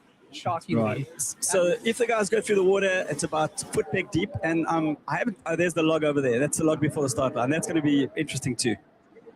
Really, it changes up the whole shot factor. Yeah, I'm a fan of it. Actually, I think it's fantastic. Yeah. hard right would go. You have the prologue, and now you have just the log. So it's So just under 145 on the start here at the 30th running Red Bull Erzberg Rodeo. And we would often say that the energy is electric, but we don't want to confuse things. You can't say that anymore, Pat. The energy is combustible, yet also electric. Yeah, that's right. A minute to go here. Well, I don't know what's going through those riders on that front row's minds. The favorite line there on the inside, everybody's bunched up there, so that's obviously the clear best place to start. And we think they're going to come out and go straight in a rocket ride. Is that right, Daryl? We believe, maybe? Yeah, that's exactly right. Up the rocket ride levels before they head out over the back of the mountain. Great aerial view. I should point out, as Carl Caddick is ready with the flag. What a visionary, has done so much for the sport. He absolutely has, yeah. He's been stood there 30 times as well. This is not new to him, to Carl Caddick. What a character, what a man he is. He'll be hoping that Segway stops the riders at the end of getting towards the end of this Red Bull Erzberg Enduro as well. Yeah, he's a devil, isn't he? Almost proud on those years where there's only about 4 or 5 finishers. He loves it. Yeah. Hans Kindergartner normally waves the flag. It looks like Carl's going to own this one.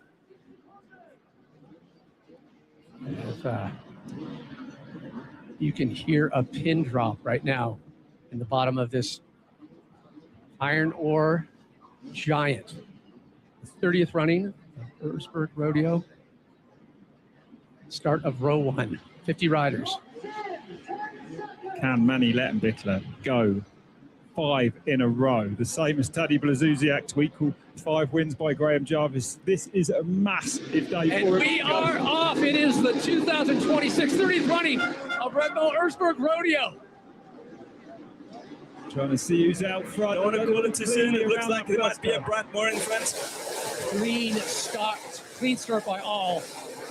Oh, fighting over some rocks on the inside. The dust ferocious as well. So anyone a little bit further back already losing some time. But look at them coming across this road, this lane here. Full chat. They're going to be absolutely flat along there.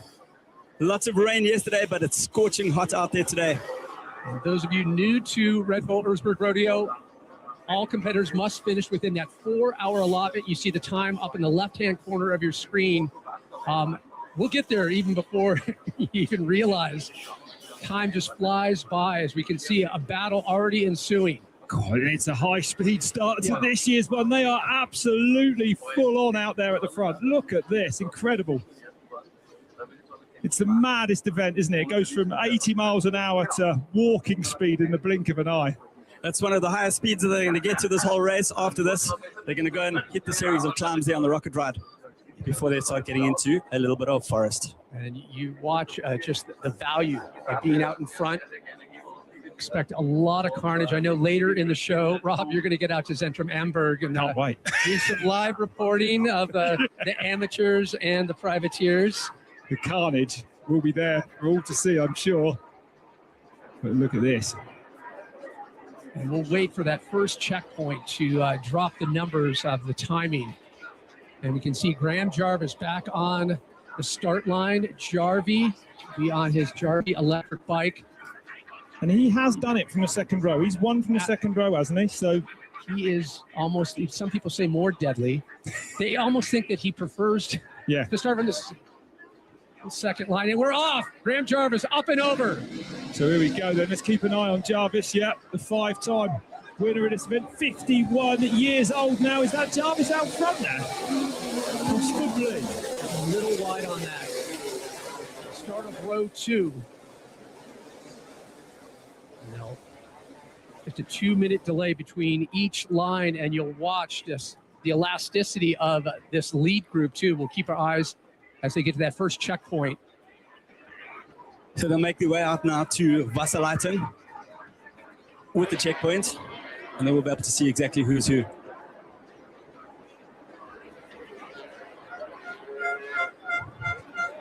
Yeah, Jarvis actually, his first winner in 2013 was from the second row, so don't count him out. It'll be incredible to see what he can do with that electric bike, especially when we get into Carl's dinner, I think. Well, he was talking about too, just the ability of having to control and having to manipulate that front tire. But I mean, the top 4 or 5 riders right now putting on blistering pace. Into the tree line there, a little bit of a forest before they get out, and you'll see them pop up very shortly at Vasalaten. Going to turn left up into the tree line there just now. And things do start to get pretty tricky in these forests early on. The lead change there, I think. Yeah. Now they head into this forest, yeah. Lots of roots, lots of rocks in there that can catch you out. It'll still be wet from the rain we had over the last couple of days as well. It dries out instantly in the quarry, but the wood sections stay super slippery.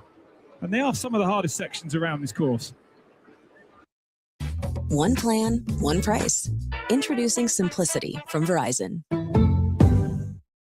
Albion Online is an sandbox MMORPG in which you write your own story instead of following a laid-out path. Explore a vast open world.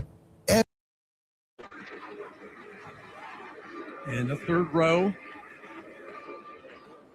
about to take off here as the battle just to get out of the quarry, and third row is off. I definitely saw someone with their front wheel over the log there on the start, getting a sneaky advantage. But look at the dust, you need to be out front. Surprisingly clean, they opted to avoid that water. Yeah, that's right. Maybe a good call by contest organizers. Yeah, absolutely.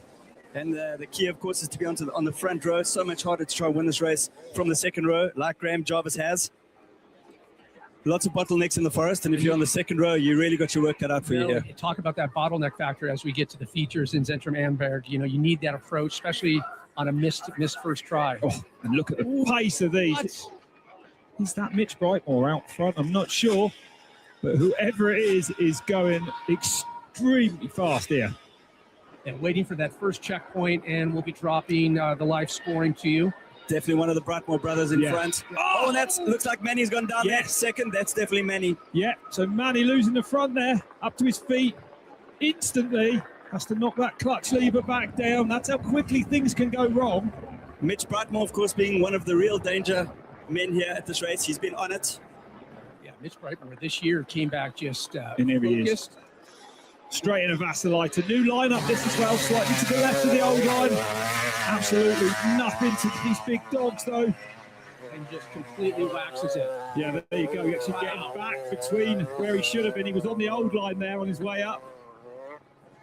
But yeah, incredible to see this. And, Mitch Brightmore, he's got a different approach to this race after Lagares, where he ran with Manny Lettenbichler. The belief is there now. He said, Manny Lettenbichler is not invincible. I can see that. You imagine what a difference that can make. Especially in a race as arduous as this.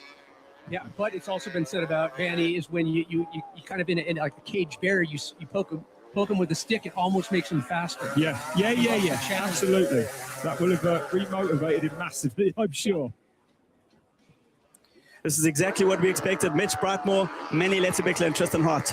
I don't think there's going to be much in it today. They were the big three. Everyone was talking about coming in this race. Other riders mentioned, but probably over the length of this course, no one else apart from them three really can run at Manny's pace. Those three are on that pace. Super interesting. Valentino Hatta, young Austrian, 18 years old, in 4th place. Johnny Walker in a solid 5th, and Teo Kobachev in 6th.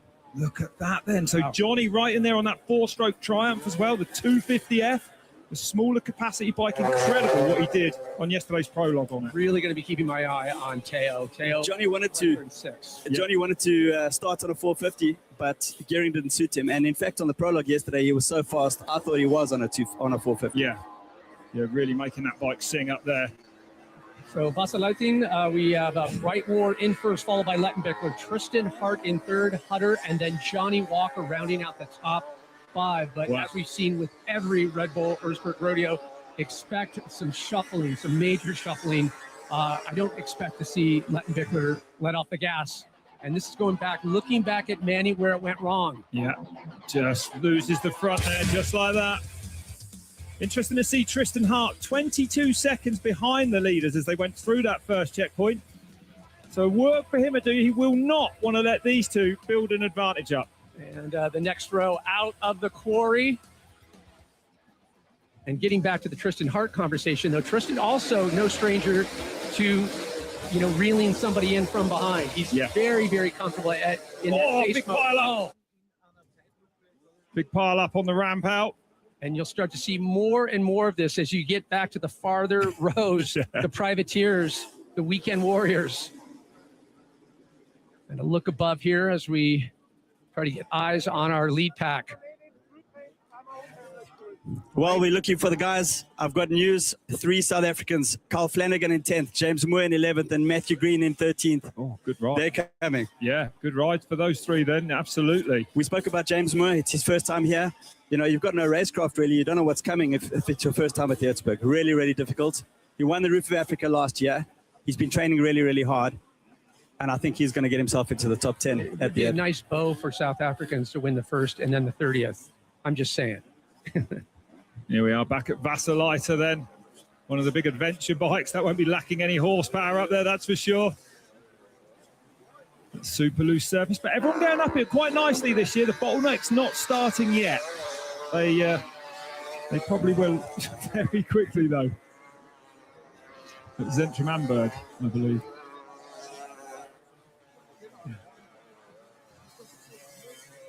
Yeah, I believe you didn't you get out there with Ed Lee the other day? Yeah, we did. We got Ed Lee. Actually, Ed Lee got up this climb.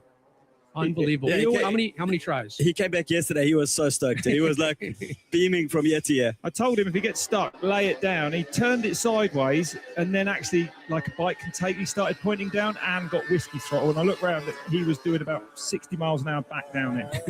Yeah, it was a moment. I won't admit it. Wow. Yeah, I had a panic attack for him. I actually did. So, Brightmore, this is exciting, isn't it? Mitch Brightmore is leading the Red Bull Erzberg Rodeo. What a feeling for him. No, and he's on such a good flow. We talked about that second place at Extreme XL Lagares this year. When you have that wind in your sails and he's just on this steady climb, been focused on the training, just looking stronger than ever. But it's a slow build. He's just getting better and better. Went full time, gave up bricklaying a couple of years ago, and he hasn't looked back, Yeah. And don't you just love the story with him and his brother able to let their dad know that they need to find more help for the company? Yeah, they got that full factory ride. That's right. Such a great story. Yeah, incredible. They're mad to see Ash is coming back from injury, but they are there, absolutely there. Mitch is leading this race. Incredible. Was leading this race. Yeah, well done, Daryl. It's business as usual then, is it? As usual. I think we can expect to see a big tussle up front as they head towards the Black Ladder Centrum Amberg. That's that steep climb, the longest climb of the race. They will absolutely rinse it. And Manny really knows the importance of pouncing early on in this race, getting those a little bit harder to get those lead changes later on the course. This is coming up towards Centrum Amberg. They're going to do a right turn here and they're going to have to keep it pinned. Very, very steep climb. Got to keep on the gas. And Mitch now has got, I believe, to stay. He's got to keep Manny Lettenbichler in sight. He's got to. If Lettenbichler goes, he makes so few mistakes around this place, it'll be hard to catch him. Look at him. Greasing that climb. No problem for the front runners. And then fast back down. You can't believe how fast they're going back down that. That is nearly vertical. Look at that from Lettenbichler. Crazy. Completely. Absolutely crazy. It's just crazy how consistent Manny Lettenbichler is. You can throw anything at him, the best all-rounder that the sport has ever seen. And put a perspective for contrast, later on when we see some of the AMs and the privateers go down this same track, it almost looks like it's in slow motion. I'll show you exactly how hard it is. Wow.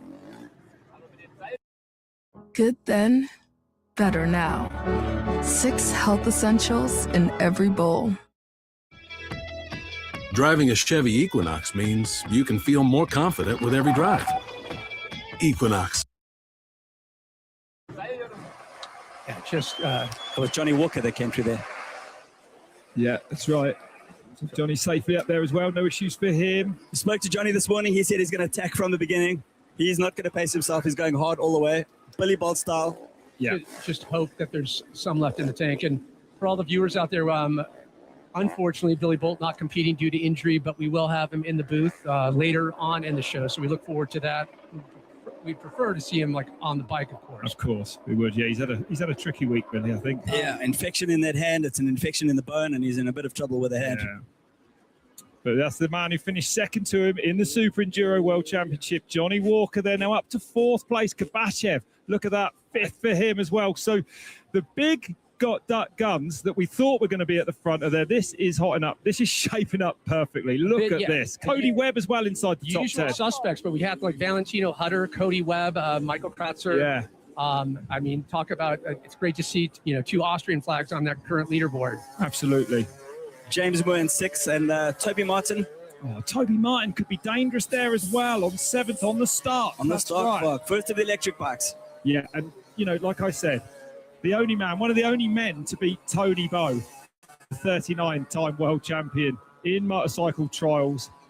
Toby Martin did that recently. He's the AMA 2024 AMA trials champion. He's got the skills for this. He's adapted so quickly to no clutch on that Stark. I can't believe it, but he said you don't need it. It's got so much punch. You just don't need a clutch on that thing. So let's keep an eye on Toby as well. Another rider that could really excel in Carl's Dinner. Yeah, I mean, some of these guys that have made that jump to the e-bikes, it's uncanny how quickly they've adapted with no clutch. And Graham, no foot brake. So there's no clutch lever, it's now a brake lever, Once they learn how to get totally torqued or actually capitalize on that torque, then all bets are off. That's right. And the tunability of those bikes for different sections of the track, 5 modes, massive difference in that electric power. Nothing you can do like that on a petrol motorcycle. They've got big advantage. If I was in Carl's Dinner, I would need a button for escape mode. You'd need levitate mode. Yeah, exactly. Hover, so just hover above it. Or Graham Jarvis mode. But right now, Johnny Walker is a danger man. He was the fastest between checkpoint 2 and 3, and the fastest between checkpoint 3 and 4. No way, he's on it then, on the move in the opener. Oh, Johnny Walker then really going. So it's wild when you think this is the 30th running, going all the way back to 1995. I mean, to have the vision for an event like this and to watch it evolve over the years, it takes a lot of passion, takes a lot of dedication, and it takes the fearless approach. And one man stands out, none other than Carl Kaduk. Some words from Carl.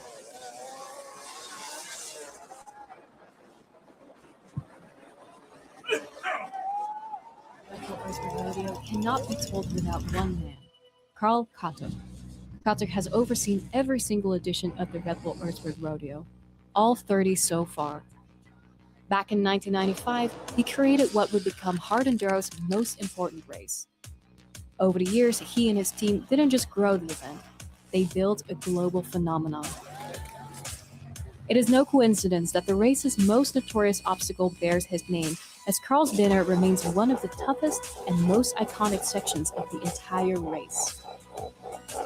Rumor persists that Kaduk, a retired Vienna City Council official, still dreams of one day greeting just a single rider at the finish line of the Red Bull Erzberg Rodeo, which would be the ultimate reward for the man who created hard enduro's most infamous race more than 3 decades ago.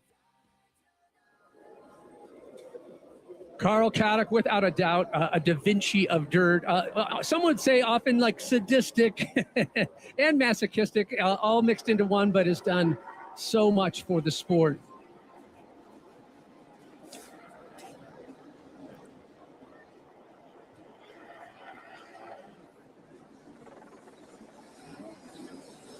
As we are back, another row released out of the quarry.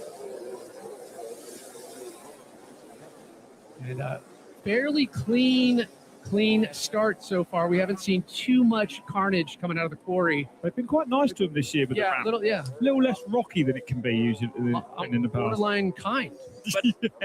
But row upon row, these guys knowing that they're never going to make the finish. Try and see how many checkpoints they can get, how far they can go. Can they make it to Carl's Dinner? So our top 10 remain the same, with Lettenbichler out front, followed by Mitch Brightmore and Tristan Hart, teammate of Lettenbichler, closely in pursuit. We remember going back to last year, that back and forth with Tristan Hart and Lettenbichler, and it was just one situation with Tristan losing that distance with Lettenbichler. And look at that. I think that's Manny up front there, and Mitch is still right there with him. Exactly what we wanted to see. Also Mitch really will cool. not let him get away. Oh, little right on the back fender. They both got to stop there, yeah. Yeah, Brightmore and Lettenbichler. Tristan still not in sight of these two, is he? No. So a little bit of work for Tristan Hart. He will be doing everything he can to get on level terms with these two. But they have got an advantage at the moment. Whoa. Mitch right where he wants to be, isn't he? Yeah, Carl's right where he wants to be. Yeah. Releasing the Krakens on that last row. And we'll see him at the finish. Who will be getting that big chunk of rock, that coveted piece of earth at the 30th running of Red Bull Erzberg Rodeo? The final line about to be released. Just over 1,800 competitors, whittled down to 500. The last row is off. Here they go into the event, the unknown, the biggest adventure of their lives, these guys. How far will they get around this thing? Yeah, and just a little less time for this back row of 50 to make it under that 4-hour cutoff mark. And you might be seeing some of these riders over at Zentrum Amberg later. Don't want to, just, kind of predict their outcome. But they might be there for. Yeah. I'll definitely have company over there. Yeah. Well, our top riders at the moment, they're going into the new driveaway section. Paul Bolton this morning said there were a couple of changes, so And a little bit different Manny. to last year. Manny with a gap now a little bit. Looks like getting groups. So Lettenbichler, Manny's- right, more right. That close gap there with Hart, Walker, and Matthew Green now in the conversation as well. Just on. See Tristan Hart just in the corner of the screen, just starting to come into view now. And that's Where the is thing. Johnny Walker? If he can see him, that'll give him so much encouragement. Look at that feet up through there. That's insane riding. Look at that. And just the energy conservation on that as well. Everything about that. It takes to do that. Not everyone can ride that feet up. Look at this. Incredible to see that. Looks like Tristan just putting it on, tipping it over there as we saw Johnny Walker in the frame. And this area of the mountain, and as Carl's Dinner for that matter, it's likened to almost the topography you would see in Mars. Unrideable. James Moore coming in from South Africa, solid 5th place, right on the wheel of Johnny Walker. Yeah, sat down, just letting that bike do the work for him. 6'7", Rob. He's taller than you. He is 6 foot. Well, he might have to use those long legs in sections like that. Is he 6'7"? Is he? No 6'7". way. A giant of a man then. No problem with pedaling for Jamesy. No. Speaking of giant men, Paul Terrace, I want to remind all the viewers out there, check his live YouTube feed and chime in with questions you have for the broadcast as we jump right back into it. A great back and forth with Lettenbichler, Brightmore leading the group, Hart and Walker rounding out the top 4.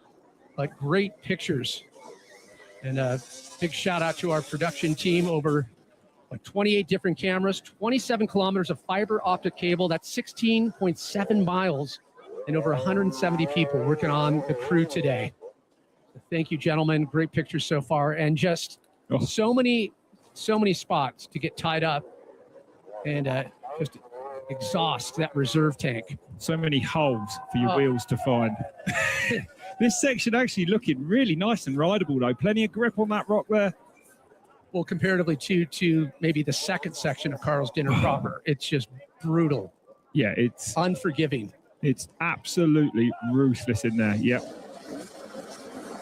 Theodore looking like he's going backwards a little bit down to 7th now. So Kabatyev maybe struggling a bit in this early stage of this race.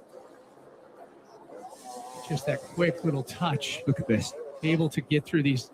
Look at this. Manny never gets stuck for long, does he? Just a pause there and a go, and he will just sets again. Look, try and find traction, and away he goes. His ability to problem solve in real time. You watch just how quickly he scans, assesses, and then attacks. Yeah, there's absolutely no hesitation there. He knows where that back wheel is. He knows if it's going to get dry. Here's Mitch in the same section. Comparison contrast. We just watched Manny go through this.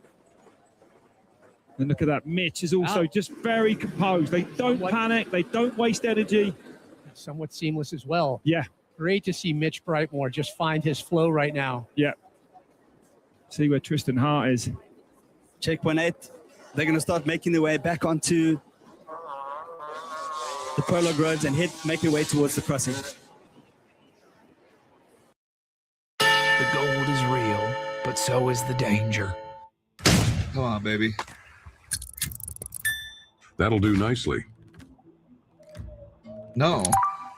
$1.18? Holy cow! That's insane. That's even bigger. Yes. Dude, we're hitting a gold mine out here. I'm glad I started mining right here.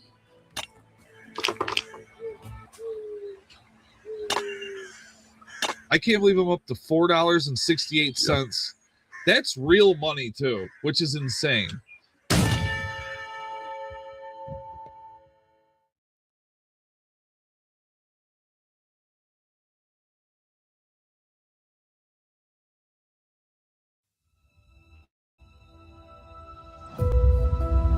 EVE Online is a vast universe, alive with the unrelenting activity and combined history of its players.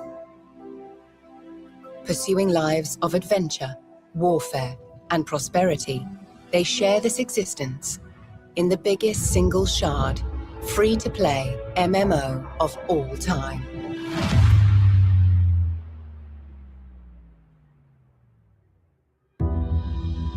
Set 21,000 years in the future, EVE takes place in a distant cluster of over 7,000 star systems known as New Eden.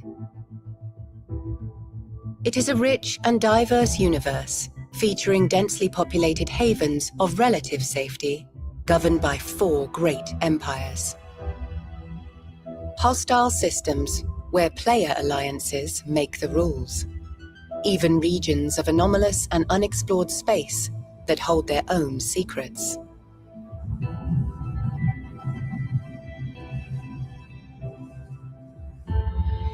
You play as a capsuleer, a revered breed of highly trained pilot, having achieved. So back to Wasserleitung.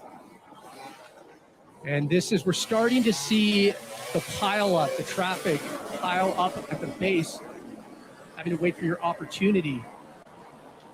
That's right, yeah. You see a lot of riders now opting for that right angle. Yeah, I think that's the old line. Everyone's just on it before they realise the flags are over there on the left. But, you know, a beautiful climb that is, though. The one thing whenever you come here on a motorbike is there's nowhere else on the planet where you will hold a motorbike wide open for as long as you do. It is absolutely incredible. So, that's Tristan, isn't it? Off the bike.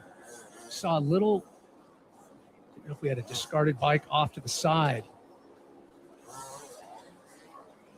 Same spot we watched Manny and Mitch get through. Johnny Walker's on fire. Yeah. He's going to try past Tristan here. Yeah, Johnny has found the top spot before. Very comfortable in these tight situations. Yeah. Has that finesse. Also has that ability to just calm the nerves. Yeah, incredible ability to just balance on that bike. And on, one of the only guys on a 4-stroke. Definitely one of the only guys up front on a 4-stroke. Is that a new line he's trying to forge there? Yes, direct then for James Moore. Made it happen as well. Cool, lovely riding. Look at them legs, man. Just sat on that rear mud guard all the way on that back wheel. Spider-Man. They're putting veritable clinics on. But again, the top riders, bottleneck starting to ensue just behind. Wow. And look at it. Just rocks rolling out from under those wheels, trying to make it almost impossible. Look how exhausted it is as well. Honestly, you can make less than 10 meters and absolutely collapse. And you're not even 30 minutes into the race. No. It's just...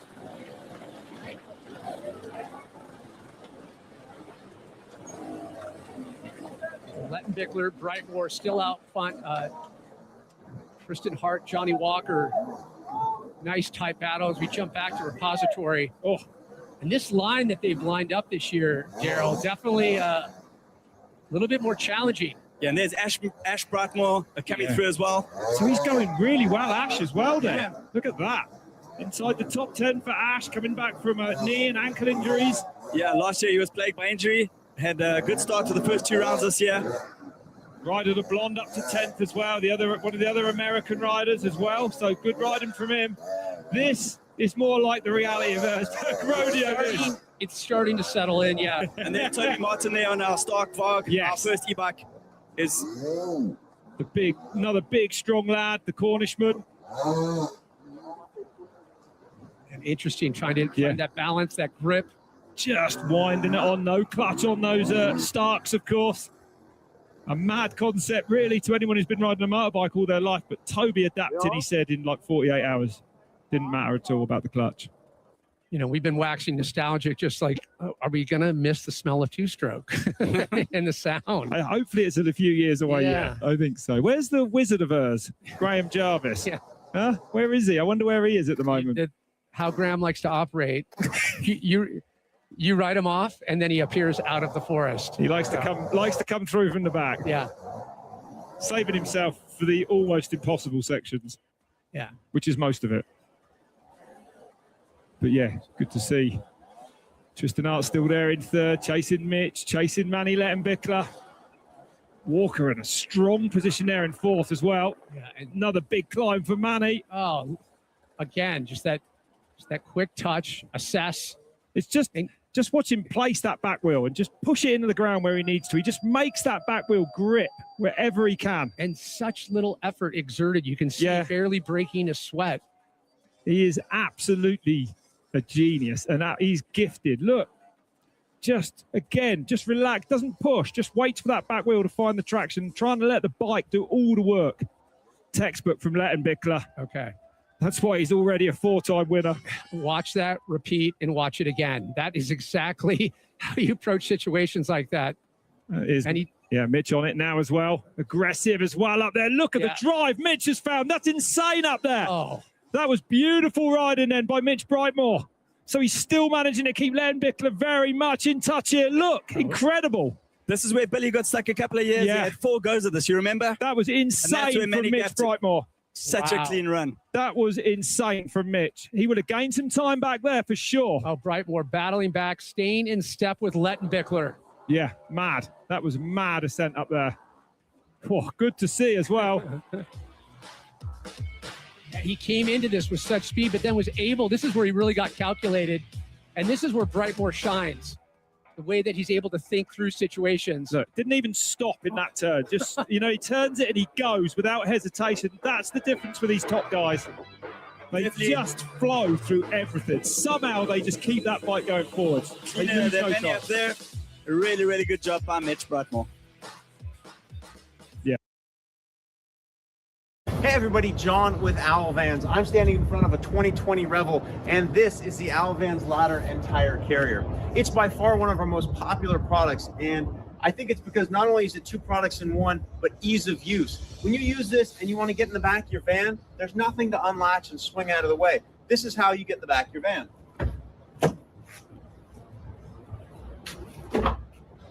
You just open the doors. It's really that simple. With the ladder tire carrier, it just mounts to the hinges, so you don't have any separate bumpers to buy, no departure angle to destroy. Again, Owl ladder and tire carrier available now. Terminals were not designed for coding, and surprisingly, a lot of coding agents still run there today. At the same time, the models have become so good, they can run for much longer on very complex tasks. But that means you end up juggling terminal windows, trying to keep track of which agent needs your attention. It gets overwhelming really fast, and it doesn't have to be that way. The Codex app is a single command center to build and monitor all my tasks. So instead of juggling terminal windows, I have one place to manage all my projects and delegate work to Codex. Here you can see all the tasks that Codex completed for me, and some of them are running live right now. This is the future of coding.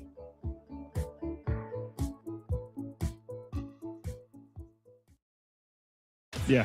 Well, keep the hits coming, as we can see, trying to distance himself. And well, Lettenbichler looking for a possible 5P. Will we see it here at the historic 30th running of the 2026 Red Bull Würzburg Rodeo? Lettenbichler out front, sitting on 4 back-to-back wins. Mitch Brightmore enjoying the best competitive season yet so far, coming off a second at XL Lagares. As they hit their way down, make their way down into Carl's Dinner Light. the first piece of Carl's dinner before they head back out over the mountain, and the real Carl's dinner comes a little bit later. You've got to have some appetite for Carl's dinner, I can tell you. Man, that is like the most brutal piece of terrain ever ridden on a motorcycle. So just to put it into perspective, the lowest level of Carl's dinner is the easier one, smaller rocks, still very, very long. Yeah. And then back into the forest, and then a little bit later on, they're going to come into the really, really big rocks. The higher level of Carl's dinner. It's a light tuna tartare. Then you get the full. The appetizer. They call this the appetizer. The T-bone tomahawk steak later. I think if Mitch is close enough to Manny there to see what he does, to see the holes that Manny might fall in, you can get a lead change there, but he's obviously got to be in touch with him. Yeah. But let's see how this unfolds. He's pretty much there still at the moment, Mitch Brightmore. And also, this is a good chance for the guys to see where their competition is. They can look back. Yeah. They'll be able to, see where they're at. That's right. They go one way, then the other, right? Oh, I know so much focus right now, obviously, on those at the top of the sport, the likes of Lettenbichler, but a big part of what fuels Red Bull Erzberg Roadie are the amateurs. And we're going to be checking in and hearing from all of them today. Let's check in with one of the finest right now.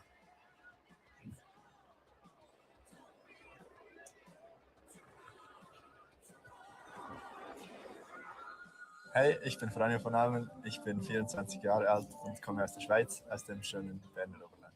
Für mich war es wirklich ein kleiner Traum, mal hierher zu kommen und irgendwo das ganze Event zu sehen. Ich glaube, das Mitmachen ist da im Vordergrund, irgendwo die Erfahrung sammeln, und enttäuscht werde ich überhaupt nicht nach Hause gehen, egal was rauskommt. Ja, ist auf jeden Fall eine Sportart, die mich sehr fasziniert, die ich selber sehr gerne mache. Das adaptive, schnelle Agieren, Reagieren, was auf den Skifahren zugekommt. Ja, natürlich den Adrenalinkick, den man auch spürt. Mein Bike-Setup ist eine Champions Edition, die ich da fahre, eine 300 Zweitakt. Das Einzige, was ist die Auspuffanlage, die Krakovic drauf hat. Sonst ein ziemlich originales Bike, was ich da fahre. Leistung muss ich schon im Skifahren zeigen. Für mich ist dies hier privat die Freude, die dahinter steckt. Am Motorradfahren nicht wirklich um den Wettkampf selber, mehr um mich selber ein bisschen zu challengen und niemandem etwas zu beweisen. Three-time Olympic champion, and it's so cool to see the likes of these crossover athletes. I believe he's somewhere between first and second checkpoint. We'll be checking back in and seeing how his race day goes. But man, you just love the variety and yeah. Yeah, absolutely mad to see a three-time Olympic champion here. And eyes on Lettenbichler, still just slowly calculating his climb. Dude, that was a big move there. Look at that. Just hopping off there. And of course, lots of care not to damage the bike. You don't want to be smashing your way through the dinner. This is where you can really damage your bike. Damage your bike, damage yourself. Yeah, tap into that reserve. Radiator hoses, we're talking about crunched exhaust pipes, broken foot pegs, and of course, broken limbs. I will say this too, watching the change with the brothers Brightmore, Ashton and Mitch, since they went to X-Grip, I mean, you're seeing just a completely different gear from both of them. And to watch Mitch Brightmore just evolve before our eyes is such a cool thing to experience. And there's the gap in real time. Manny is pulling away from Mitch now in Carl's dinner here, that's for sure. That's a fair advantage now for Manny. Beat it down, just keeps it paddling, keeps it moving all the way through here. So expectations from contest organizers, they expect about 150 competitors to make it to Carl's dinner light. Take that out of the 500. Just even make it this far, you're considered a winner. There's no getting away from the physicality of this. No matter who you are, that is a lot of leg work, a lot of pulling. Oh, man. How many people are going to make it through Carl's dinner proper? That's the question. Even less. I would maybe half that. I think even half that again. Yeah. About 30. Oh, I have to do the abacus. I have to really quickly jump onto the abacus, but about 25 to 30 in Carl's dinner proper. Mitch Brightmore there. Now we can kind of get an idea of the distance now between the two of them. Mitch just eating up some meters there, feet up. Beautiful riding from him. 27 seconds. Doesn't sound like much. But look at, I love the visual on here, just seeing the distance. What seems like just, about 100 feet, but that must feel like a mile right now. Tristan Hart another 53 seconds behind the duo. Whoa. And it's just watching too the kind of the genesis of watching Manny, you know, his father Andreas winning. You should point out too, you know, you ask him what his main hobby has been, and he's like, "Well, I'm a dad now. It's my daughter Ella." Yeah, it's so cool to see just these riders grow up and then evolve into just, you know, current legends of the sport. Right, we're just trying to stay in step. And you bring up a good point, Rob. I mean, it's so vital that he keeps Manny in his eyesight. And we know that Mitch's bike probably works really well in there. Manny himself saying that Mitch, because he's lighter, it feels like he can run the suspension a little bit softer, and that will be an advantage in places like Carl's. Not that Manny is doing too badly at all through here. Yeah, just if you look at the body position. Over a barrel, like you do. Yeah. But just the body language of Manuel Lettenbichler is just so relaxed. And he will be cooking in that hat in there, in that helmet. Like, his head will be melting in there. He's still got his goggles on, I believe, hasn't he? That's a good sign that he's not overcooking yet. Yeah. If the goggles are still on. I mean, for Manny, he was weaned on two wheels. I mean, obviously riding Andreas, his father, you know, a champ here, and just a legendary figure, but thousands and thousands of hours on two wheels. It's almost like an extension of his body, and it shows the way that he's able to manipulate that bike. It's just such an incredible thing to witness. And he's just, on top of all that, he is so natural on a bike. You want to see him on a mountain bike. Any bicycle, motorbike, two wheels, Manny Lettenbichler is something special. Yeah. But probably never performs better than right now. When you see him at this, the Red Bull Erzberg Rodeo, eating it up. The harder it gets, the better Manny gets. Off the bike there, just spun it up on some loose rock. In some of these sections, you know, yesterday on the bike going and having a look at them, I personally, I couldn't look where he is. You just can't believe where these motorbikes are going to go. It's ludicrous. This is crazy. I mean, for those that are new to hard enduro, yeah, I think you first set eyes on this, and it just doesn't make sense. It doesn't make sense when you've been watching it for 30 years. And it's part of that is it's not supposed to. No, maybe that's right, Pat. It's not supposed to be easy, but just really pushing the bikes to the limit and pushing their own physical abilities to the limit. And we're just in Carl's Dinner Light. It's going to get more intense when they double back around into Carl's Dinner proper.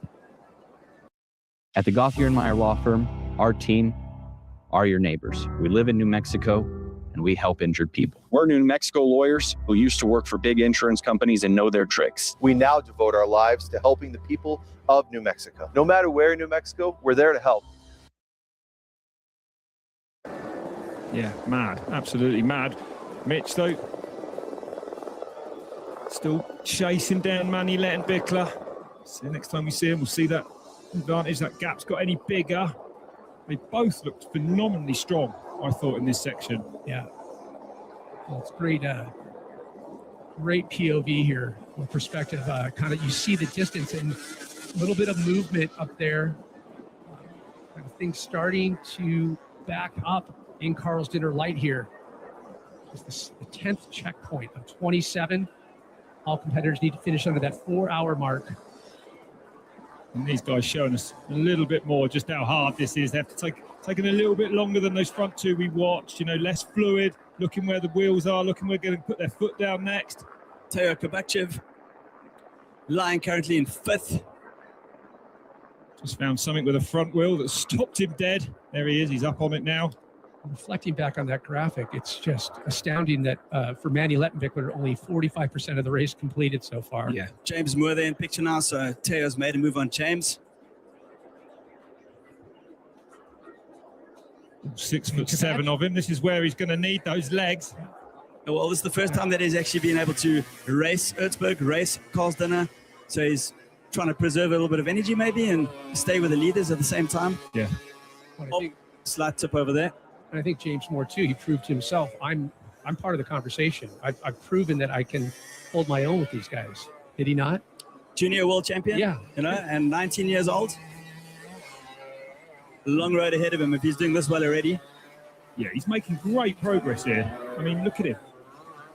Just keeping that beater going forwards all the time. Oh, and look at that. He's up on the back wheel of Kabatia. So Lettenbichler, double fault as Lettenbichler. Well, Why double fault? Well, remember, this is the checkpoint where Graham lost 2 Erzbergs, right? I mean, he still got 5 wins. Right, and then he came back after that and said, I'm going to do it right. Well, he got disqualified twice here for missing this checkpoint, which was really, really easy back in the day. Yeah. Not quite as well bunted off as we see it here. So Jarvis said, fool me once, okay, bad on me. Fool me a second time, also bad on me, and he came back and won. You could almost call him a Mitch is still there. 7-time winner. Yeah. Mitch is still there. Here he comes. Still just about in sight of Lettenbichler. He didn't pull too much time out of him in Carl's dinner. So Brightmore. Oh, look how hard it is. And, you know, speaking of Graham Jarvis, where is he? Second row start. Yeah. On his Jarvis. I'll be interested to see how far he manages to work his way up the pack. I mean, what's interesting about Graham, though, he's able to make up time and distance in areas where others aren't. We've seen him make up astounding distances, just even in Carl's dinner. Yes, exactly. Yeah. That's usually where he strikes. One hole, you can throw away like 15, sometimes 20 minutes. You get stuck. You've had it. Yeah, that's right. But Mitch still keeping the pressure on Manny Lettenbichler at the moment, that's for sure. This is where we are on the iron ore giant. Right there, buried, is Lettenbichler in first in that chasing group. On the bottom of your screen at the moment, you can see George Avenue. So after this, they're going to do George Avenue and then head into Machine. And it looks like just a fun ride right now from above on this POV, but don't be fooled. And the top row there of Carl's dinner is what you're going to see once they come back from the back of the mountain. Here's third place, Tristan Hart then. North America's finest. And Tristan also just been on fire back home in the States, and he's been finding the top of the podium. 5 out of 6 he's won in that US Hard Enduro Series this year. He's phenomenal. Yeah, also incredible on a sled. Is that right? I'm going to say he put the Stoke in Rebel Stoke. Where no, why? He's got skills. He's like Manny. If it's got engine on it, I can do some damage. But, and he's brutally strong, and we know how motivated he is. We know how much he wants this. He's still not out of touch. He's not that far behind Mitch now. It's interesting. I saw Tristan in an interview, and he was talking about how many years he's going to do this. He's like, I'm no Graham. In terms of you're not going to see me. 50 I got maybe 4 or 5 years. He goes, I'm no Cody Webb. I can't. I put a mandarin orange and watermelon in Leia's food, and she is not happy. She's not having it at all. I put a mandarin orange and watermelon.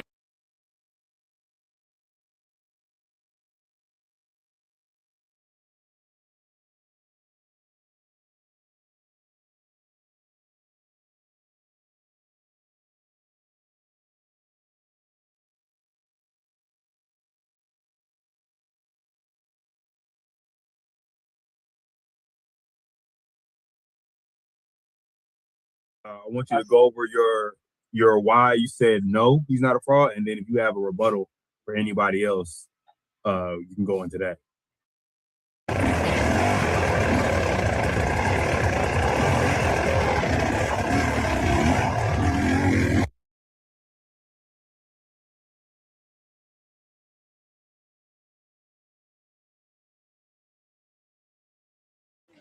Remember when that kid ran out of the water on the land? He thought he was safe, just collapsed, and his mom.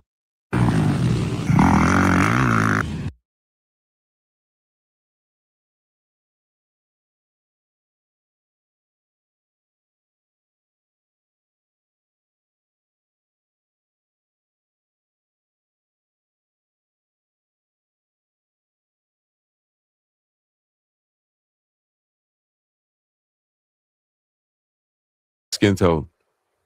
So, OG. What's up, brother man? When I said I had badass ring girls, I'm not playing. Hey, I'm jealous. I'm jealous. I can't come. And I have a former OF girl, reformed, who's now a tradcon that's going to be debating feminism against a feminist. Interesting. Nice.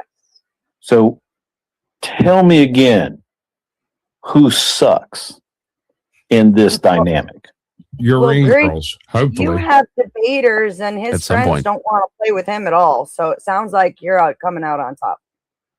Yeah. So that second girl, so the first girl, I think she's a legit like cam girl shit.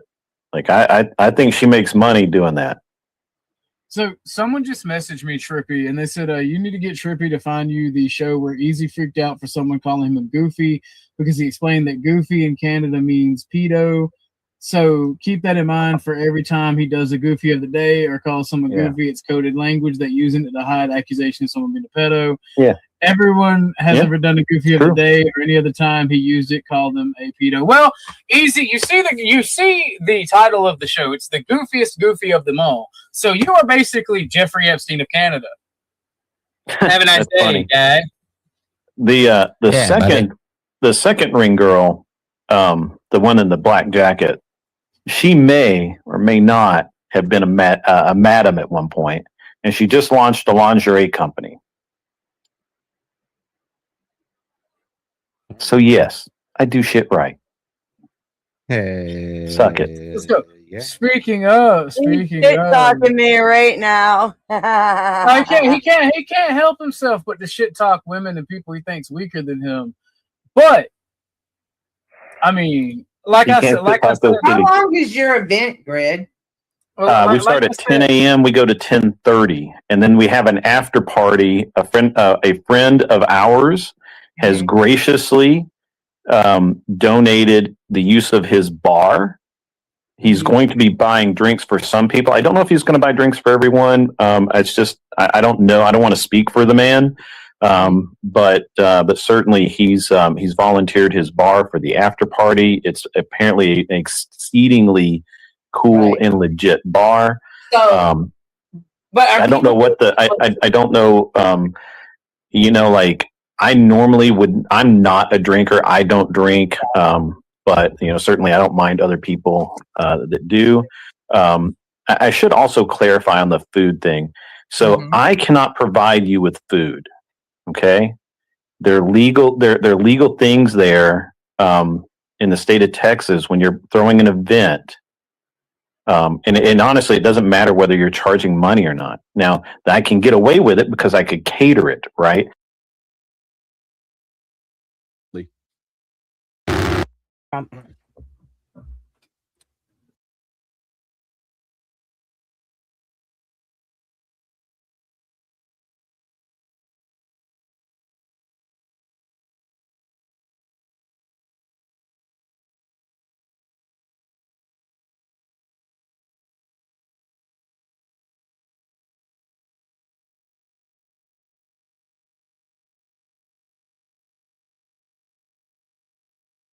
Introducing the Market Street for You app. Save big and try the in-store locator.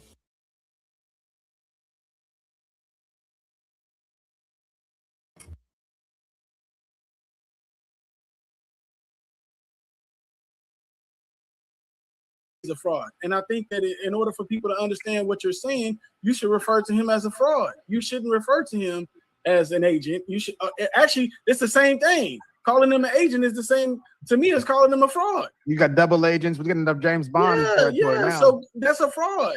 That I mean, honestly, he's right in what he's saying, but I think that him and Dane should be on the same side on this one. They should both see him as a fraud. Wicked Dreams, what you got, sir?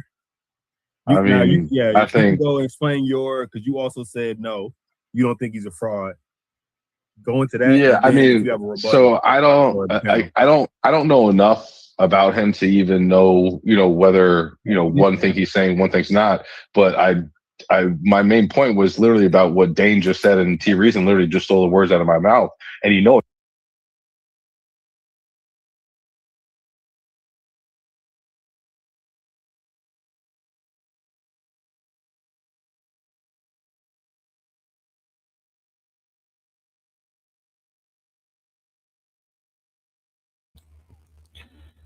Alrighty, Carny Riders. I hate to spoil that fun. But that's it. That's all. I hope you had a ball. But Carney's ride is just about over.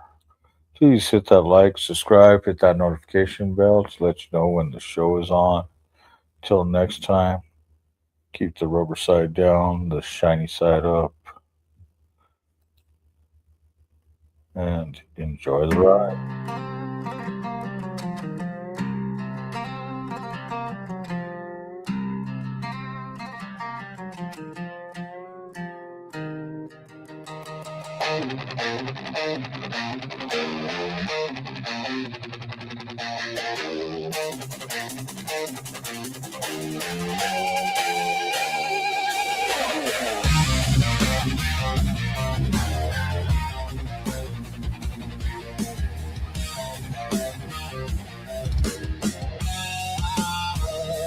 Used to pitch the big top, sell the tickets at the door. Heard the Ferris wheel squeal, ain't gonna hear it anymore. Traded cotton candy fumes for the smell of gasoline. Swapped the tilt-a-whirl for a road that's long and lean.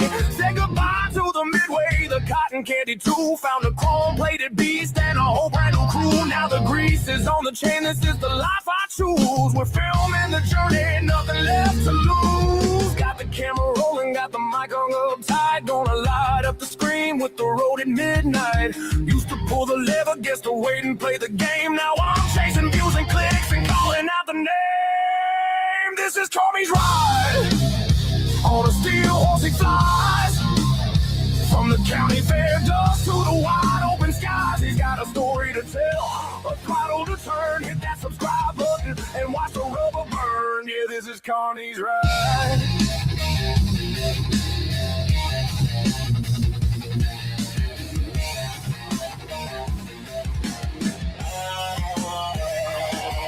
Learn to hustle from the guy who ran the ring toss. That same eye for the angle means no story ever gets lost. Filming the open highway, dodging potholes in the rain. Show you the real life, the joy and the pain. The chopper is my circus, the miles are the crowd. Every roar of the engine, I shout the truth out loud. Got the patch on my vest, the tripod in the saddle. Back from the caravan to the V-twin, this is the life I led. Got the camera rolling, got the mic hung up tight. Gonna light up the screen with the road at midnight.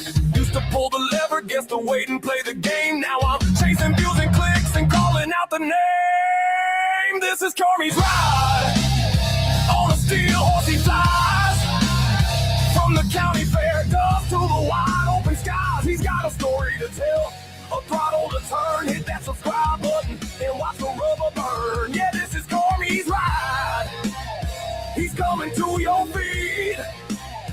More than just a biker, planting a brand new seed. Watch the rubber burn.